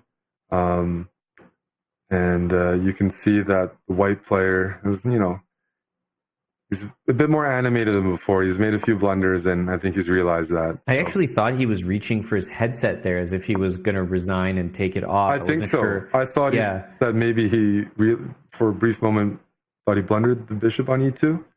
It almost looked like that. It was a good move, actually, what he played, but it was almost like he didn't realize it. So I thought maybe he was going to resign. But, well, the game still persists here, but you just look at the invasion. The rook on b2 is going to, at some point, either win the b pawn. I was looking at, g5 is nice to sort of fix the pawns on the king side. They can't move at all now. If you play g4, then the f4 square, a dark square, is very, very weak. And Hans is up a clear pawn and should be a position, someone of his caliber is not going to mess up. Absolutely. Bringing the king to e7, you're watching at home. That's always a good habit in these endgames, because even though White has the d file, the king and knight and the pawn cover all of the dangerous squares. The rook can't actually join the game, so you can, White's rook on d1 isn't so influential, whereas the rook on b2 pressures b3, pressures f2, and you're going to see Hans maybe play a move like g4 in the future as a way to maybe free up either e4, g4 for the knight, or something classic like knight d7 to knight e5, knight d7 to knight c5. But very controlled chess by Hans. And here we go. Here's your g4 move, and you mentioned the f4 square is weak, and that knight journey goes to d7. It might go to e5, g6, f4. It might go to c5. But if it ever parks itself on f4, White can do nothing about it. Yep, and it does look like Hans is taking the path of least resistance, because there might have been a move b5 available on the previous turn in order to maybe win the b pawn, but he's repositioning the knight. The f3 pawn is attacked here. There's rook b3. He's not going to move that knight on e5 because it's covering the d7 square. And talk about path of least resistance, you don't want to allow any counterplay. So rook d7 check is not a move you ever want to let White play. No. And the nice thing about White's pawns being frozen is if the knight ever gets harassed, you can even play a move like f6. Then that knight is permanently on that square, and a centralized knight is a great knight, hitting everything. If you want to correct myself, I got some nice chat input. I believe the name is pronounced Majet instead of how I was pronouncing it. So getting experience with some new names from different regions there, but he's fighting. He's fighting.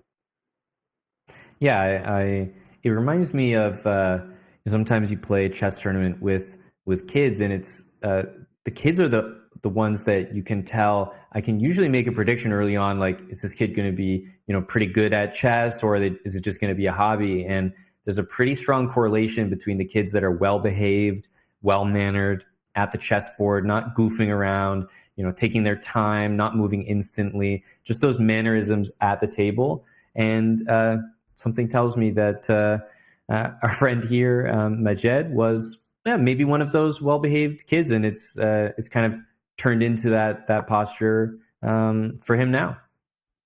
Yeah, that reminds me, I lost to Merzin, who's playing in this group, when he was maybe 13 or 14. He looked even younger than that when I lost to him. But it was in Russia, his posture and his just body language of the board, like I could tell he was on his way to big things in chess. He was very, very professional there, and I've seen some other young players on their way. I remember you played World Rapid and Blitz with me in Kazakhstan, 2022. Yes. You played a young boy, Adiz Gurel. That's right. I recall. And now he's one of the strongest juniors in the world. He was strong at the time, but he's only risen rapidly since then, and he was very well behaved at the board, very professional, and we knew he was trouble. He was going to be very strong. Like I could just tell, and now it's being confirmed. And it's one of those things that, once you're very, very elite in the world of chess, like Hans Niemann, you don't need good posture. The chess speaks for itself. Yeah, as you get stronger, you see some interesting postures. Aman has had moments where he's got the posture check, where I've seen his back expand a little bit. Grishuk also has some funny photos like that. Yeah. And there's no tougher angle than this one right here. That the esports is bringing, the side profile, sitting there in the chairs. That's a lot of scrutiny on your posture, your mannerisms. So I've generated some sympathy for it, and something we all got to work on. But at the end of the day, it just really depends what moves are ending up on the board there. And as I say that, I think he's actually just going to resign before it can be reacted to. Rook and Bishop both hanging. That is a win for Hans Niemann. He's comfortably up to 2 out of 2. Yeah, Hans is 2 out of 2, and something that I think favors, there aren't too many American players here, but when you grow up playing US tournaments and playing the Opens, which is a bit of a different system than European chess, where they have more leagues and team events, you are trained from a young age. You have to beat lower rated players. Mm-hmm. And the tournaments are often 2 games a day. There's even more than that.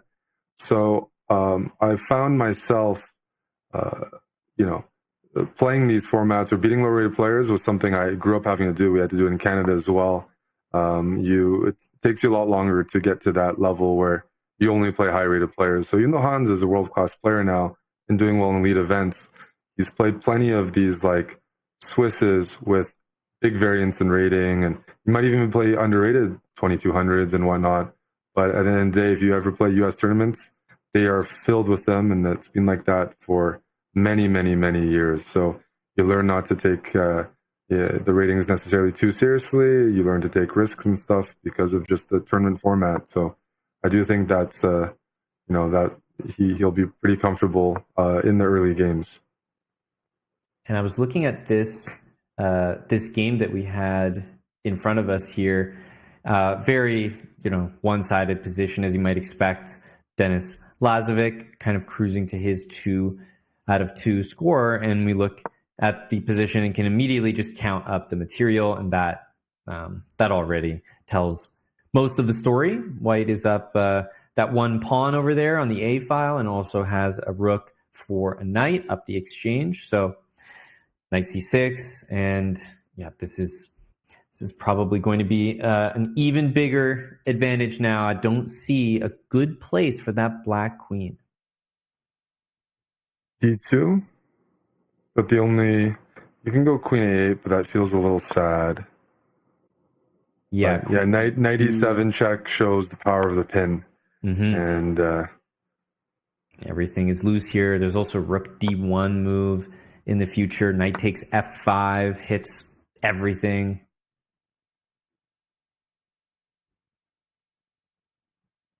Lazovic is a remarkably consistent player, and his play style, accommodates that. He's found what works for him. In the last 2-3 years of online chess, he's really demonstrated that this is his domain. So I would be quite shocked if he doesn't make it, because he's made it in so many of the online tournaments, qualifying for main events, beating top players, it would be a bit of a shock to me. Yeah, he goes rook takes. Nice deflection there. And that's really all you need. Yeah, and he's going to resign there against Denis. Denis wins with the white pieces, and yet another player, Eric, that moves to 2 out of 2. And I think we started to see the beginning of the really tough all Grandmaster matchups, sometimes as early as round 3 in previous groups. certainly by round 4. But I suspect that in the next round, we are going to see a game that's far more competitive than the ones that we've seen so far. For sure.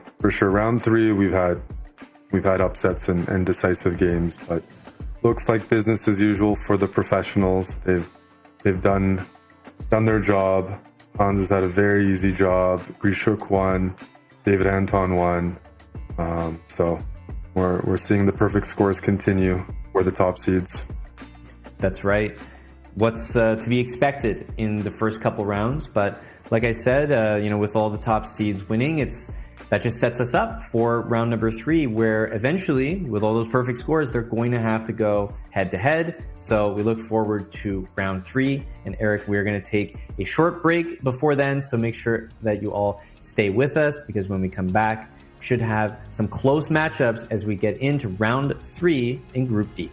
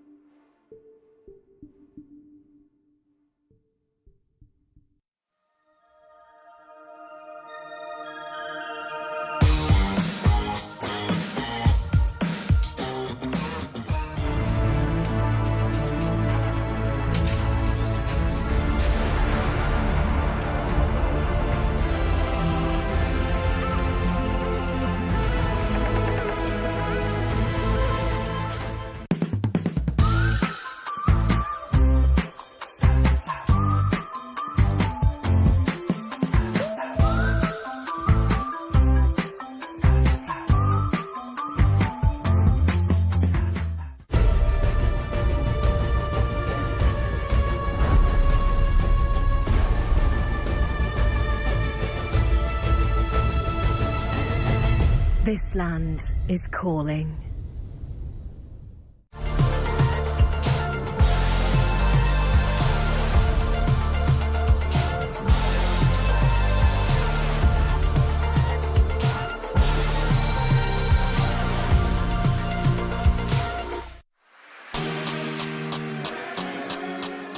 Hello everybody, welcome back to the Last Chance Qualifier. Myself and Grandmaster Eric Hansen bringing you all the action. We're about to get into round number 3. And I haven't been hyping this for no reason. Eric, this is when the matchups do start to get a little bit more close in terms of the ratings of the players. So far, so good for all of our top contenders. But, not everyone can maintain that perfect score forever. At some point, 2 players are going to go at it and only one is going to come out unscathed. Yeah, I mean, the first couple of rounds, we showed games from Hans, bit of a build-up, talking about the contenders, talking about the games that Hans was playing. But starting in round 3, prepare yourselves. Things do heat up. Expect the games to probably get more competitive, more exciting, and we'll try to probably move around a little bit as well, because there's going to be multiple high level, high rated games here in round 3. So I'm definitely excited. This is usually where blood is spilt, and that's what we're here for. We're here to see results. We're here to see storylines, surprises, and we're going to have the tough pairings here. And although there are some new names, you're showing the standings.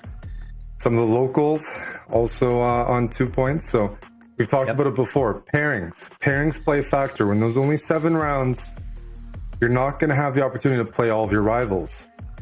Some players are going to play more contenders than others, even if they're on the same points. It's just the way Swiss works.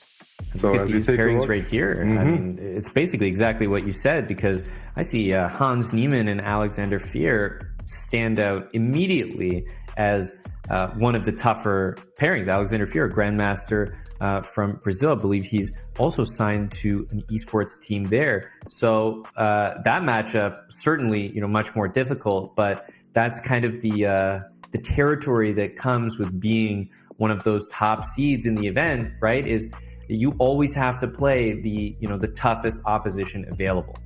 For sure. And Hans, you compare that, he's playing Fier, and everyone else that he's competing against, they all are playing against someone significantly lower. So the first big test, I know there's a lot of people in the audience asking, is Hans playing? He's playing. This is his group, and this is his first big test of his journey towards EWC main event. It's going to be against Brazilian Alexander Fier, who's like one of the most active grandmasters in the world of chess. Year after year, he travels the world and plays in the top percentile of active games. Over the board, he'll play the rapid blitz, but over the board, he is a chess lover, a strong player, and but is everywhere. And so, he's never a guy you have to worry about who's being rusty, because he's on the road playing tournaments all the time. And you know what? It's good to see a Brazilian representative, because this is the EWC, and as a fan of some other games that are featured there, games such as like League of Legends, which has a huge presence. Brazil's a massive country with a rich culture. Counter-Strike. Brazil has a very rich Counter-Strike scene as well. And there's probably some other games I'm missing, but it feels wrong to not have any Brazilian representation in the chess portion, considering how big of a country that is for esports. Yeah, exactly. And you and I have both, we know both of these players, but definitely have played many tournaments with Alexander Fier, because he's just always there. He's always playing, so active. And one thing that I know about him is you're guaranteed to get an exciting game. It just not many of his games end up as a draw. And one of the unique things about Alexander Fier is he's a very quick player as well. He's kind of famous in the chess world for playing these games. And believe me, it doesn't matter if you're 1400, 2400, or even 2700. He will actually play the entire game and almost finish with more time than when he started. I've seen so many of his games that have been like that, and it's not just against weak players. So I'm curious to see if that, is going to be the way that he plays these games. But when he plays his long classical games, I've noticed him to be an incredibly fast player. It's definitely true, and it doesn't matter who he's playing, and it doesn't always matter the position. It can be a sharp position. He trusts himself to play fast, and sometimes the logic, the more I think, the more unsure or more unclear my calculations are. He trusts his instincts no matter who or what the situation is. Mm-hmm.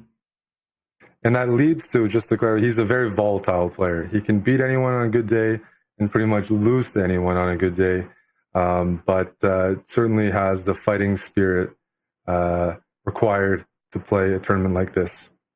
Yep, absolutely. He's one of the players that, you probably wouldn't be too excited to play, because you just know exactly that you just might get him on a really good day where he's playing fast, and it feels like he's playing good and fast at the same time. So we mentioned most of the other grandmasters in the event are still not paired against one another. So this matchup that we have in front of us here is certainly the one to watch. I will mention that Alexander Grishuk is playing a candidate master, about 2200. So that one is also a game that, is not going to be an easy one. No, I've played some Canada Masters recently and didn't win every game. I've taken some hits. They're getting stronger, and you don't want to be the first guy to suffer an upset. That's right. That's right. Taking a look at this position here, one of the first things that I noticed about this is that Black might be interested in castling, but that move is just not possible. At least it does drop the h6 pawn if you short castle on the king side. And if you long castle, which actually I was wondering whether that was going to be played, it actually looks safer. Yeah, it's an interesting position because the pawns are locked a bit on the queen side. So Black can probably consider queenside castling and not worry immediately about some pawn move that breaks everything open. And it's a type of position you've seen the dark square bishops get traded off. That's okay to do, even though it's a fianchetto, because Black has control over a lot of the dark squares here with the queenside structure. Queen is on e5. And the light square bishop on e6 does a good job of holding some key squares. And you notice White's pawns are on light squares. So definitely very playable from Fear here. And it remains to be seen which part of the board Hans is looking to press, because there's no pawn tension right now. There's no clear breakthrough. Now you can just try to go into an endgame, and sometimes the argument is in these endgames that the bishop on e6, okay, b5 was just played, but the bishop on e6 is kind of biting on granite, pointing towards that pawn on b3, and whereas the knight can kind of hop around. And I think we're seeing that right here where, Black's played b5. White's not going to take. Say, hey, if you want to take on a4, take on a4. Leave yourself with double isolated c-pawns. I'm going to play knight e5. I'm going to double my rooks on the f file. Simple plan, but it's effective. And a guy like Fear likes activity. So is he going to look for passive defense? Rook h7, rook f8? Very unlikely. He is an active player. He likes to attack. And when you see players like that face challenges like knight e5 hitting f7, they try to find tactical solutions. Unfortunately, this is a very solid opening, the Rosalimo, and it doesn't make it easy. But when Fear is going backwards, usually, that is a good sign if you're playing against them. Yeah, and the thing about rook e to f1 is I don't think there was ever a world where he was about to, he can't defend that pawn again. The g6 pawn is also weak. So I'm expecting something more like b takes a4, rook d4. And you start to get exactly what you're talking about, that sort of counterattack nature. Now, not 100% sure how it's going to turn out there, but that's just the kind of player that Fear is. He plays with no fear, and pawn takes a4, rook d4. I think that's his intention. And Hans is now second guessing. He's like, okay, hang on a sec. Maybe I should take this pawn on f7 first. He's trying to find the right way to play. Yeah, he's calculating there's just two options here. Take on a4, take on f7. You have to anticipate these rook endgames and figure it out. He's going to take on a4, and after rook d4, he might consider pawn to c4. It's probably not the best move, but it's a consideration because if you can freeze those double isolated pawns, sometimes they can be plucked off in the future. Because if you don't freeze them, Black is ready to play c4 and undouble and chip away. Oh, what's this? Oh, no. See, this is what I'm talking about. He's a volatile player, and sometimes he just plays fast and blunders. Sometimes he plays fast and plays like a genius. But oh my goodness, that is an early exit for the Brazilian here. And part of it is he didn't want to trade into that rook endgame. Yeah. So he was looking for as much activity. And you know what some of the easiest forks are to miss in chess?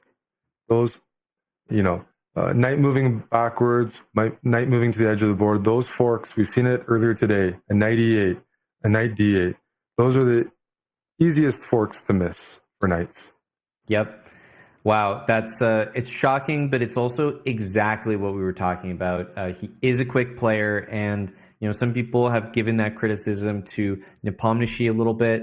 That his quickness is both a good thing and a bad thing, but that's just who they are, and it's hard to hand out the criticism when you also see it working so well for them over a long career. So that's just that's just the way it happened there. He blunders knight d8, in reality, kind of a simple blunder, but those knight moves on your back rank are always tricky to spot. And now we're over here taking a look at Denis Lazovic. He has the black pieces. He's currently, I'm just counting them up, he's up a piece, which explains why white has those 3 connected pawns on the king side.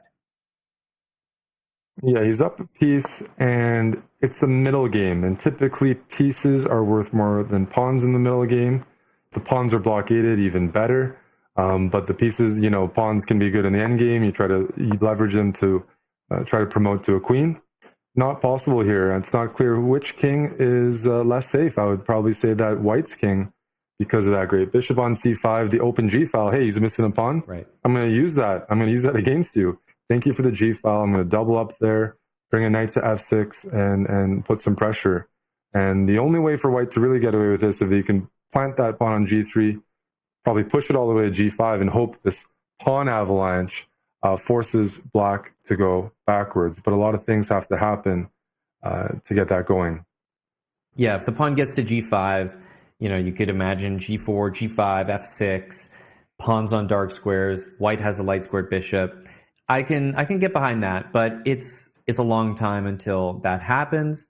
Certainly the threat right now is to play g4, but with black to move, I was looking at even knight to f6 with the idea that, if it gets taken, you could recapture with the queen, and that does stop pawn to g4. So you have that. You also have an idea like rook g8, but rook g8 doesn't really stop g4. No, it doesn't stop g4, g5. It comes continuously. So what you pointed out makes a lot of sense. And white's got the attitude, I'm down a piece, I got pawns, I'm just going to push them at all costs, even if it, drops some more material. You see knight e4, queen g2. And I respect that, though. Yeah. I like the move g4 in principle, because against Denis Lazovic, probably he's just going to outcalculate you. So he says g4, and honestly, if the knight had captured on g4, he did have some tricks with the queen coming to h6. So tricky move that might have worked on a different player. For sure. No, I mean, playing a higher rated player, your position is not great. You can roll over and trade down. He's at least going for it. I respect it. Just Denis is a rock solid player, just fundamentally very sound, does every part of the game well, and doesn't get phased. That's often a trait of a lot of the top players when it comes to speed chess. Is you're going to get bad positions sometimes. I mean, it's just the nature of the beast, but don't get worried by it. Keep grinding. And yeah, you see he's just now liquidating to a point where there is no more attack for white. The queens are coming off. Once the queens come off, that e5 pawn is going to march all the way down to e2 and prepare to make a queen. Yeah, we've been talking about white's connected pass pawns on the king side, but I think it's actually black's connected pass pawns in the center that are really going to tell the story here. So even right now, you could try just e4, e3, e2. I don't see any way that you can stop that, not to mention the knight on c6 is about to make an appearance, knight e5 and knight g4. He's still trying them on, still pushing what he's got. It's not enough, but it's valiant. Yep, rook f3 is going to win another piece here, although king g2 is the right response. Rook takes f2. The problem is, in the end, you're not just rook for 2 pieces. There's 2 connected pawns in the middle of the board. Black could probably do without one of the pieces, and it would still be winning. I think he might take on h4 and play king g7. That's one way to win the game, because your passed pawns are going to win. That's right. Versus the rook. Classy. And that's probably going to be the finish to the game, because if you don't play rook h1, e2 comes anyways. So just king g7, for example. And, so the funny thing is, I think that bishop takes h4, rook h1, king g7. I think that this is just a very good way to play. But there was a reaction from Denis Lazovic. He did not see rook h1. So the fact that his bishop was pinned and he was losing it with check, he didn't notice, which, in a different moment, if he wasn't already so winning, who knows? That could be a big deal. So just a moment there that he definitely did not expect. Yeah, well, fortunately, he was up so much material. That's right. It worked out. That was just his intuition. And Lazovic cruises to 3 out of 3. I mean, once again, if you're just tuning in, Hans Niemann, 3 out of 3. He defeated Alexander Fier. So in terms of the tournament standings, he's on a perfect score, but he might be in a better situation than other players because he's defeated one of the contenders and someone expected to perform well in this group. It helps your tie breaks, and he didn't have to break a sweat, to be honest. Yeah, he really made that pairing look easy because, if you were some of the other players, you might look at the pairing that Hans got and be kind of excited. Okay, he's got to work a little bit harder than me this round. It kind of wasn't the case. We actually saw Hans in the camera background walking by because he'd already finished his game, no sweat off his back. Looking really controlled there. Round number 3, I think that the next round should be very explosive because what we thought was going to be the most competitive game in this round didn't pan out that way. And most of our other strong players are grandmasters. They're very likely to claim that full point. So next round, it's possible that the only players that are on a perfect score are the grandmasters, which means we'll have 2, 3, 4 exciting matchups. With that, we will be taking a break. But round 4 is guaranteed to be exciting. All GM matchups incoming. Stay right where you are, and we'll be back after this break.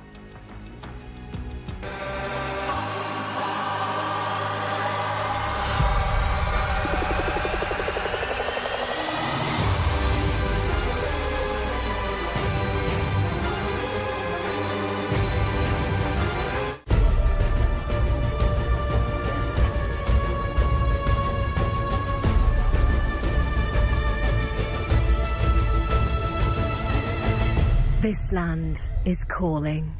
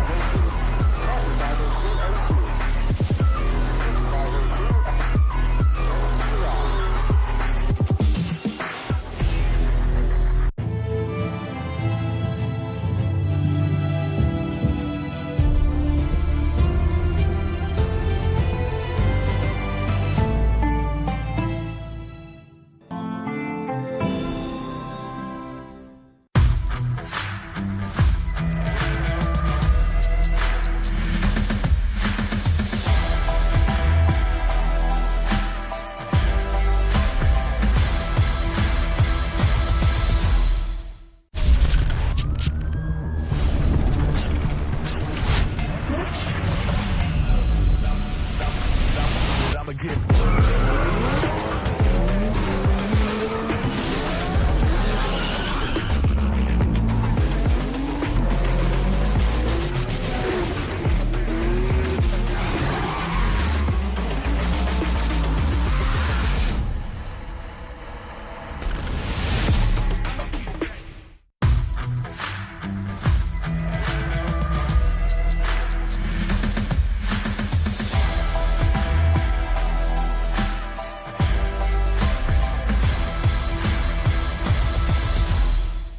I stepped into a realm of wonders where the sun kisses the sea. Two worlds inspired by each other. Two worlds making one. This land is calling, Saudi Red Sea.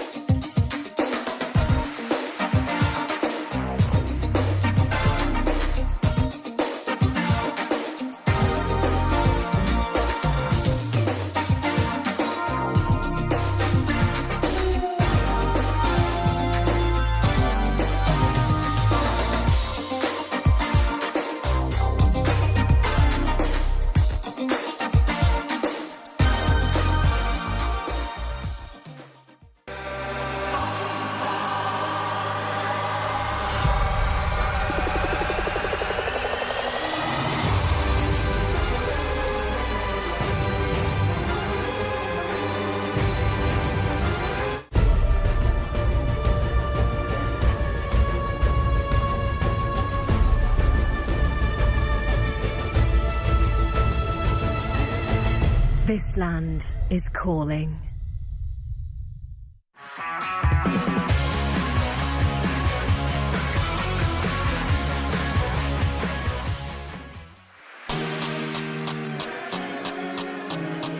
Welcome back to the Last Chance Qualifier. We're in Group D right now, and we are getting set for round 4. And Eric, we do have some all Grandmaster matchups as anticipated. This is the round where we're really going to start to figure out, not who's eliminated from contention, but who is really staking a claim to those top 4 spots, because a win here puts you in a great position going forward. Yeah, I mean, 5.5 out of 7 is the key score, right? And 5.5 out of 7 is 4 wins, plus 4, we say in chess, 4 wins over par. And so you win this game, you're at that plus 4, which is necessary to qualify. And we just have 6 players with a perfect 3 out of 3, all Grandmasters. The one other Grandmaster, Alexander Vachier, lost to Hans Niemann, so he's got to work his way back up. But yeah, this is going to separate quite a few of the contenders right here. We have Hans Niemann, who's continuing to make things look easy. I don't think he's really been tested just yet, but he'll be going up against David Anton Guijarro, representing Spain, and that one should be a very close matchup. But I do wonder how David Anton is going to do when it comes to the hybrid format, because definitely know that he's quite a good player when it comes to over-the-board chess, but the adjustment to the element of online is going to be interesting to watch, and some big matchups there as you have Alexander Grishuk against Volodar Murzin, Denis Lazovic against Amin Bassem. We have 3 all Grandmaster matchups that should be very, very exciting. Yes, for sure. David Anton, as you brought up, plays a lot of classical chess, has been a strong Grandmaster for a long time, but I've noticed been playing to warm up for this event. So I'm on Chess.com, playing Blitz, getting his Blitz rating up, maybe 3,100, which is very good. Practicing with the mouse. So he's definitely taking this tournament seriously. Saw him warming up. And probably Amin Bassem as well. I know Amin, he plays lots of chess. For those that don't know, as I said, long-time African #1, Egyptian #1.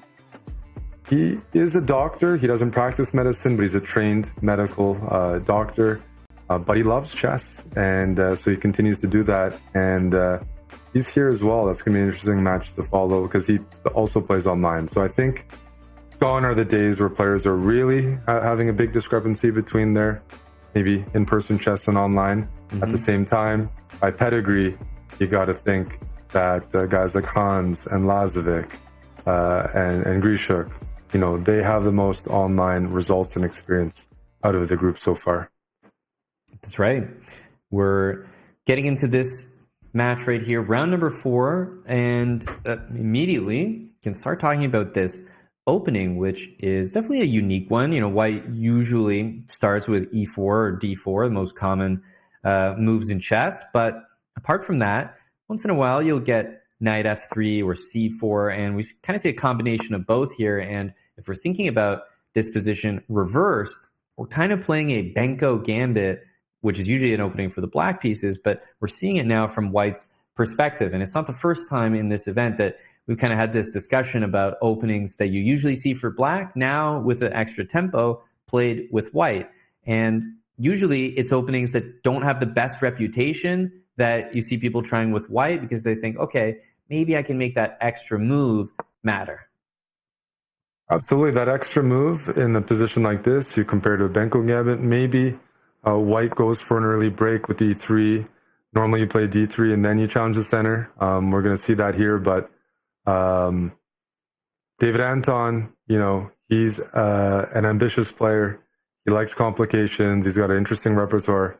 Hopefully he's armed with some ideas here as to, look, I'm playing a reverse Benko gambit. I'm giving black quite a bit of space in the center. You see that pawn on d4 supported by c5 and e5. And as long as it stays there, your bishop on b2 is kind of frustrated. So oftentimes, let's say as White here, you're looking for a way to chip away at that. That might be f4 in some positions, not easy to do here, or e3, although that might transpose to what we'd call more of a Benoni structure. Right. And I noticed that Hans actually took the time to play h6, which kind of seems like not just a weird move. Like, why spend time on that instead of castling? But I think it's actually a great move, and it stops a big idea in the position. Knight f3 to g5, and then the knight from g5 back to the e4 square. What was unusual for me is, well, e3 made sense, but I'm surprised that David Anton also included queen to e2 instead of maybe castling, because now I don't really feel as comfortable capturing on d4, and e4, it's not really how I'm used to seeing this continue. No, this has some shades of now of a King's Indian structure where it feels like white is banking on either moving the knight and placing on f5, or moving the knight and maybe castling and playing f4. But there's been some wasted time from both colors. I mean, the bishop on b2 is not a very happy piece. So Hans is probably pretty happy with this opening. Like, I think objectively, you know, this black is more than comfortable. But it's 10-minute chess, and the position is going to open up at some point. White wants to play f4 at a good moment, and we have opposite side castling, so very likely we're going to see a very sharp game pretty soon when the tension arises in the position. Yeah, and clearly the queen side is all closed up.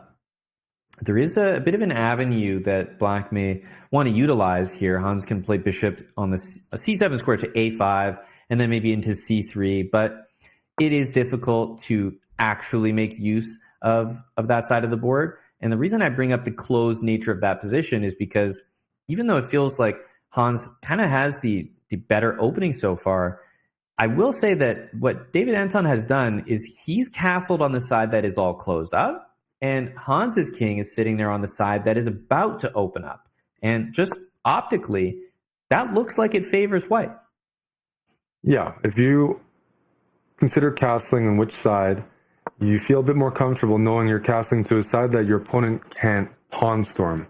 And in this case, with the pawns locked on the queen side like that, white's not worried about that king on c1 being attacked because there's no way for black to break through. You'd have to sacrifice and break down the pawns. Very hard to do. At the same time, Hans doesn't seem to be like even trying to necessarily attack the queen side. He's just placing his pieces on good squares and adopting an attitude, look, you might eventually play f4. I'm okay with it. That will give me some counterplay as well. I got the rook on e8, looking at that king, that pawn on e4. But still, I think the onus is a bit on David Anton to demonstrate, look, you want to push on the king side, you want to attack Hans's king on g8. What's that going to look like? Is it going to be the h pawn? Is it going to be the g pawn? Or maybe we're going to have gridlock here, and the players are going to be shuffling quite a bit, waiting for one another to make the first move. First move meaning white's break is that f2 pawn eventually going to f4. Black, if he really feels like it, could play f5 at some moment, opening up towards the center. Even though his king is on that side, if he evaluates it as look, I can do that and I still don't see how I get attacked, that's a way to make progress and challenge the position. That's right.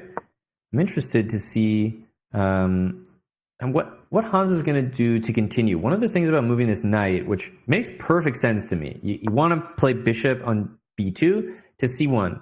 But I was going to say, one of the things about this knight move is maybe you do have to be careful of black orchestrating bishop takes on b5. It's probably a little bit early for that right now, but I do think it should be kept in mind. And you can't just shuffle all your pieces away from the queen side because black can sacrifice and open things up. For sure. And that's why we see bishop h3 trading off what might be considered a dangerous piece for black. A bishop on d7, it's a light squared bishop. It could threaten to take on b5 if there's sacrificial ideas that Hans likes.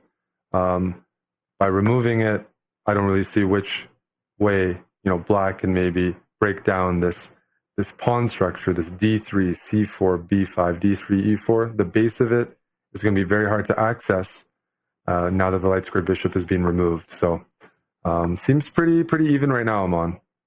Yeah, very even game. It may just be the case that it's tough to break through for either side, but I have to admit there is something that just it feels like white can do a little bit more with the position because the action is on the king side and that's where black's king is. So there's something about it that, yeah, even though we're definitely even here, there's really nothing wrong with black's position. I find myself preferring what white has. Yeah, if black doesn't have an active plan here, you look towards white, and at some point, he's going to go for some kingside break. That's why Hans placed the queen on g4. It can't be harassed easily, and if the knight on f3 ever moves, black might be okay with the queen trade because then the chance of a successful kingside attack diminishes greatly. So the queen on g4 is trying to maybe say, hey, we can trade queens, but if you don't want to trade queens, your knight is stuck on f3, and if your knight's stuck on f3, well, you can't move your f2 pawn, and then the options for white to actually open up on the king side are lacking. Yep, exactly right. We see a few more decisions here. Bishop d2, and then the bishop retreats. Now the knight on b1, I was about to say, cannot use the d2 square.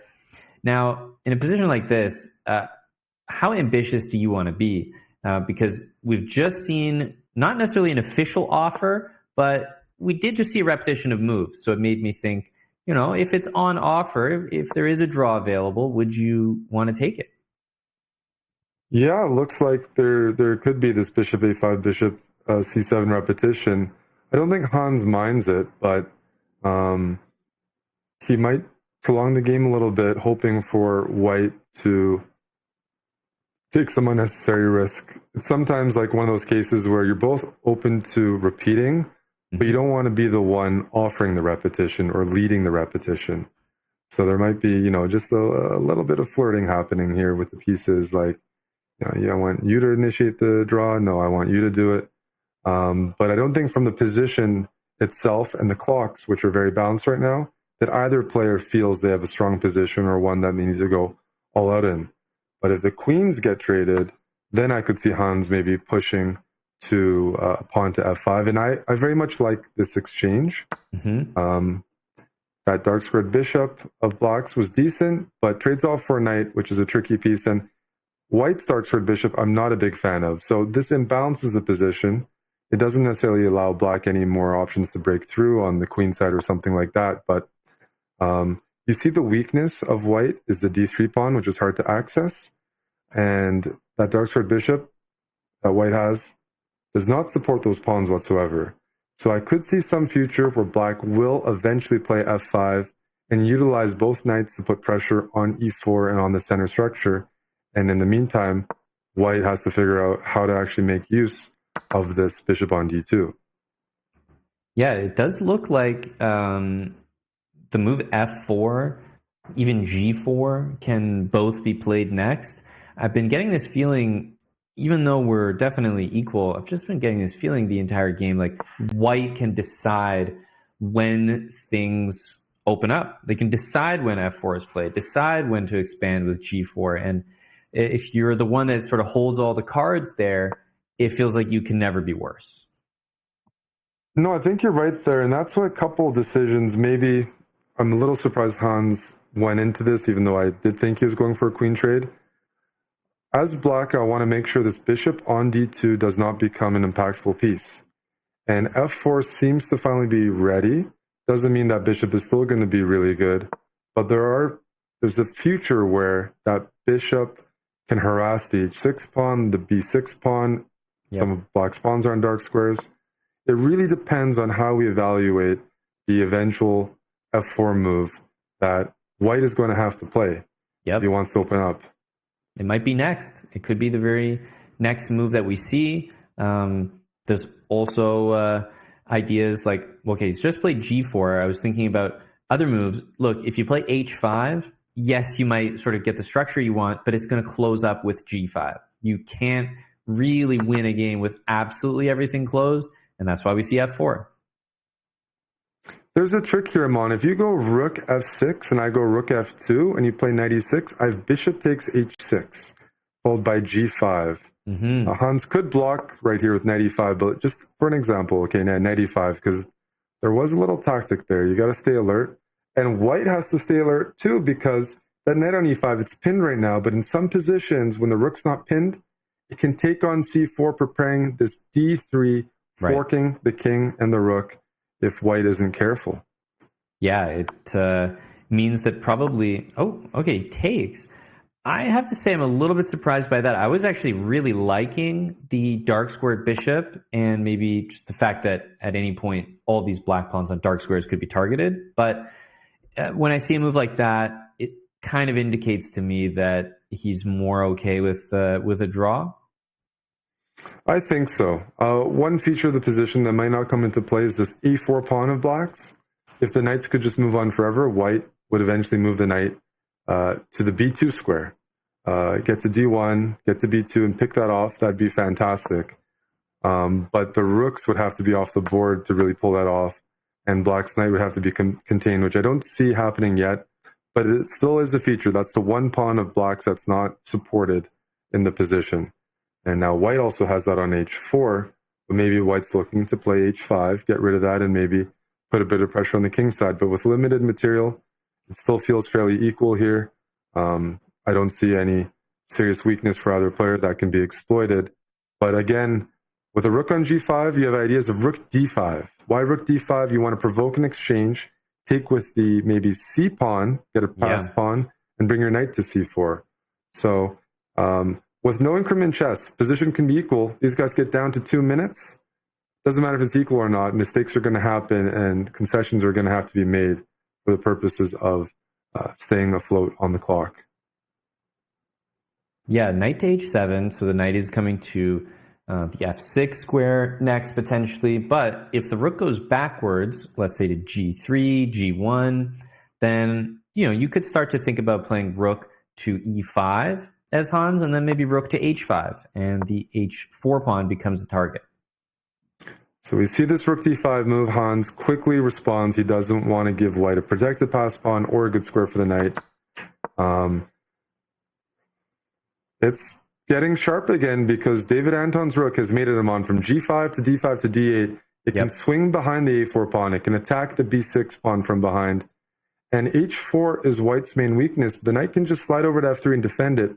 So as of right now, it might seem like white has a few ideas to attack black. Meanwhile, black needs to figure out counterplays. He can go for passive counterplay, defend b6 with a knight on d7 or something, or look for something more active. But a critical moment in this game right now. Yep, he is going to go for defense, and I think that's going to involve rook e6 here because rook b8 is far too passive, and it's making me wonder, are we in for a repetition with rook d8 and rook e8 because there's not really other moves available. White's rook doesn't really have anywhere else to go. You could consider rook c6, but black's king can start to make the journey. King h6, king h5, and king takes h4 if you're not careful. I think that's exactly why white isn't just rushing to go into an endgame. Is yes, a4 is weak. Yes, maybe b6 can be weak, but it's the black's weaknesses. And that's a crazy decision or very risky decision to make without proper calculation. And Hans, not repeating, knight h5. That is interesting. He's probably saying, look, you can win the a4 pawn, but my rook goes to f6, and it starts harassing the knight on h2. It can start harassing the pawn on h4, or even getting behind, harassing white's king and putting pressure on the d3 pawn. At the d3 pawn, that is the biggest pawn to lose because that's the base of all of white's pawns, and then the rest will fall. So Hans showing ambition here, not repeating moves, I admire that because it's not an easy decision to make. I'm looking at that a4 pawn, and well, first of all, the king on c1 seems peculiar to me because after knight f4, it's only going to be subject to knight e2 or knight d3. And speaking of knight e2, that's kind of what I wanted to do. Knight f4, knight e2, knight c3, and I feel like I can really start to target that a pawn, and actually black's a pawn remaining alive could actually go all the way. Yeah. Often in these races, the most advanced pawn makes a difference. Here, Hans gives a check so that he can play king f6, because when rook was on f2, it would have run into a knight g4 fork. So it's going to be a race for the weaknesses. b6 is weak, a3 is weak. This is heading towards a decisive game, but Hans is down 30 seconds, Amon. I don't think he likes his own decision of giving that check and bringing the king out, because after that knight check, all of a sudden he's the first one to face a devastating loss of one of the pawns. So he's committed. He has to go f5. He has to go f5, and he has to allow rook b7 check and probably put his king on the back rank. Don't be too fooled by the eval bar. Clock is important, and the players are no means in a situation to play perfectly with play on both sides of the board. Just pure instincts here. And you can take on g6 as well next with check. b6 is hanging. Black does have maybe arguably the best pawn at the moment on d4, but that's it. Knight d3, I guess king c7. And, knight, okay, he takes g6, as you mentioned. That e-pawn can run pretty quickly, Amon. It can go e5, e6, e7. It's very close to queening, and Hans is going to have to play very accurately here based on his clock situation to hold things. He's got his own d-pawn. It's going to be a race, right? The e-pawn is going, like, once you get e6, e7, e8, unstoppable. But if king d3 right now, rook f3, knight e4, d3, black is making the exact same threats. So d3, he's repeating right now? I think it might have to be. It's right at the moment where it just could explode into a loss for either player. They're probably both looking at the clock right now saying, okay, 30 seconds. Is this really worth staking everything? Knight e4 is such a fascinating move to prepare d3 and rook f1 mate. You might repeat instead, but it's a scary race. Who knows? Different day. You might really be interested in knight e4 and d3, maybe in a like penultimate round or something, but they decide to play it cool, and with only 30 seconds left, they end peacefully with a draw. Looks like a very well played game. I mean, you have to tip it to the guys. I mean, maybe from the middle game or the early part, it didn't look like it was necessarily headed for fireworks, but in a rook and knight endgame, they both just went for it, and so in the end, you know what? We're under a minute each. I can't figure this out. We're both about to queen. A draw is a fair result. That's right. And I was just scanning briefly over some of the other results. And believe me, just about every result is in, because the games don't have increment. So truly, they do all end around the same time. Grishuk and Volodar Murzin drew their game. We had, obviously, David Anton and Hans just now draw. Alexander Fear, he lost. So he was playing some weaker opponents. He did collect a win, which means that Denis Lazovic beating Amin Bassem, he is now leading our event, and he's the guy to watch. So as we head to a break right now, we can say that round 5 will certainly be featuring Denis Lazovic, who has made his way to the top of the table. So stick around, guys, for round number 5 when we come back. The human body was built to move. Not trapped at a desk in one singular posture for 12 hours a day. It's time your chair evolved. This is Secret Lab Titan Evo. Ergonomically engineered for you, gamers, hybrid workers, artists, backing your every move.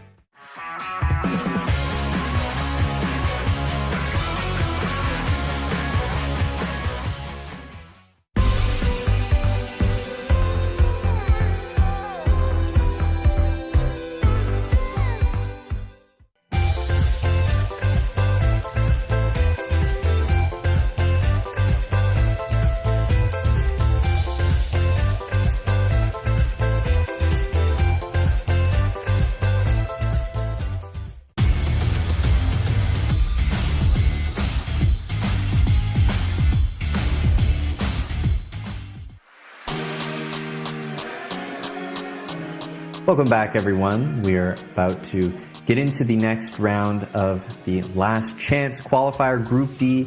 Eric, it's the final group. The top four is, yet to be decided, but these next three rounds will decide everything, because right now we actually have a leader of the event. That's Denis Lazovic. He won against Amin Bassem, and he's currently in the best position going forward, but they'll have to play one of the top seeds in the event, Hans Niemann.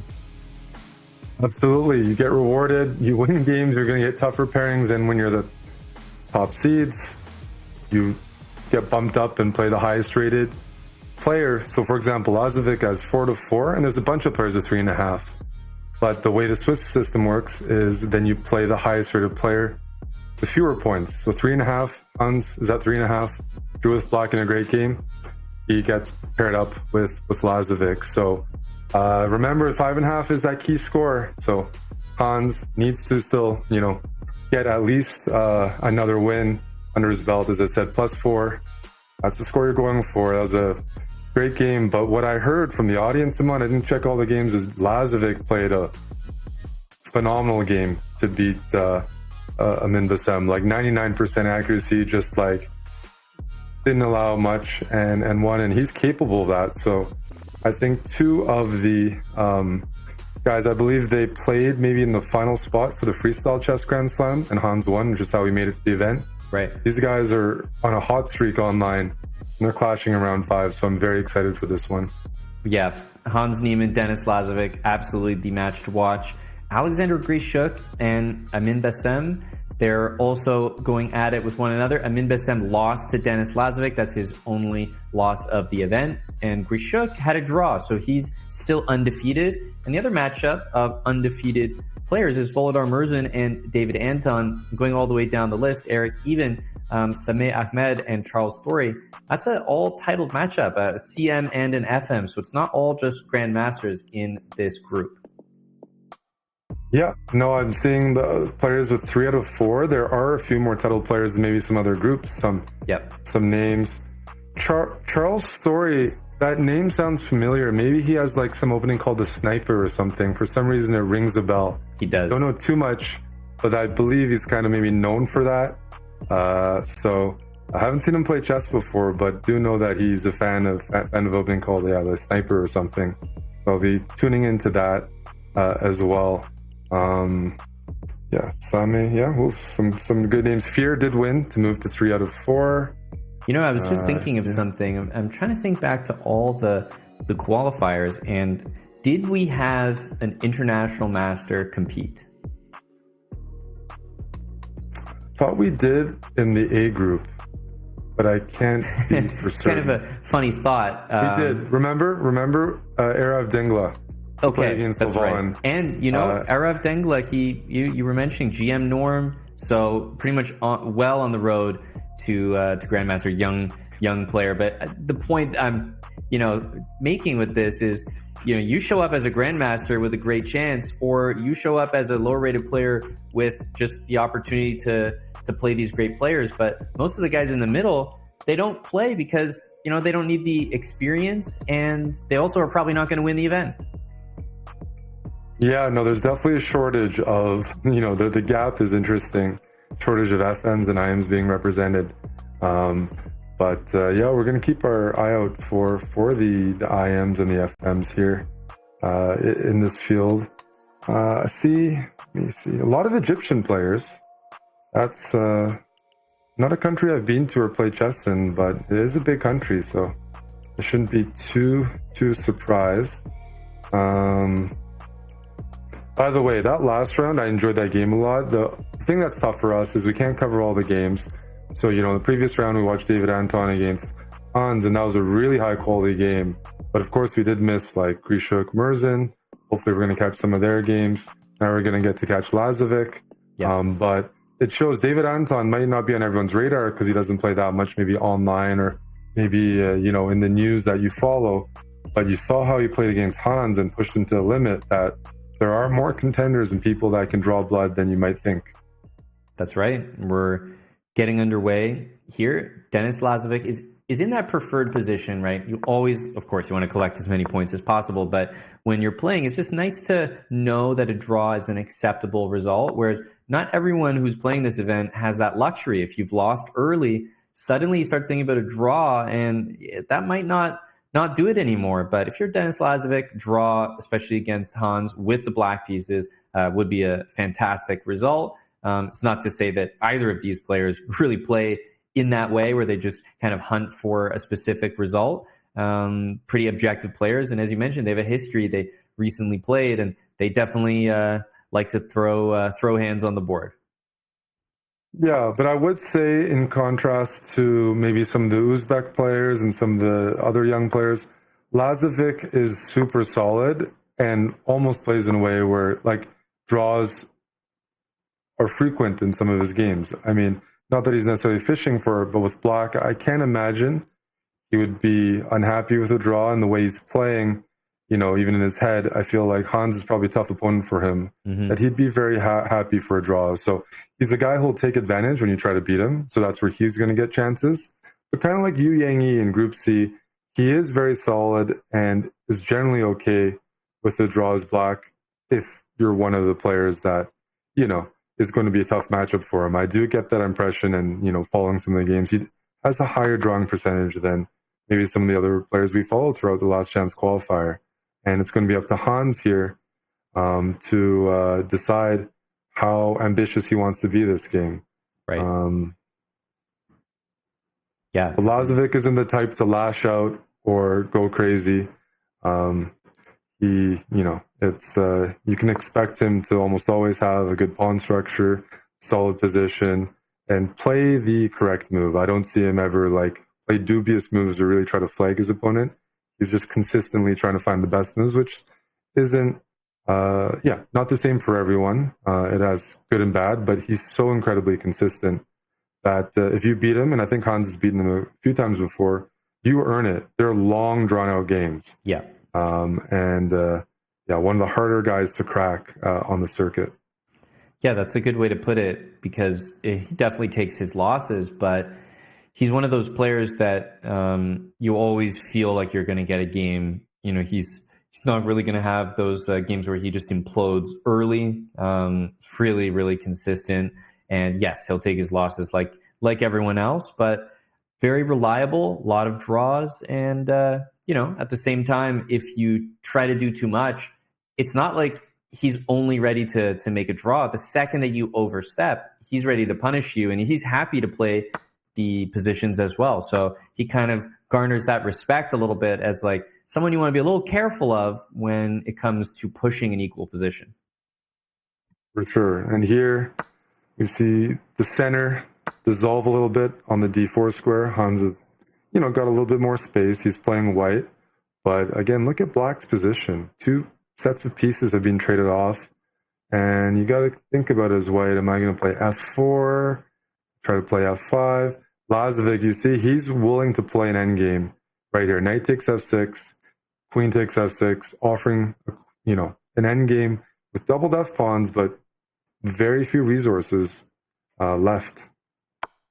Yeah, if you capture, queen will take back, queen takes, and if you capture the bishop here, you do just fix the pawns for Denis. So, of course, Hans is not going to be tempted to exchange bishops there, and there's no doubt that white is a little bit better. Quick look at those doubled and isolated f-pawns will confirm, but the real question is, Eric, is it going to be enough? Is it going to be significant? I mean, even the move d5, like, I'm kind of surprised by this move. Didn't think it was necessary. This fully clarifies the pawn structure and says, okay, there's not even an imbalance. It's just 3-on-3 on the queen side. And if the pawns exchange, you've got this clear weakness on the king side, but he's just saying it's not enough. He is saying that objectively, that's true, but Hans is going to probably invest quite a bit of time here in the next few moves to figure out what path he's taking. Is there a way to target the black weakness? That's the, you know, f pawns and h pawns. The reason this is very close to equal is there aren't pieces that Hans can bring over to put pressure on that. You know, if black ever puts a king on g7, how are you going to get rooks double to attack f6, how are you going to actually win those pawns? Now, you don't have to win those pawns to even have a better position, but it's fizzling out pretty fast. And yeah, he's does have to decide internally. There we go. He doesn't take on d5. He plays e5. That's an imbalance that demonstrates like Hans isn't just ready to trade into some rook endgame. Sure, black has weak pawns, but if you can't access them, it's not enough. And now he's decided, I'm actually going to trade off those double pawns to gain a 3-on-2 kingside majority and try to use the bishop and 2 rooks to build a bit of pressure on the king side. Yeah, I like this idea. I was thinking of king g7, but of course the follow-up for Hans is expected. He's probably going to play pawn to f4, rook to e3, double up on the e-file, maybe even an idea of rook e3 and rook g3 check. So we can kind of predict what the next series of moves are. And I was going to say, if he decides to take instead, the next moves are predictable. However, I think that Denis is going to be able to sort of solidify d5 by maybe playing c6 and possibly bishop back to d7. What I'm really wondering is, if all the pieces just trade on the e-file, does Hans have an advantage that matters? No, I think if the rooks are off, that's not enough. Hans is definitely exploring f4, and he'd love to swing his rook from f1 to g3, but after f4, you might even get away with a move like f6 and tucking your bishop into f7 and just challenging the e-file and trading everything off. It should not be enough, or even close to enough. Where you could find a future is if you had time to play f4, rook f3, rook g3, then the rook on e5, you could maybe swing to h5 and target the h6 pawn, but that unfortunately requires too many moves. And I see an idea here. Your bishop d7 move looks pretty good. Right. But you don't even have to do it this move. Yeah, that makes a lot of sense. Of course, be careful, everyone. The d5 pawn is not hanging because the rook on e1 would be hanging behind it. And that's why Denis is able to get away with this move without defending the d pawn first with c6. And I think it's paying off here. If you're able to trade one pair of rooks, swing the other rook over, even trading one pair of rooks is kind of a big achievement. Yeah, I think we might end up seeing some endgame where we have the bishops on the board, and Hans is going to try to get a pass pawn on the king side and leverage that into maybe some queenside pressure. This is like way in the future, but it's kind of hard to avoid, because he's going to take back with a rook here. Black can go c6. Yep. Problem is white can't play rook e7 and stay there, because you'll always get met with rook d8 and king f6. So it's not like you get to keep the rook on the 7th and harass. This is another way of doing it. f5 is met by king f6. But yeah, I think Hans will probably try to play g4, so you can always play rook h5 if king f6 comes, and at least keep the king honest, watching over the h6 pawn. But if black doesn't panic, it still remains to be seen where the pressure is coming from, although what we haven't mentioned is the clocks. And Hans has built up a 90-second time advantage almost. And if he can prolong the game and keep things a bit interesting, then maybe a mistake can happen in the end game. But as I said, the typical way you beat Denis is to grind him down. Unfortunately, he's not himself, but he's an end game player. He likes doing it. Doesn't mean he always wins it, but yeah, you're going to have to take it away from him. You have to win some like beautiful end game here, where somehow the 3-on-2 on the king side is better than the 4-on-3 on the queen side. Hans here is definitely preparing at some point to maybe play king g3, f5, king f4. Even then, I'm not so convinced, but at least you're demonstrating, a bit of a space advantage.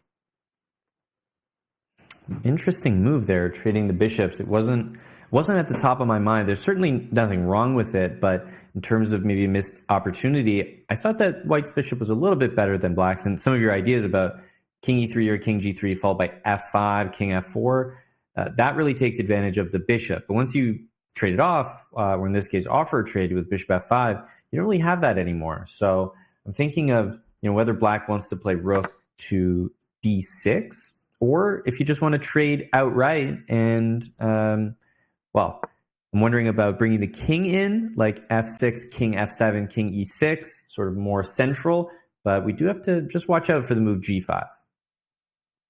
Well, we have to watch out for g5. f6 is an interesting move because now you notice white's rook doesn't have much mobility.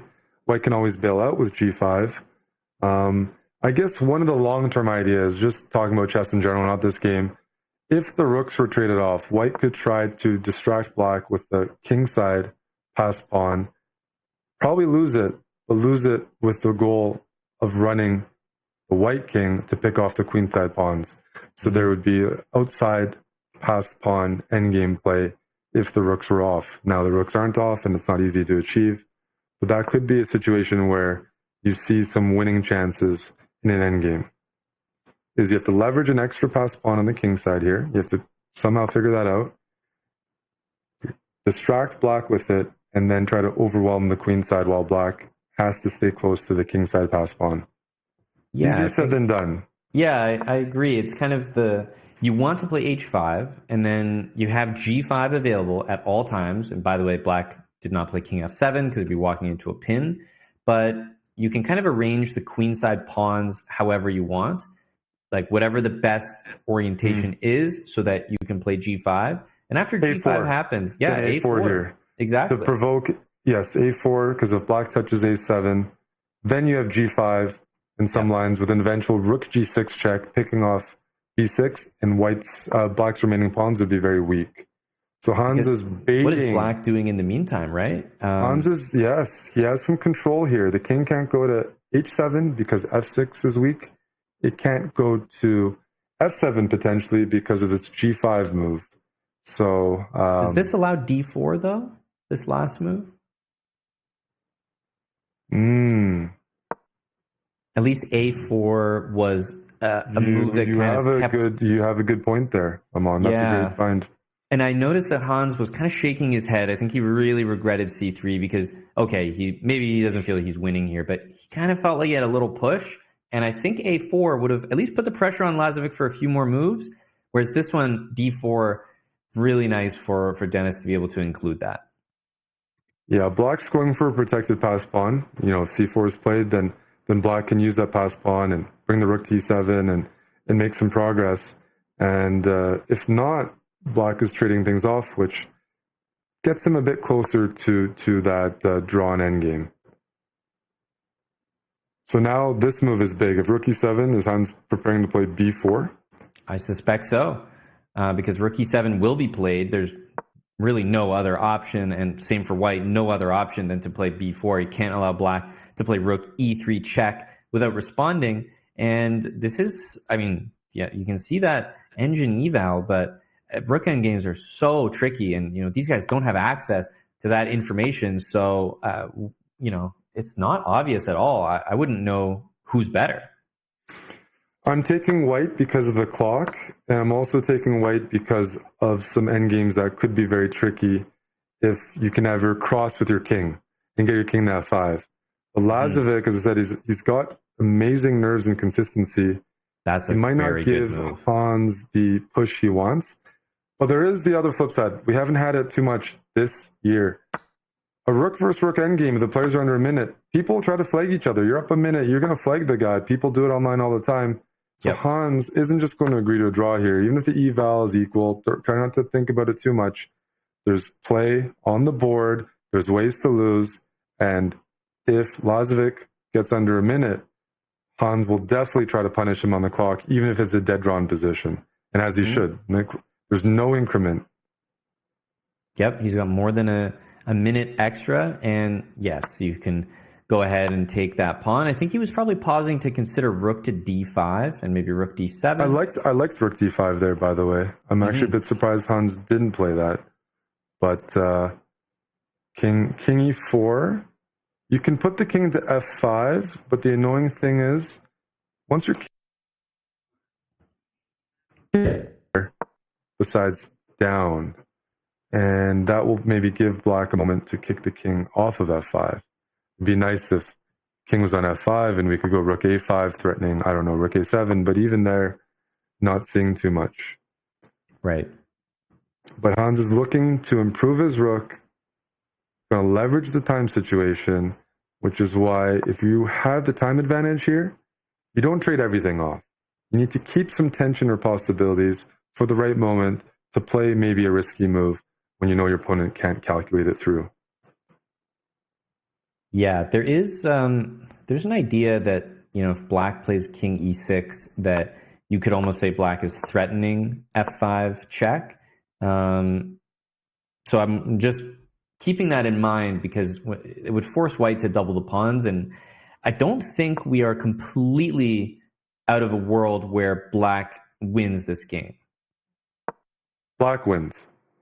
Yeah, just with the outside pass pawn, I'm looking at f5 as a mistake you can walk into, and I'm wondering about rook behind the pawn. Exactly.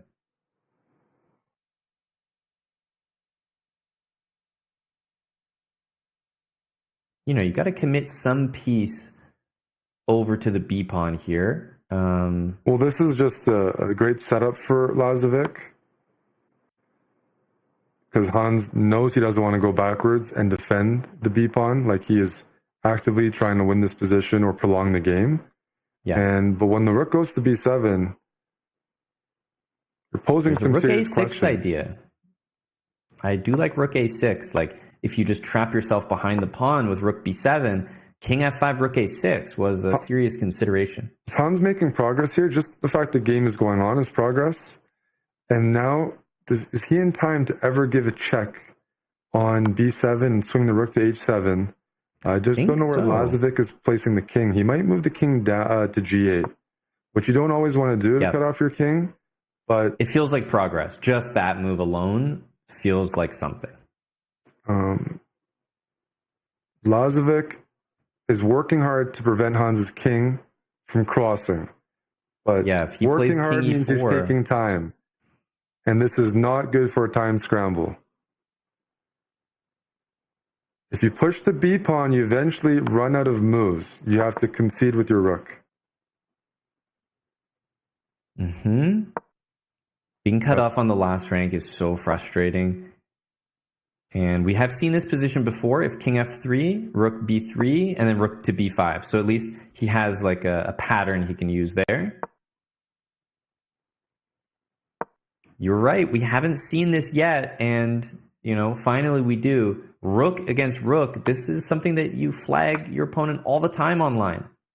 Absolutely. Absolutely. You get flagged here. And 30. What? What's that? Isn't that just losing? Can't you just go into the end game here? He can take it. He could just take it. Amazingly, he could actually take that. He didn't even consider it. Oh my goodness. If he doesn't win this game, he's going to go back and see that double question mark and be very upset. He can torture Dennis here forever. Yeah. This is quite unfortunate if you're a Dennis fan, because those 3 pawns means you're never going to get to like some 50 move draw rule. It's not happening. Yep. And 20 seconds, Hans is going to walk that king over. And this is a win on the board now, but yeah. it doesn't need to be. This is a guaranteed flag, and Hans knows it. And this is kind of what we've been waiting for. This is the real esports element, familiar to chess players, because this is a guaranteed flag online. Let's see Hans. Guaranteed flag online. Hans is going to do it, and that's what he gets for trying to play for a win. He's earning something here. Can't take that rook. Be careful. Rook check. King takes f5 is a very, very nice stalemate attempt. So, well done by Dennis to kind of earn the position that is a draw. But remember, Hans can just give up the f-pawn and reset a 50 move counter. This is a torturous. This is a forced online chess loss. We're going to see flagging at its finest. But that is what the time control is supposed to induce. You have no increment. You can't afford to get so low on time that your opponent can check you forever. Yep, he's going to maybe keep the rook there for the moment. He's switching sides. He has to be careful not to repeat the position. A couple seconds down. And he's going to move that pawn. He doesn't mind if he loses it. That's just to reset the counter once again. Make sure he never allows 50 moves. He might check a couple times here. Yeah, I would Hans give is up getting that low pawn. on time. He's got to start moving, though. Lazovic is locked in and pre-moving. Oh, there we go. Rook h7. And Beautiful. Beautiful. And you can see what that means to Hans Niemann there on the camera. That's not going to get a handshake after that. I could tell you that. No, you're not going to get a handshake there, but this is the format, and Hans demonstrated it very well. Yeah, I Get have that no time problem with advantage. And you know what? Some players would have maybe agreed to a draw and not tried as hard, but I have to say I'm quite impressed how he managed to generate winning chances and keep tension and give tough decisions for Lazovic throughout the game. That's very impressive.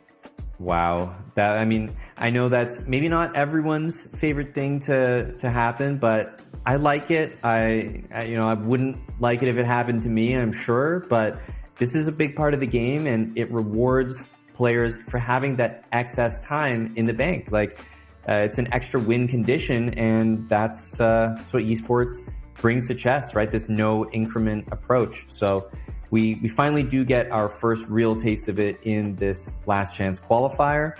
That was round number 5. Alexander Grishuk notably lost to Amin Bassem. There's some big results to announce. We'll recap, of course, when we come back. We're getting into round 6 when we come back, so don't go anywhere.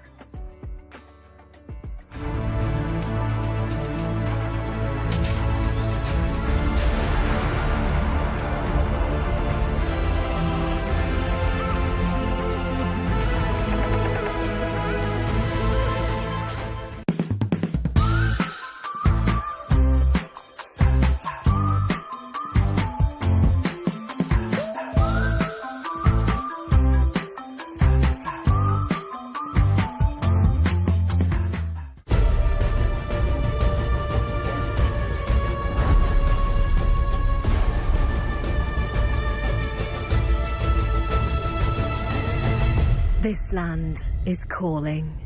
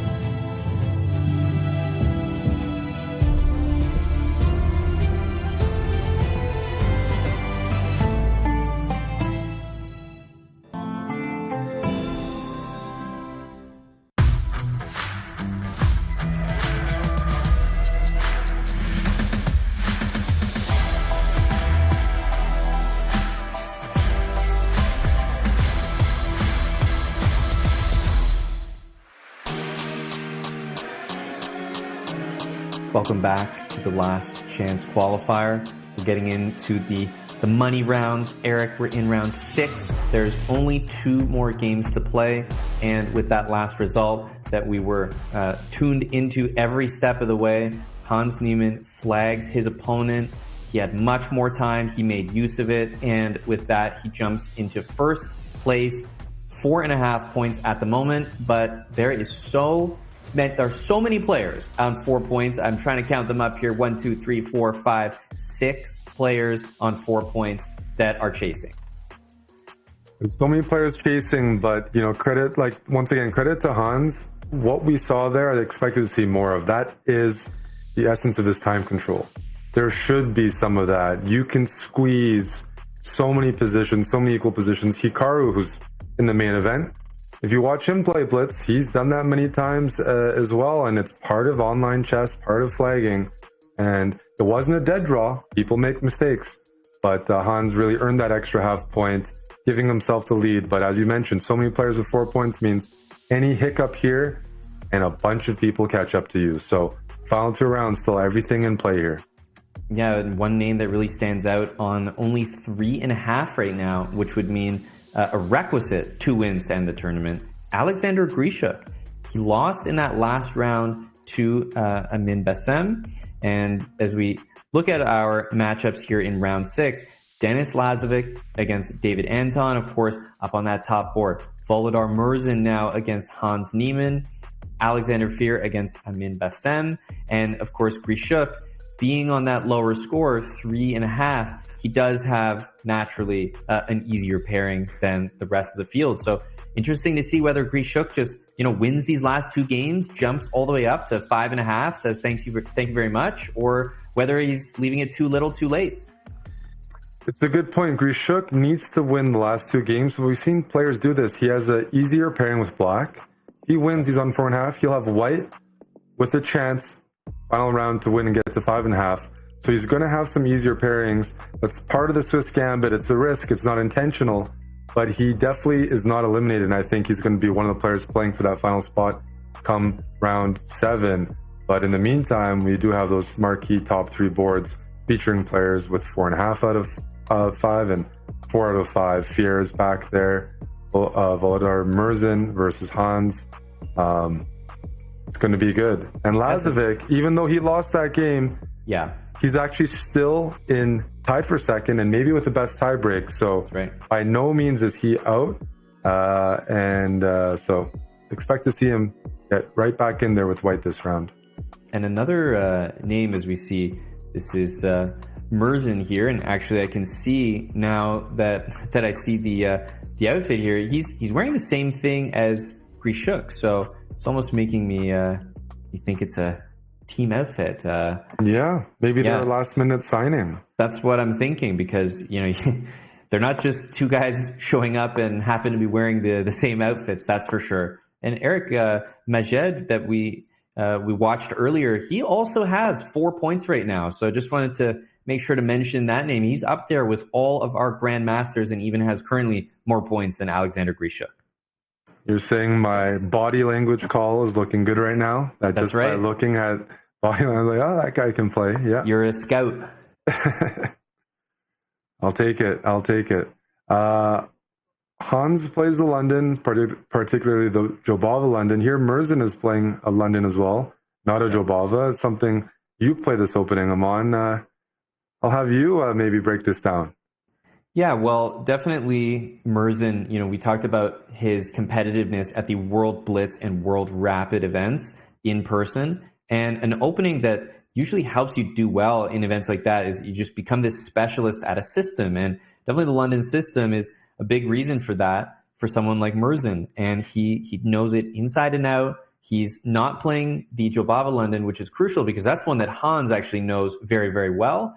And what he's chosen to do is a very quick knight e5 with queen f3. And immediately you start to think about moves like g4 and h4 a lot more as white in these positions. The bishop absolutely belongs on the d3 square. Knight c6 is played, but here usually it is moves like g4 and h4 that synergize with knight e5 quickly, and especially the queen coming out to f3. Yeah, I'm wondering if Merzen is going all in with that approach, or is he going to play something like just Queen H3 without touching the G pawn.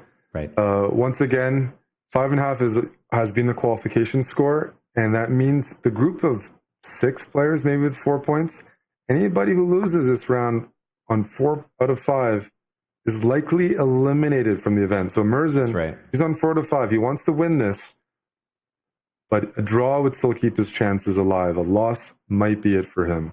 So he's trying to balance that, what gives you the best chance of qualification and not to go too overboard. But he does have the hardest pairing out of anyone. Yeah, he certainly does.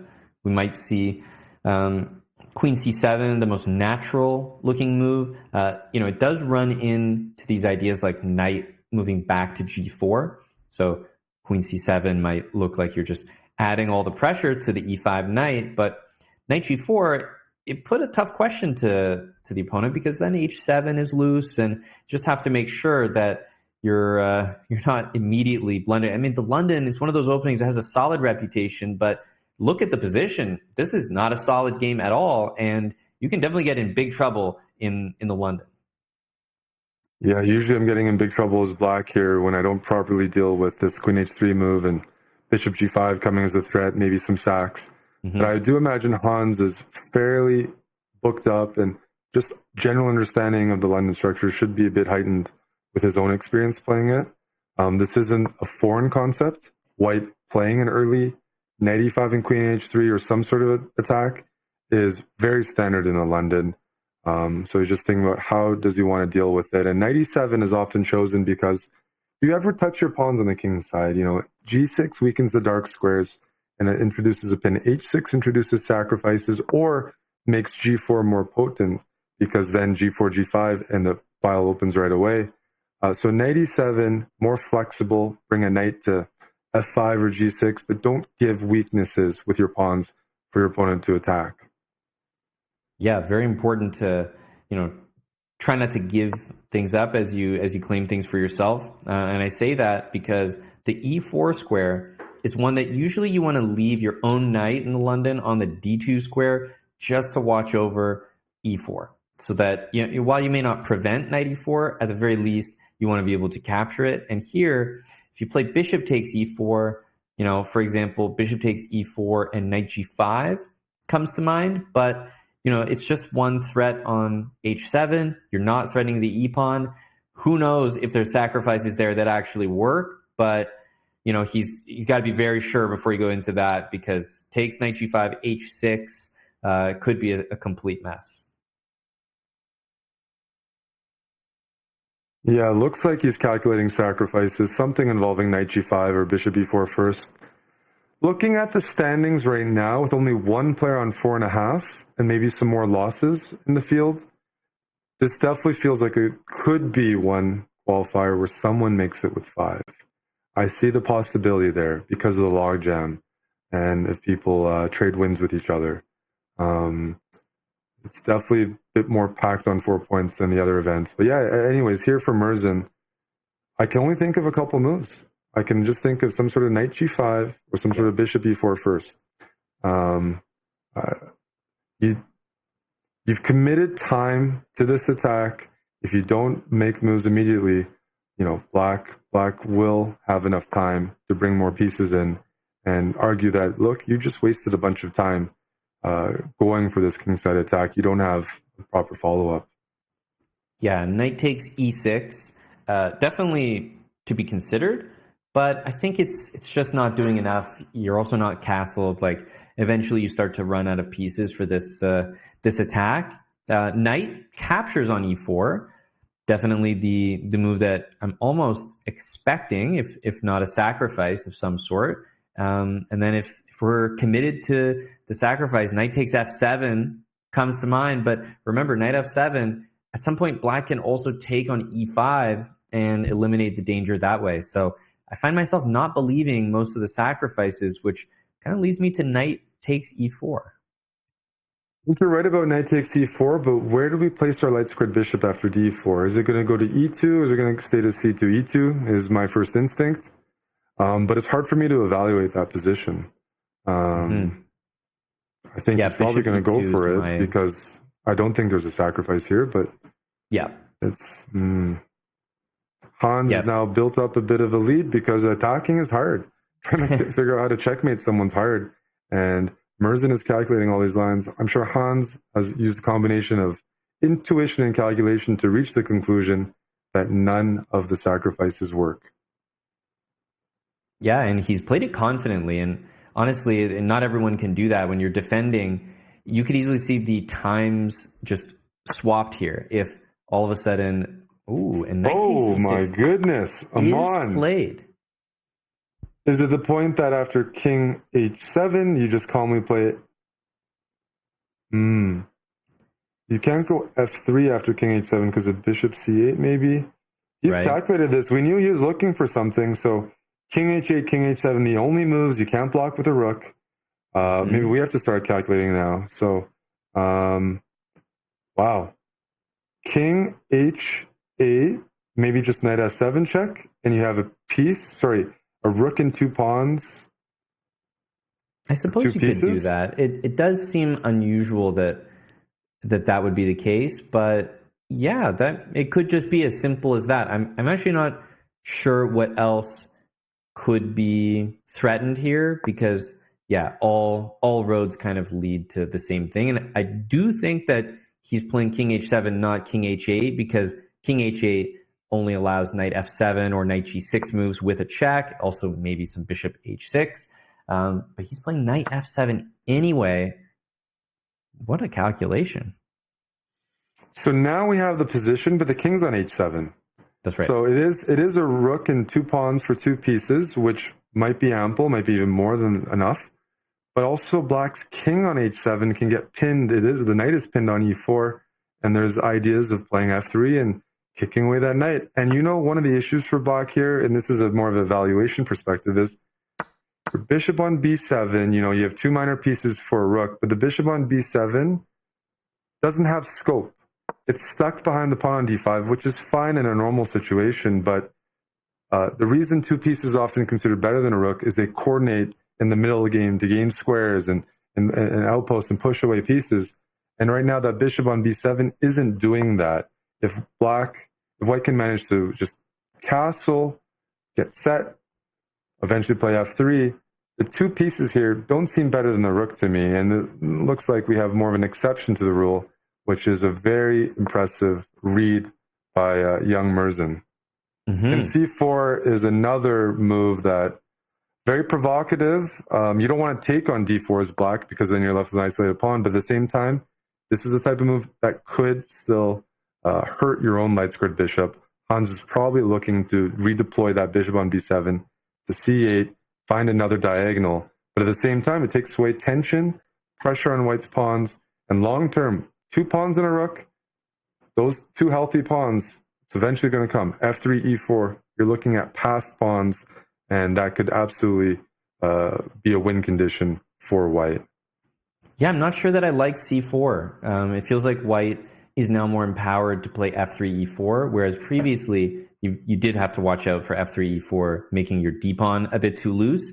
So I thought that the tension benefited black, and now I'm just expecting either f3, e4 immediately, or queen back to e2, sort of regroup, get out of the way of bishop c8, knight f6, these kind of moves, and just play f3 and e4 from there. And eventually it feels like the pawns will steamroll the position. Yeah, I really like what Merzen is doing here, and he earned it. He's going for it. He calculated this. You can't calculate everything, but he says this middle game is good. The end games are typically good. The rook and two pawns, better than the minor pieces in end game. In a middle game where rooks don't have open files, that's where pieces can be dominant. Here, I don't see that. The knight on e4 is fine, but it can be traded off or kicked away. Knight on g6 isn't that impressive. Bishop on b7 needs to improve. So I see the argument for why the rook and two pawns is superior here. It still takes a bit of unraveling for white, but it's coming fast. And that's why you see Hans, with his previous time advantage, is now behind on the clock, deciding how does he stop this. If you go bishop c8, I don't know. Bishop c8 hits the queen, but maybe the queen goes to h5. It could go to e2, but even h5 I'm curious about. I wonder if white is going to try to stop or prevent black's bishop from maybe rerouting to f5. and finding, a bit of a diagonal there. I'm curious about f3. What happens after f3? Very direct move. It's very direct, but as long as our queen isn't trapped on g4, f3, bishop c8, queen h5, for example, it's a move you want to play. And if you white is definitely doing very well here. You've played f3, you have a fantastic light squared bishop. Hans wants to go bishop c8, bishop f5, but it might run into e4. Yeah. Because if white castles, wow. Yeah, I thought short castle for sure was the main move I was considering, and it just seemed with the f1 rook, then looking at the black queen, that you would essentially get e4 no matter what.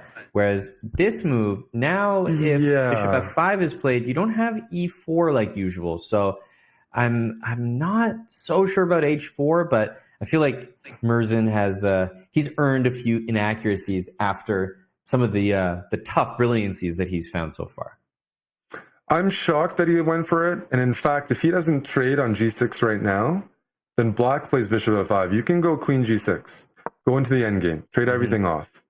Queen g5, I looked at, but after bishop f5, I wasn't necessarily super impressed. The move works. It's very flashy. It might have been what he planned. And it looks like a mouse. He has to be very confident with this because he could have just castled, kept all the options open. This is a bit more forcing. Fortunately, as we go towards an endgame, a rook and 2 pawns is normally a safe position to have in an endgame. Even if black improves their minor pieces, it's hard to imagine black with serious winning chances in an endgame. Yeah, it does feel now like things are liquidating, and you really don't have that e4 move. So let's say you take on f5, you could throw h5 in. Can also maybe play king f2. I'm not thrilled with this because I thought the alternative was quite good to castle and force Hans to make moves. Yeah. Here, Hans has to make moves, but the plan is very simple, especially the queen's off. It's to stop white from playing e4 or make it hard as possible. And black can maybe do that. Put a knight on d6, maybe push the f6 pawn to f5. Yeah. And knights are good at blockading pieces. We were looking at positions where the pawns could push to e4. Now I'm not seeing that. And I really think Murzin has made some mistakes here, Aman, compared to what he had before. I think he's misjudged it. h4, h5 was not the right idea. Castling looked like it kept the pressure on. Now, that being said, I don't know that it's the worst position, but Hans will be very happy with how this has turned out. And I think if anyone's going to outplay the opponent, it's probably going to be Hans at this point. Yeah, all of a sudden you see the activity for the knights. The knight might come to g5 if you go rook g6. e4 tactically doesn't work. And one thing about it, you have 2 pawns and a rook for 2 pieces. You need to keep those pawns flexible. They get fixed, all of a sudden it doesn't feel like 2 pawns anymore. So very curious here, but Hans is playing it all right now. He's improved his position tremendously. And yeah, the metric is white wanted to have those 2 pawns to use them, push them, force the knights to be passive. These knights aren't passive. Knight on g7, defends, hits h5. Knight on g5, blockades, hits f3. e4 is still not that easy to get through.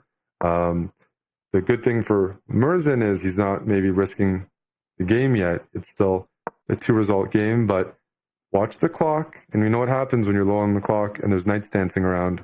That's as Danny Wrench would say, it's Fork City. Those knights are gonna be requiring a lot of maintenance to prevent from getting in the position. That's right. Forktown population us. Good impression.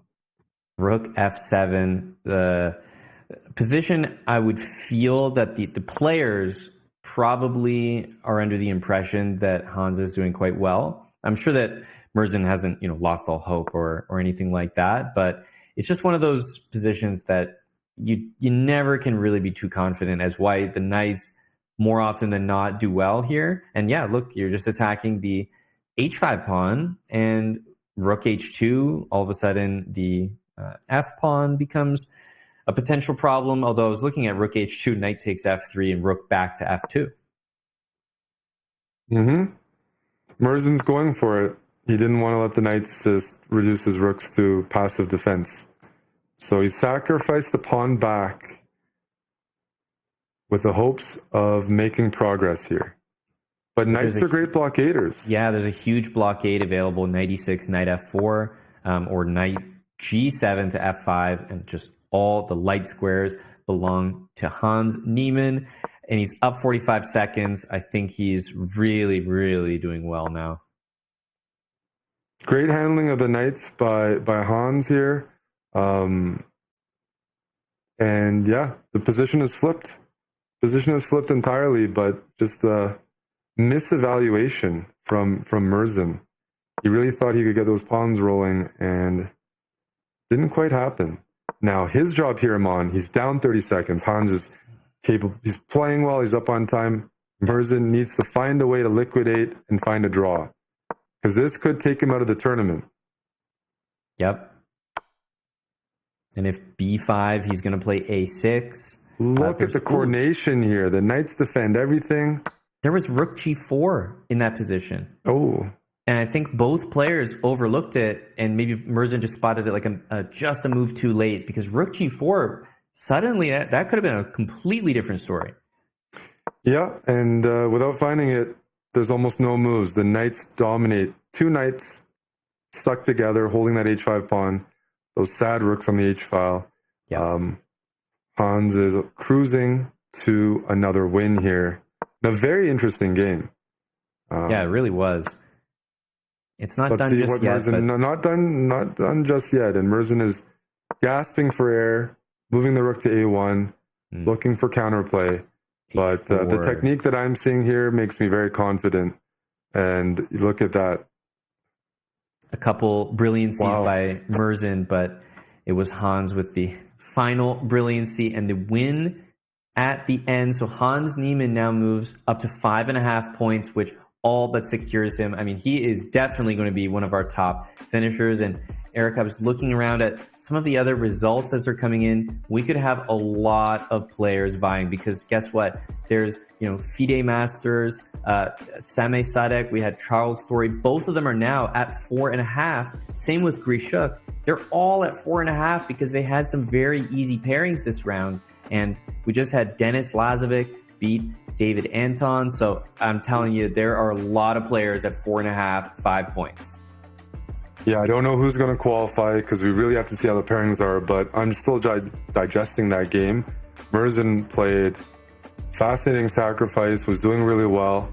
He makes one misstep, this h4 move, and Hans punished him, demonstrating how you blockade pawns and weave, with those knights, the blockades, and dance around and make the rooks look feeble. That was a very textbook game by Hans, but you got to give credit to Merzen for going for it. That might have lost him the tournament. He might be eliminated. Yep. It's not in his hands anymore. But yeah, the main story, Hans qualifying first. And outside of that, we have no clue what's going to happen next because of the amount of players. Exactly right. Hans, 5.5. He's leading. There's only one more round. Denis Lazovic and Amin Bassem have 5 points. And then there are a lot of players at 4.5. We'll break it all down for you when we return from this break. But don't go anywhere, because we finally learn our last 4 players that are going to be joining our playoff bracket tomorrow. You won't want to miss it. We'll be right back.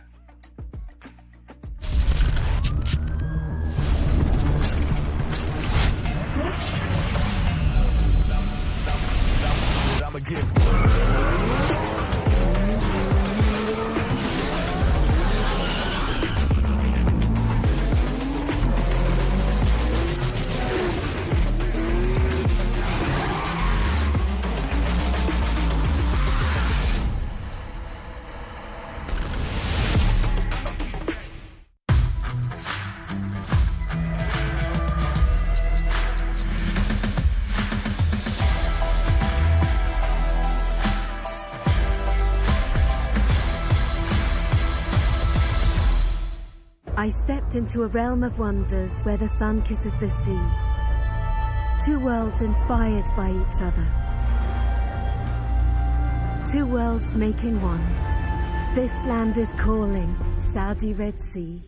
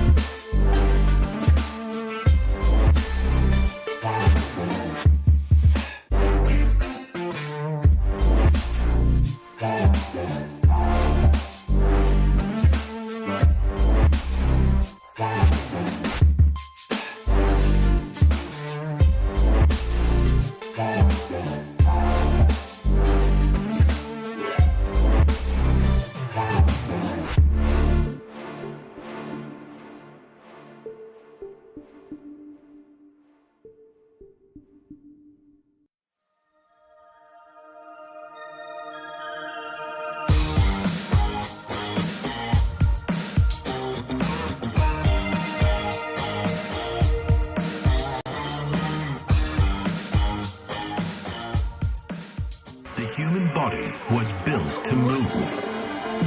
Not trapped at a desk in one singular posture for 12 hours a day. It's time your chair evolved. This is Secret Lab Titan Evo. Ergonomically engineered for you, gamers, hybrid workers, artists, backing your every move.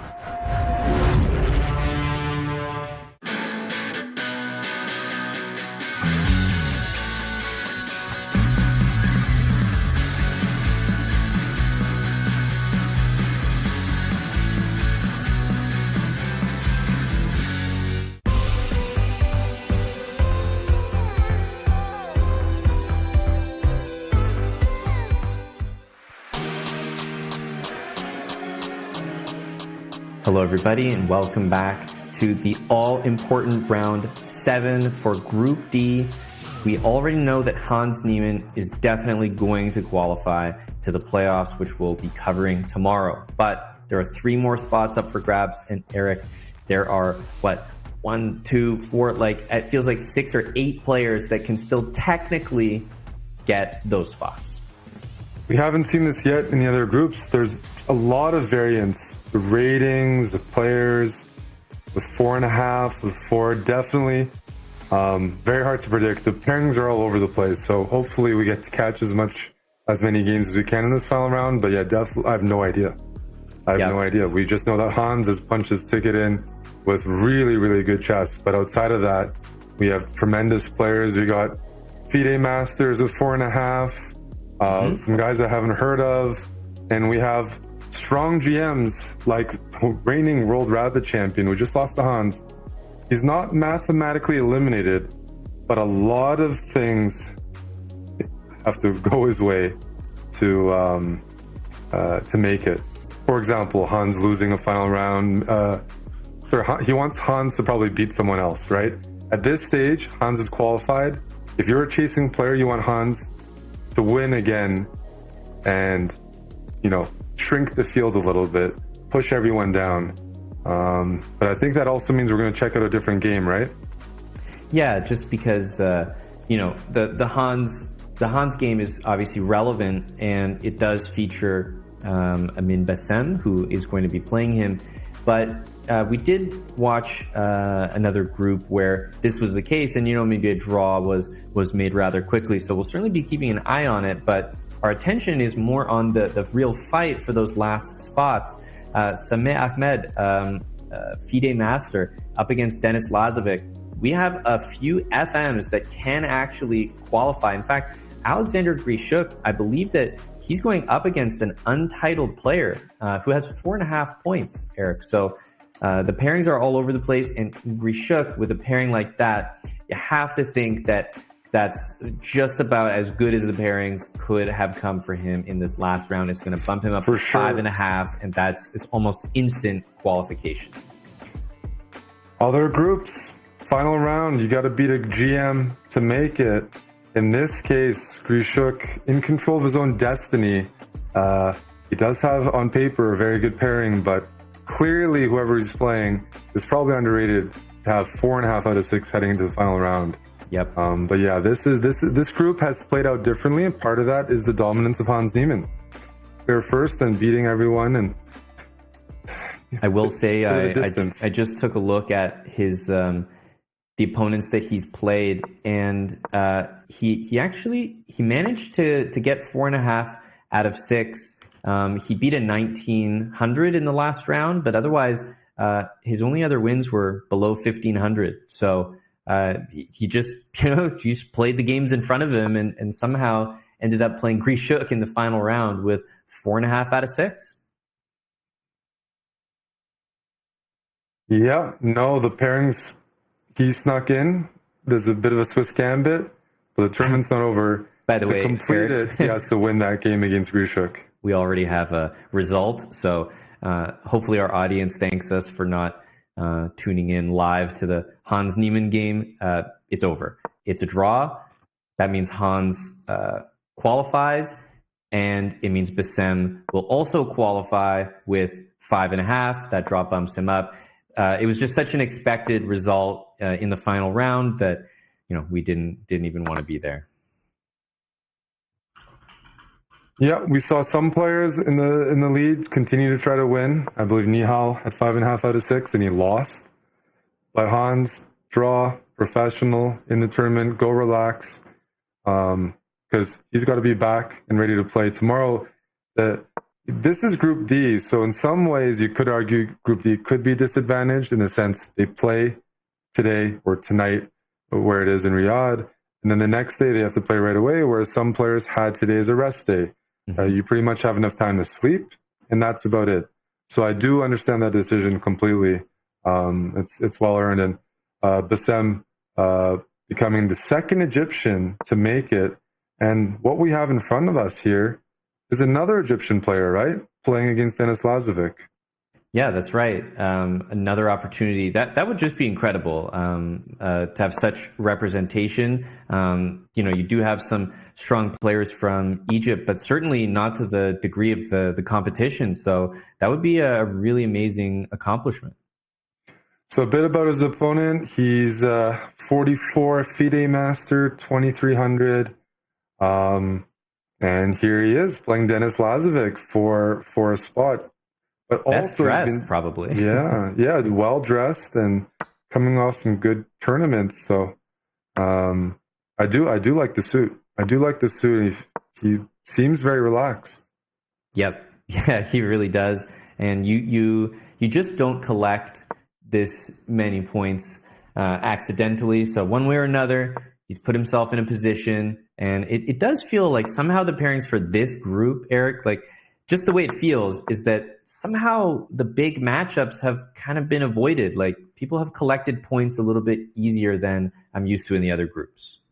It's true, and I've done a bit of digging because it doesn't fully make sense to me. Like some of these qualification games are objectively quite a bit easier than other groups for a final round. But this group has more players, 45 players. So it's one of the bloated groups. So if you think about it, 7 grandmasters, 45 players. There were some groups with 10 grandmasters and like 32 or 33 players. Every third player was a GM here. There's in the middle of the field far more opportunity for players to avoid the GMs and actually score big. And that's probably why we have the pairings that we do.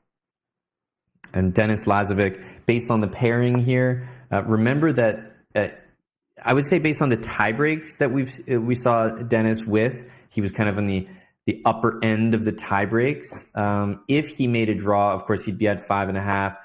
That would probably be enough to qualify, but there's a real possibility that a lot of players, more than just the 4 qualification spots, end up with that 5.5 point margin. So I wonder if this is going to be the first time that we see someone not qualify with 5.5. Well, the only way for Lazovic not to qualify with 5.5, well, he almost is for sure going to qualify, but the 4.5 score player that you mentioned was around 2,000. He would have to win to get to 5.5. Because I'm doing the math. I think I'm doing the math, and it's looking very promising for Lazovic for a draw. But I know what you're saying there's a couple players here that we haven't covered yet today that theoretically could reach that as well. You'd like to think Lazovic, really good tie breaks. Yeah, but maybe why take that risk? Yeah, exactly. I mean, he's going to play it out. He's up time. We've seen time be a factor. And believe me, in the final round with everything on the line, we might see even more desperate flags than we have so far. Well, this is going to be an instructive game to follow. If we're of the perspective Lazovic is probably looking to win this to really secure qualification, he's playing black, and he needs to have pressure somewhere on the board, and we have a Carlsbad structure. So as soon as I mentioned that white took a bit of a risk, played b4, I mean, it makes sense. He's got to win. The player playing white has to win, right? He's got 4.5. He's playing up. And now you notice the position. The a4 pawn is weak, but on the flip side, you have the b file to operate from and put a bit of pressure on b7. So it's probably balanced like that, but both sides have weaknesses. Lazovic is probably going to eventually swing the queen over to a8, double up on the weakness on a4, as long as the knight on d6 can stay steady. That's the Carlsbad knight. It's the best way to defend b7. You'd rather use your rooks for more promising opportunities. If that all ends up being even, white defends a4, black defends b7, Lazovic will need to look for another part of the board to maybe open things up. And typically in the Carlsbad, that often comes with some sort of move like f5 sometimes at the right moment to try to play f4 and make a target on e3. That's a long ways away. Lazovic's experienced. He's up time, so he's not going to do that unless he needs to. He's going to question his opponent, ask, pressure a4, not make risky moves anytime soon, because the only thing he can't do is lose, right? So I think just keeping it solid, it makes a lot of sense. Build a time advantage, follow the other boards happening. I will say that it's extremely likely that the qualifiers are Hans, Amin Bassem, Denis Lazovic, and Alexander Grishuk, just because the other players who do have 4.5 points are the lower rated players. Like, they're basically all playing Grandmaster. So we would have to see an incredible upset. And believe me, I would love to see it just for the intrigue, because we would see an FM or perhaps an untitled player beating a world-class Grandmaster in order to qualify. And that would be a shocking story, but I don't think anyone is going to qualify with less than 5.5 points once again. And as I mentioned, most likely Grishuk, Denis Lazovic, Amin Bassem and Hans are going to be the 4, but let's wait and see. Yeah, Grishuk playing in 1900 in the final round to try to qualify is definitely shows the variance in this format, because we have seen some world-class players, and even the last round, Merzen pushing against Hans, playing innovative chess, lost, but I think represented very well. I mean, he's a reigning world rapid champion. Yeah, not going to qualify, and might even have a higher performance when all is said and done than qualifiers in this group.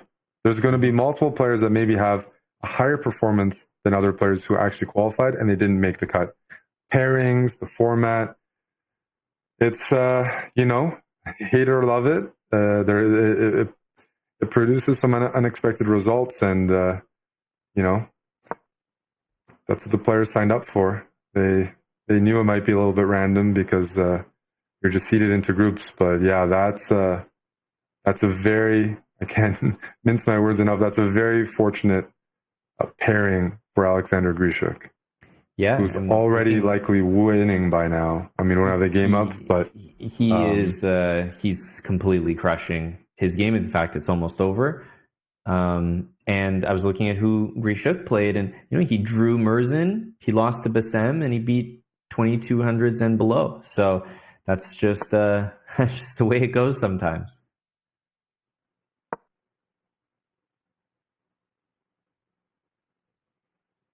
Lazovic here, control the A file, no pressure on his queen side because the B file is now blocked with his pawn on B6.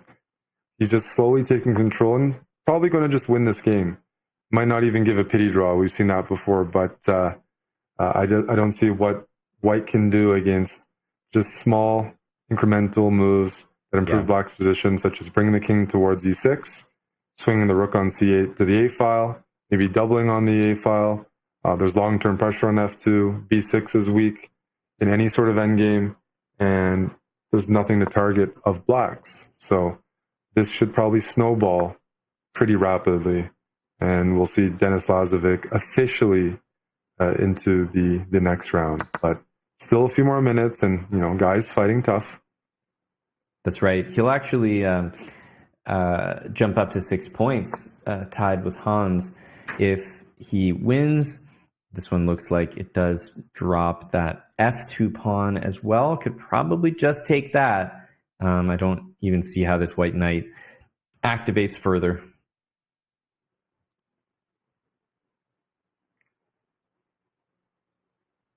Yeah. Take that pawn. That's what Yasser would do. And Volodar Merzen has won his game, but as you mentioned, it's just not going to be enough. He's going to end with 5 points, and that's not even going to come close to qualifying, unfortunately. A lot of people are going to get left behind at that 5-point margin.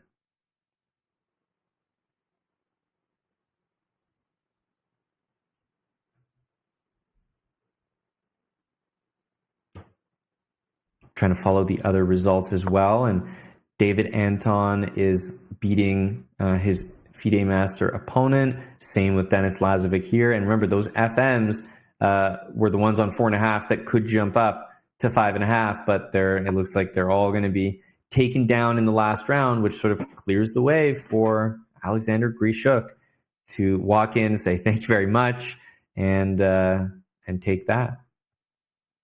Yeah, and in case you're wondering what are the guys playing for who can't qualify, that could be David Anton, that could be Merzen. There are prizes.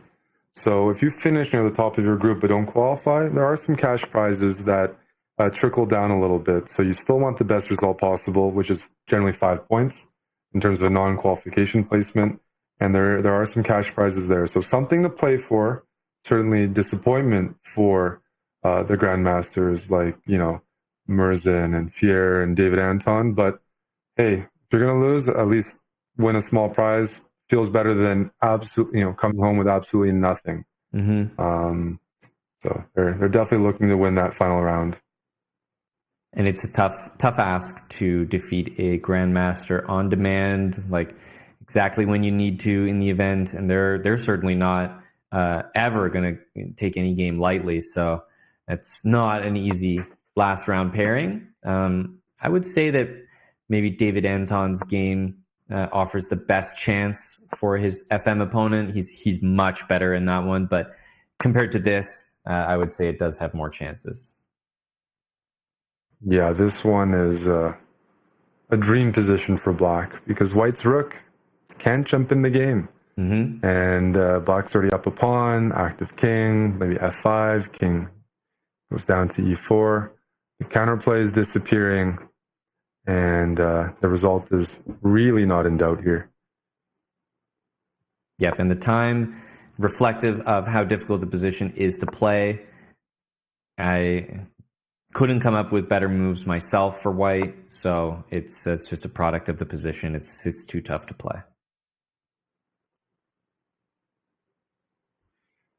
We don't have the game up, but Alexander Grishuk is a couple moves away from winning and moving to 5.5 out of 7. He's just done it.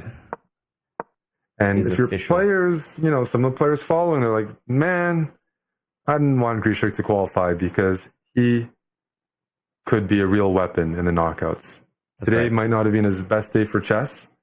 And to qualify anyways, I can see him in the background. At some point, you're like, man, I wish Grishuk was eliminated. He is a former World Blitz champion and can beat anybody, and just has such a classy, strong player. This bracket in the end is producing strong players qualifying, but the method to get there, as I said, the goal is to just qualify however you can, and you're not in control of your pairings. But somehow losing early was extremely beneficial in this case. Yep. It ended up helping him out, and he's definitely in with 5.5. There's only a couple more people that can reach that 5.5 threshold. We're looking at 2 of them, and when I say that, I mean we're really looking at one of them, because with 38 seconds and this position in front of you, it's unfortunately just not going to happen. Even rook a7 to attack b7. If Dennis wanted to, he could play rook g7 and just 100% prevent any ideas.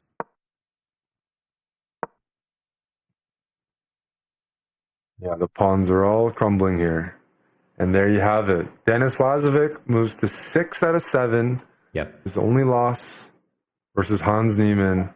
And he's through to the knockout. Congratulations. Definitely well-deserved. He moves up to the same score as Hans Niemann. And there really is only one other player that can score 5.5 to even make us think about tie breaks. But in order for that to happen, I mean, I was just looking at the game quickly on the other screen. He's got a minute left and he's nearly dead lost. So it would be a complete miracle, which means our 4 qualifiers, I'm pretty sure, are going to be Hans, Dennis, Amin Bassem, and Alexander Grishuk. And once again, 5.5 points, Eric, is that requisite score to move into our playoffs. Yeah, impressed with the consistency there, but tough day when you think about it. We've covered the last 2 days. We're approaching the end of the group stage, and this thing about guys like Vincent Keimer didn't get in, Vidit didn't get in, Dubov. Wow, a lot of sad people going home, and a lot of interesting storylines. I mean, the first they produced maybe some of the bigger upsets, and not that strong players didn't make it in Group A that I mentioned.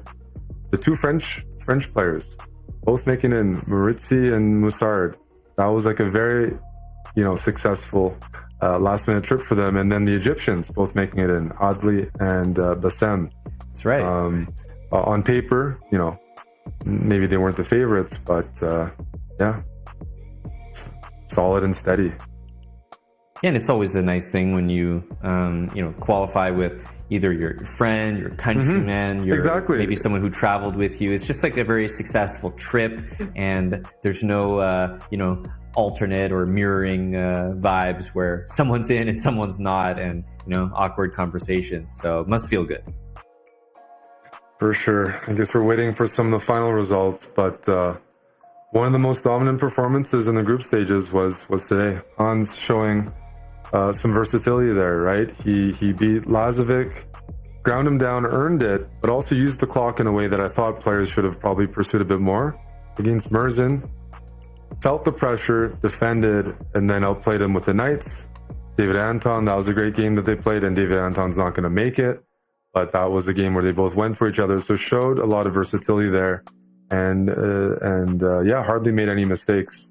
I know a lot of people, eyes on Hans. Well, yeah, he has made it, and you'll see him tomorrow. He's probably back maybe in his hotel room, because this is the last group. It's past midnight, right? It's well past midnight in Riyadh, and the players play tomorrow, not that early, fortunately for us, because we're still in Canada, but the players play tomorrow. So again, not much of a turnaround between this group and the games tomorrow. So the players that have made it, it's time to rest up, because tomorrow is going to be way stronger.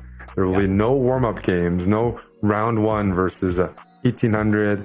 Tomorrow straight to serious matches.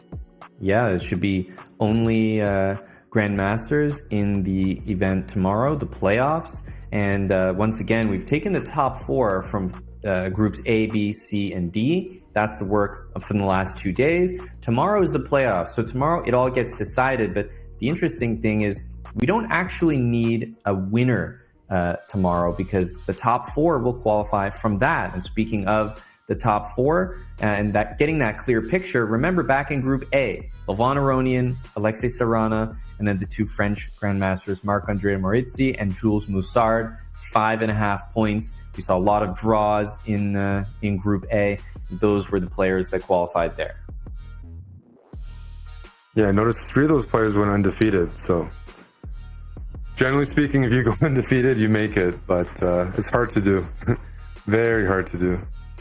That was all the way back in Group A. It feels like so long ago, but it does really just yesterday. There's been some long days, and there's been people that have been hanging out with us the entire time.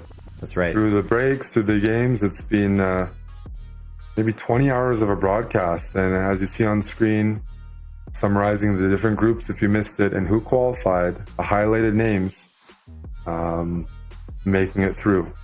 Yeah, well, Alexander Bortnik, definitely a fan favorite there. He qualified through the qualifier, so he's excited to give it his all in the playoffs.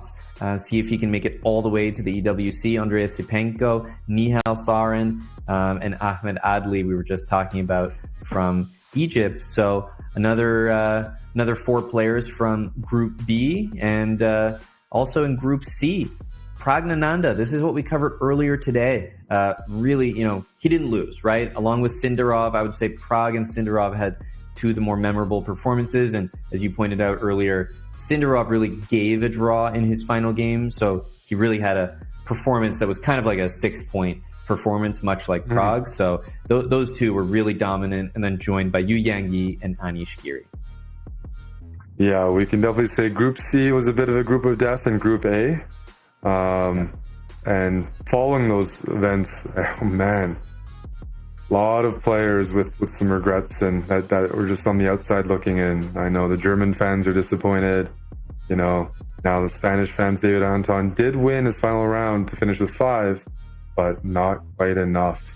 Just missing out. Bassem, Lazovic, and Neiman. Yeah, that's too bad, but consistent, right? You needed 5.5. Grishuk is that the final player to claim a spot there, and that makes up our 16 players, 4 from each group, that will compete tomorrow. We'll be bringing you the coverage of that. It starts at the same time as usual, and important to remember that we don't just need one winner tomorrow. Remember, top 4, the exact same format that we have been using, it suddenly applies again, but this time it's all Grandmasters. It's only 16 players, and you have to finish in the top 4 of that. So thinking back to some of those names, Eric, I mean, does any name stand out based on our coverage of the groups that you're really thinking, okay, that's a player that didn't just dominate their group, but I could actually see in the Esports World Cup? There's a lot of players that fit that mold for me, because I kind of view this as like a heat, strong heats, And some of the players played remarkably well and qualified. And the question is, are they able to carry that form? Like, I see Grishuk, I see some guys who qualified without their best chess. Yep. They might be bringing their best chess to the knockouts. Right. It's very hard to just maintain that level. So to me, pretty much everyone who's qualified is worthy, and it's going to be a very exciting day tomorrow. I hope people join us tomorrow, because if you hung out with us today and yesterday, well, tomorrow's where it all comes down to the wire, because the main event is everything, the road to the EWC. And we'll be there. We hope you guys join us for that. Yeah, well, we're going to be covering it tomorrow, same time.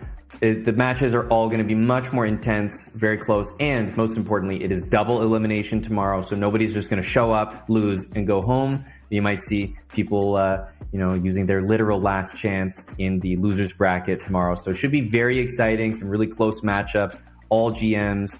And Eric, I can't wait to commentate it. So we'll say goodbye to the global audience, the people with us here, especially if you've been watching these long days for the last couple. The reward is tomorrow. We're going to see a lot of exciting chess. So we'll see you guys for the playoffs starting tomorrow. And until then, take care. Take care, everyone.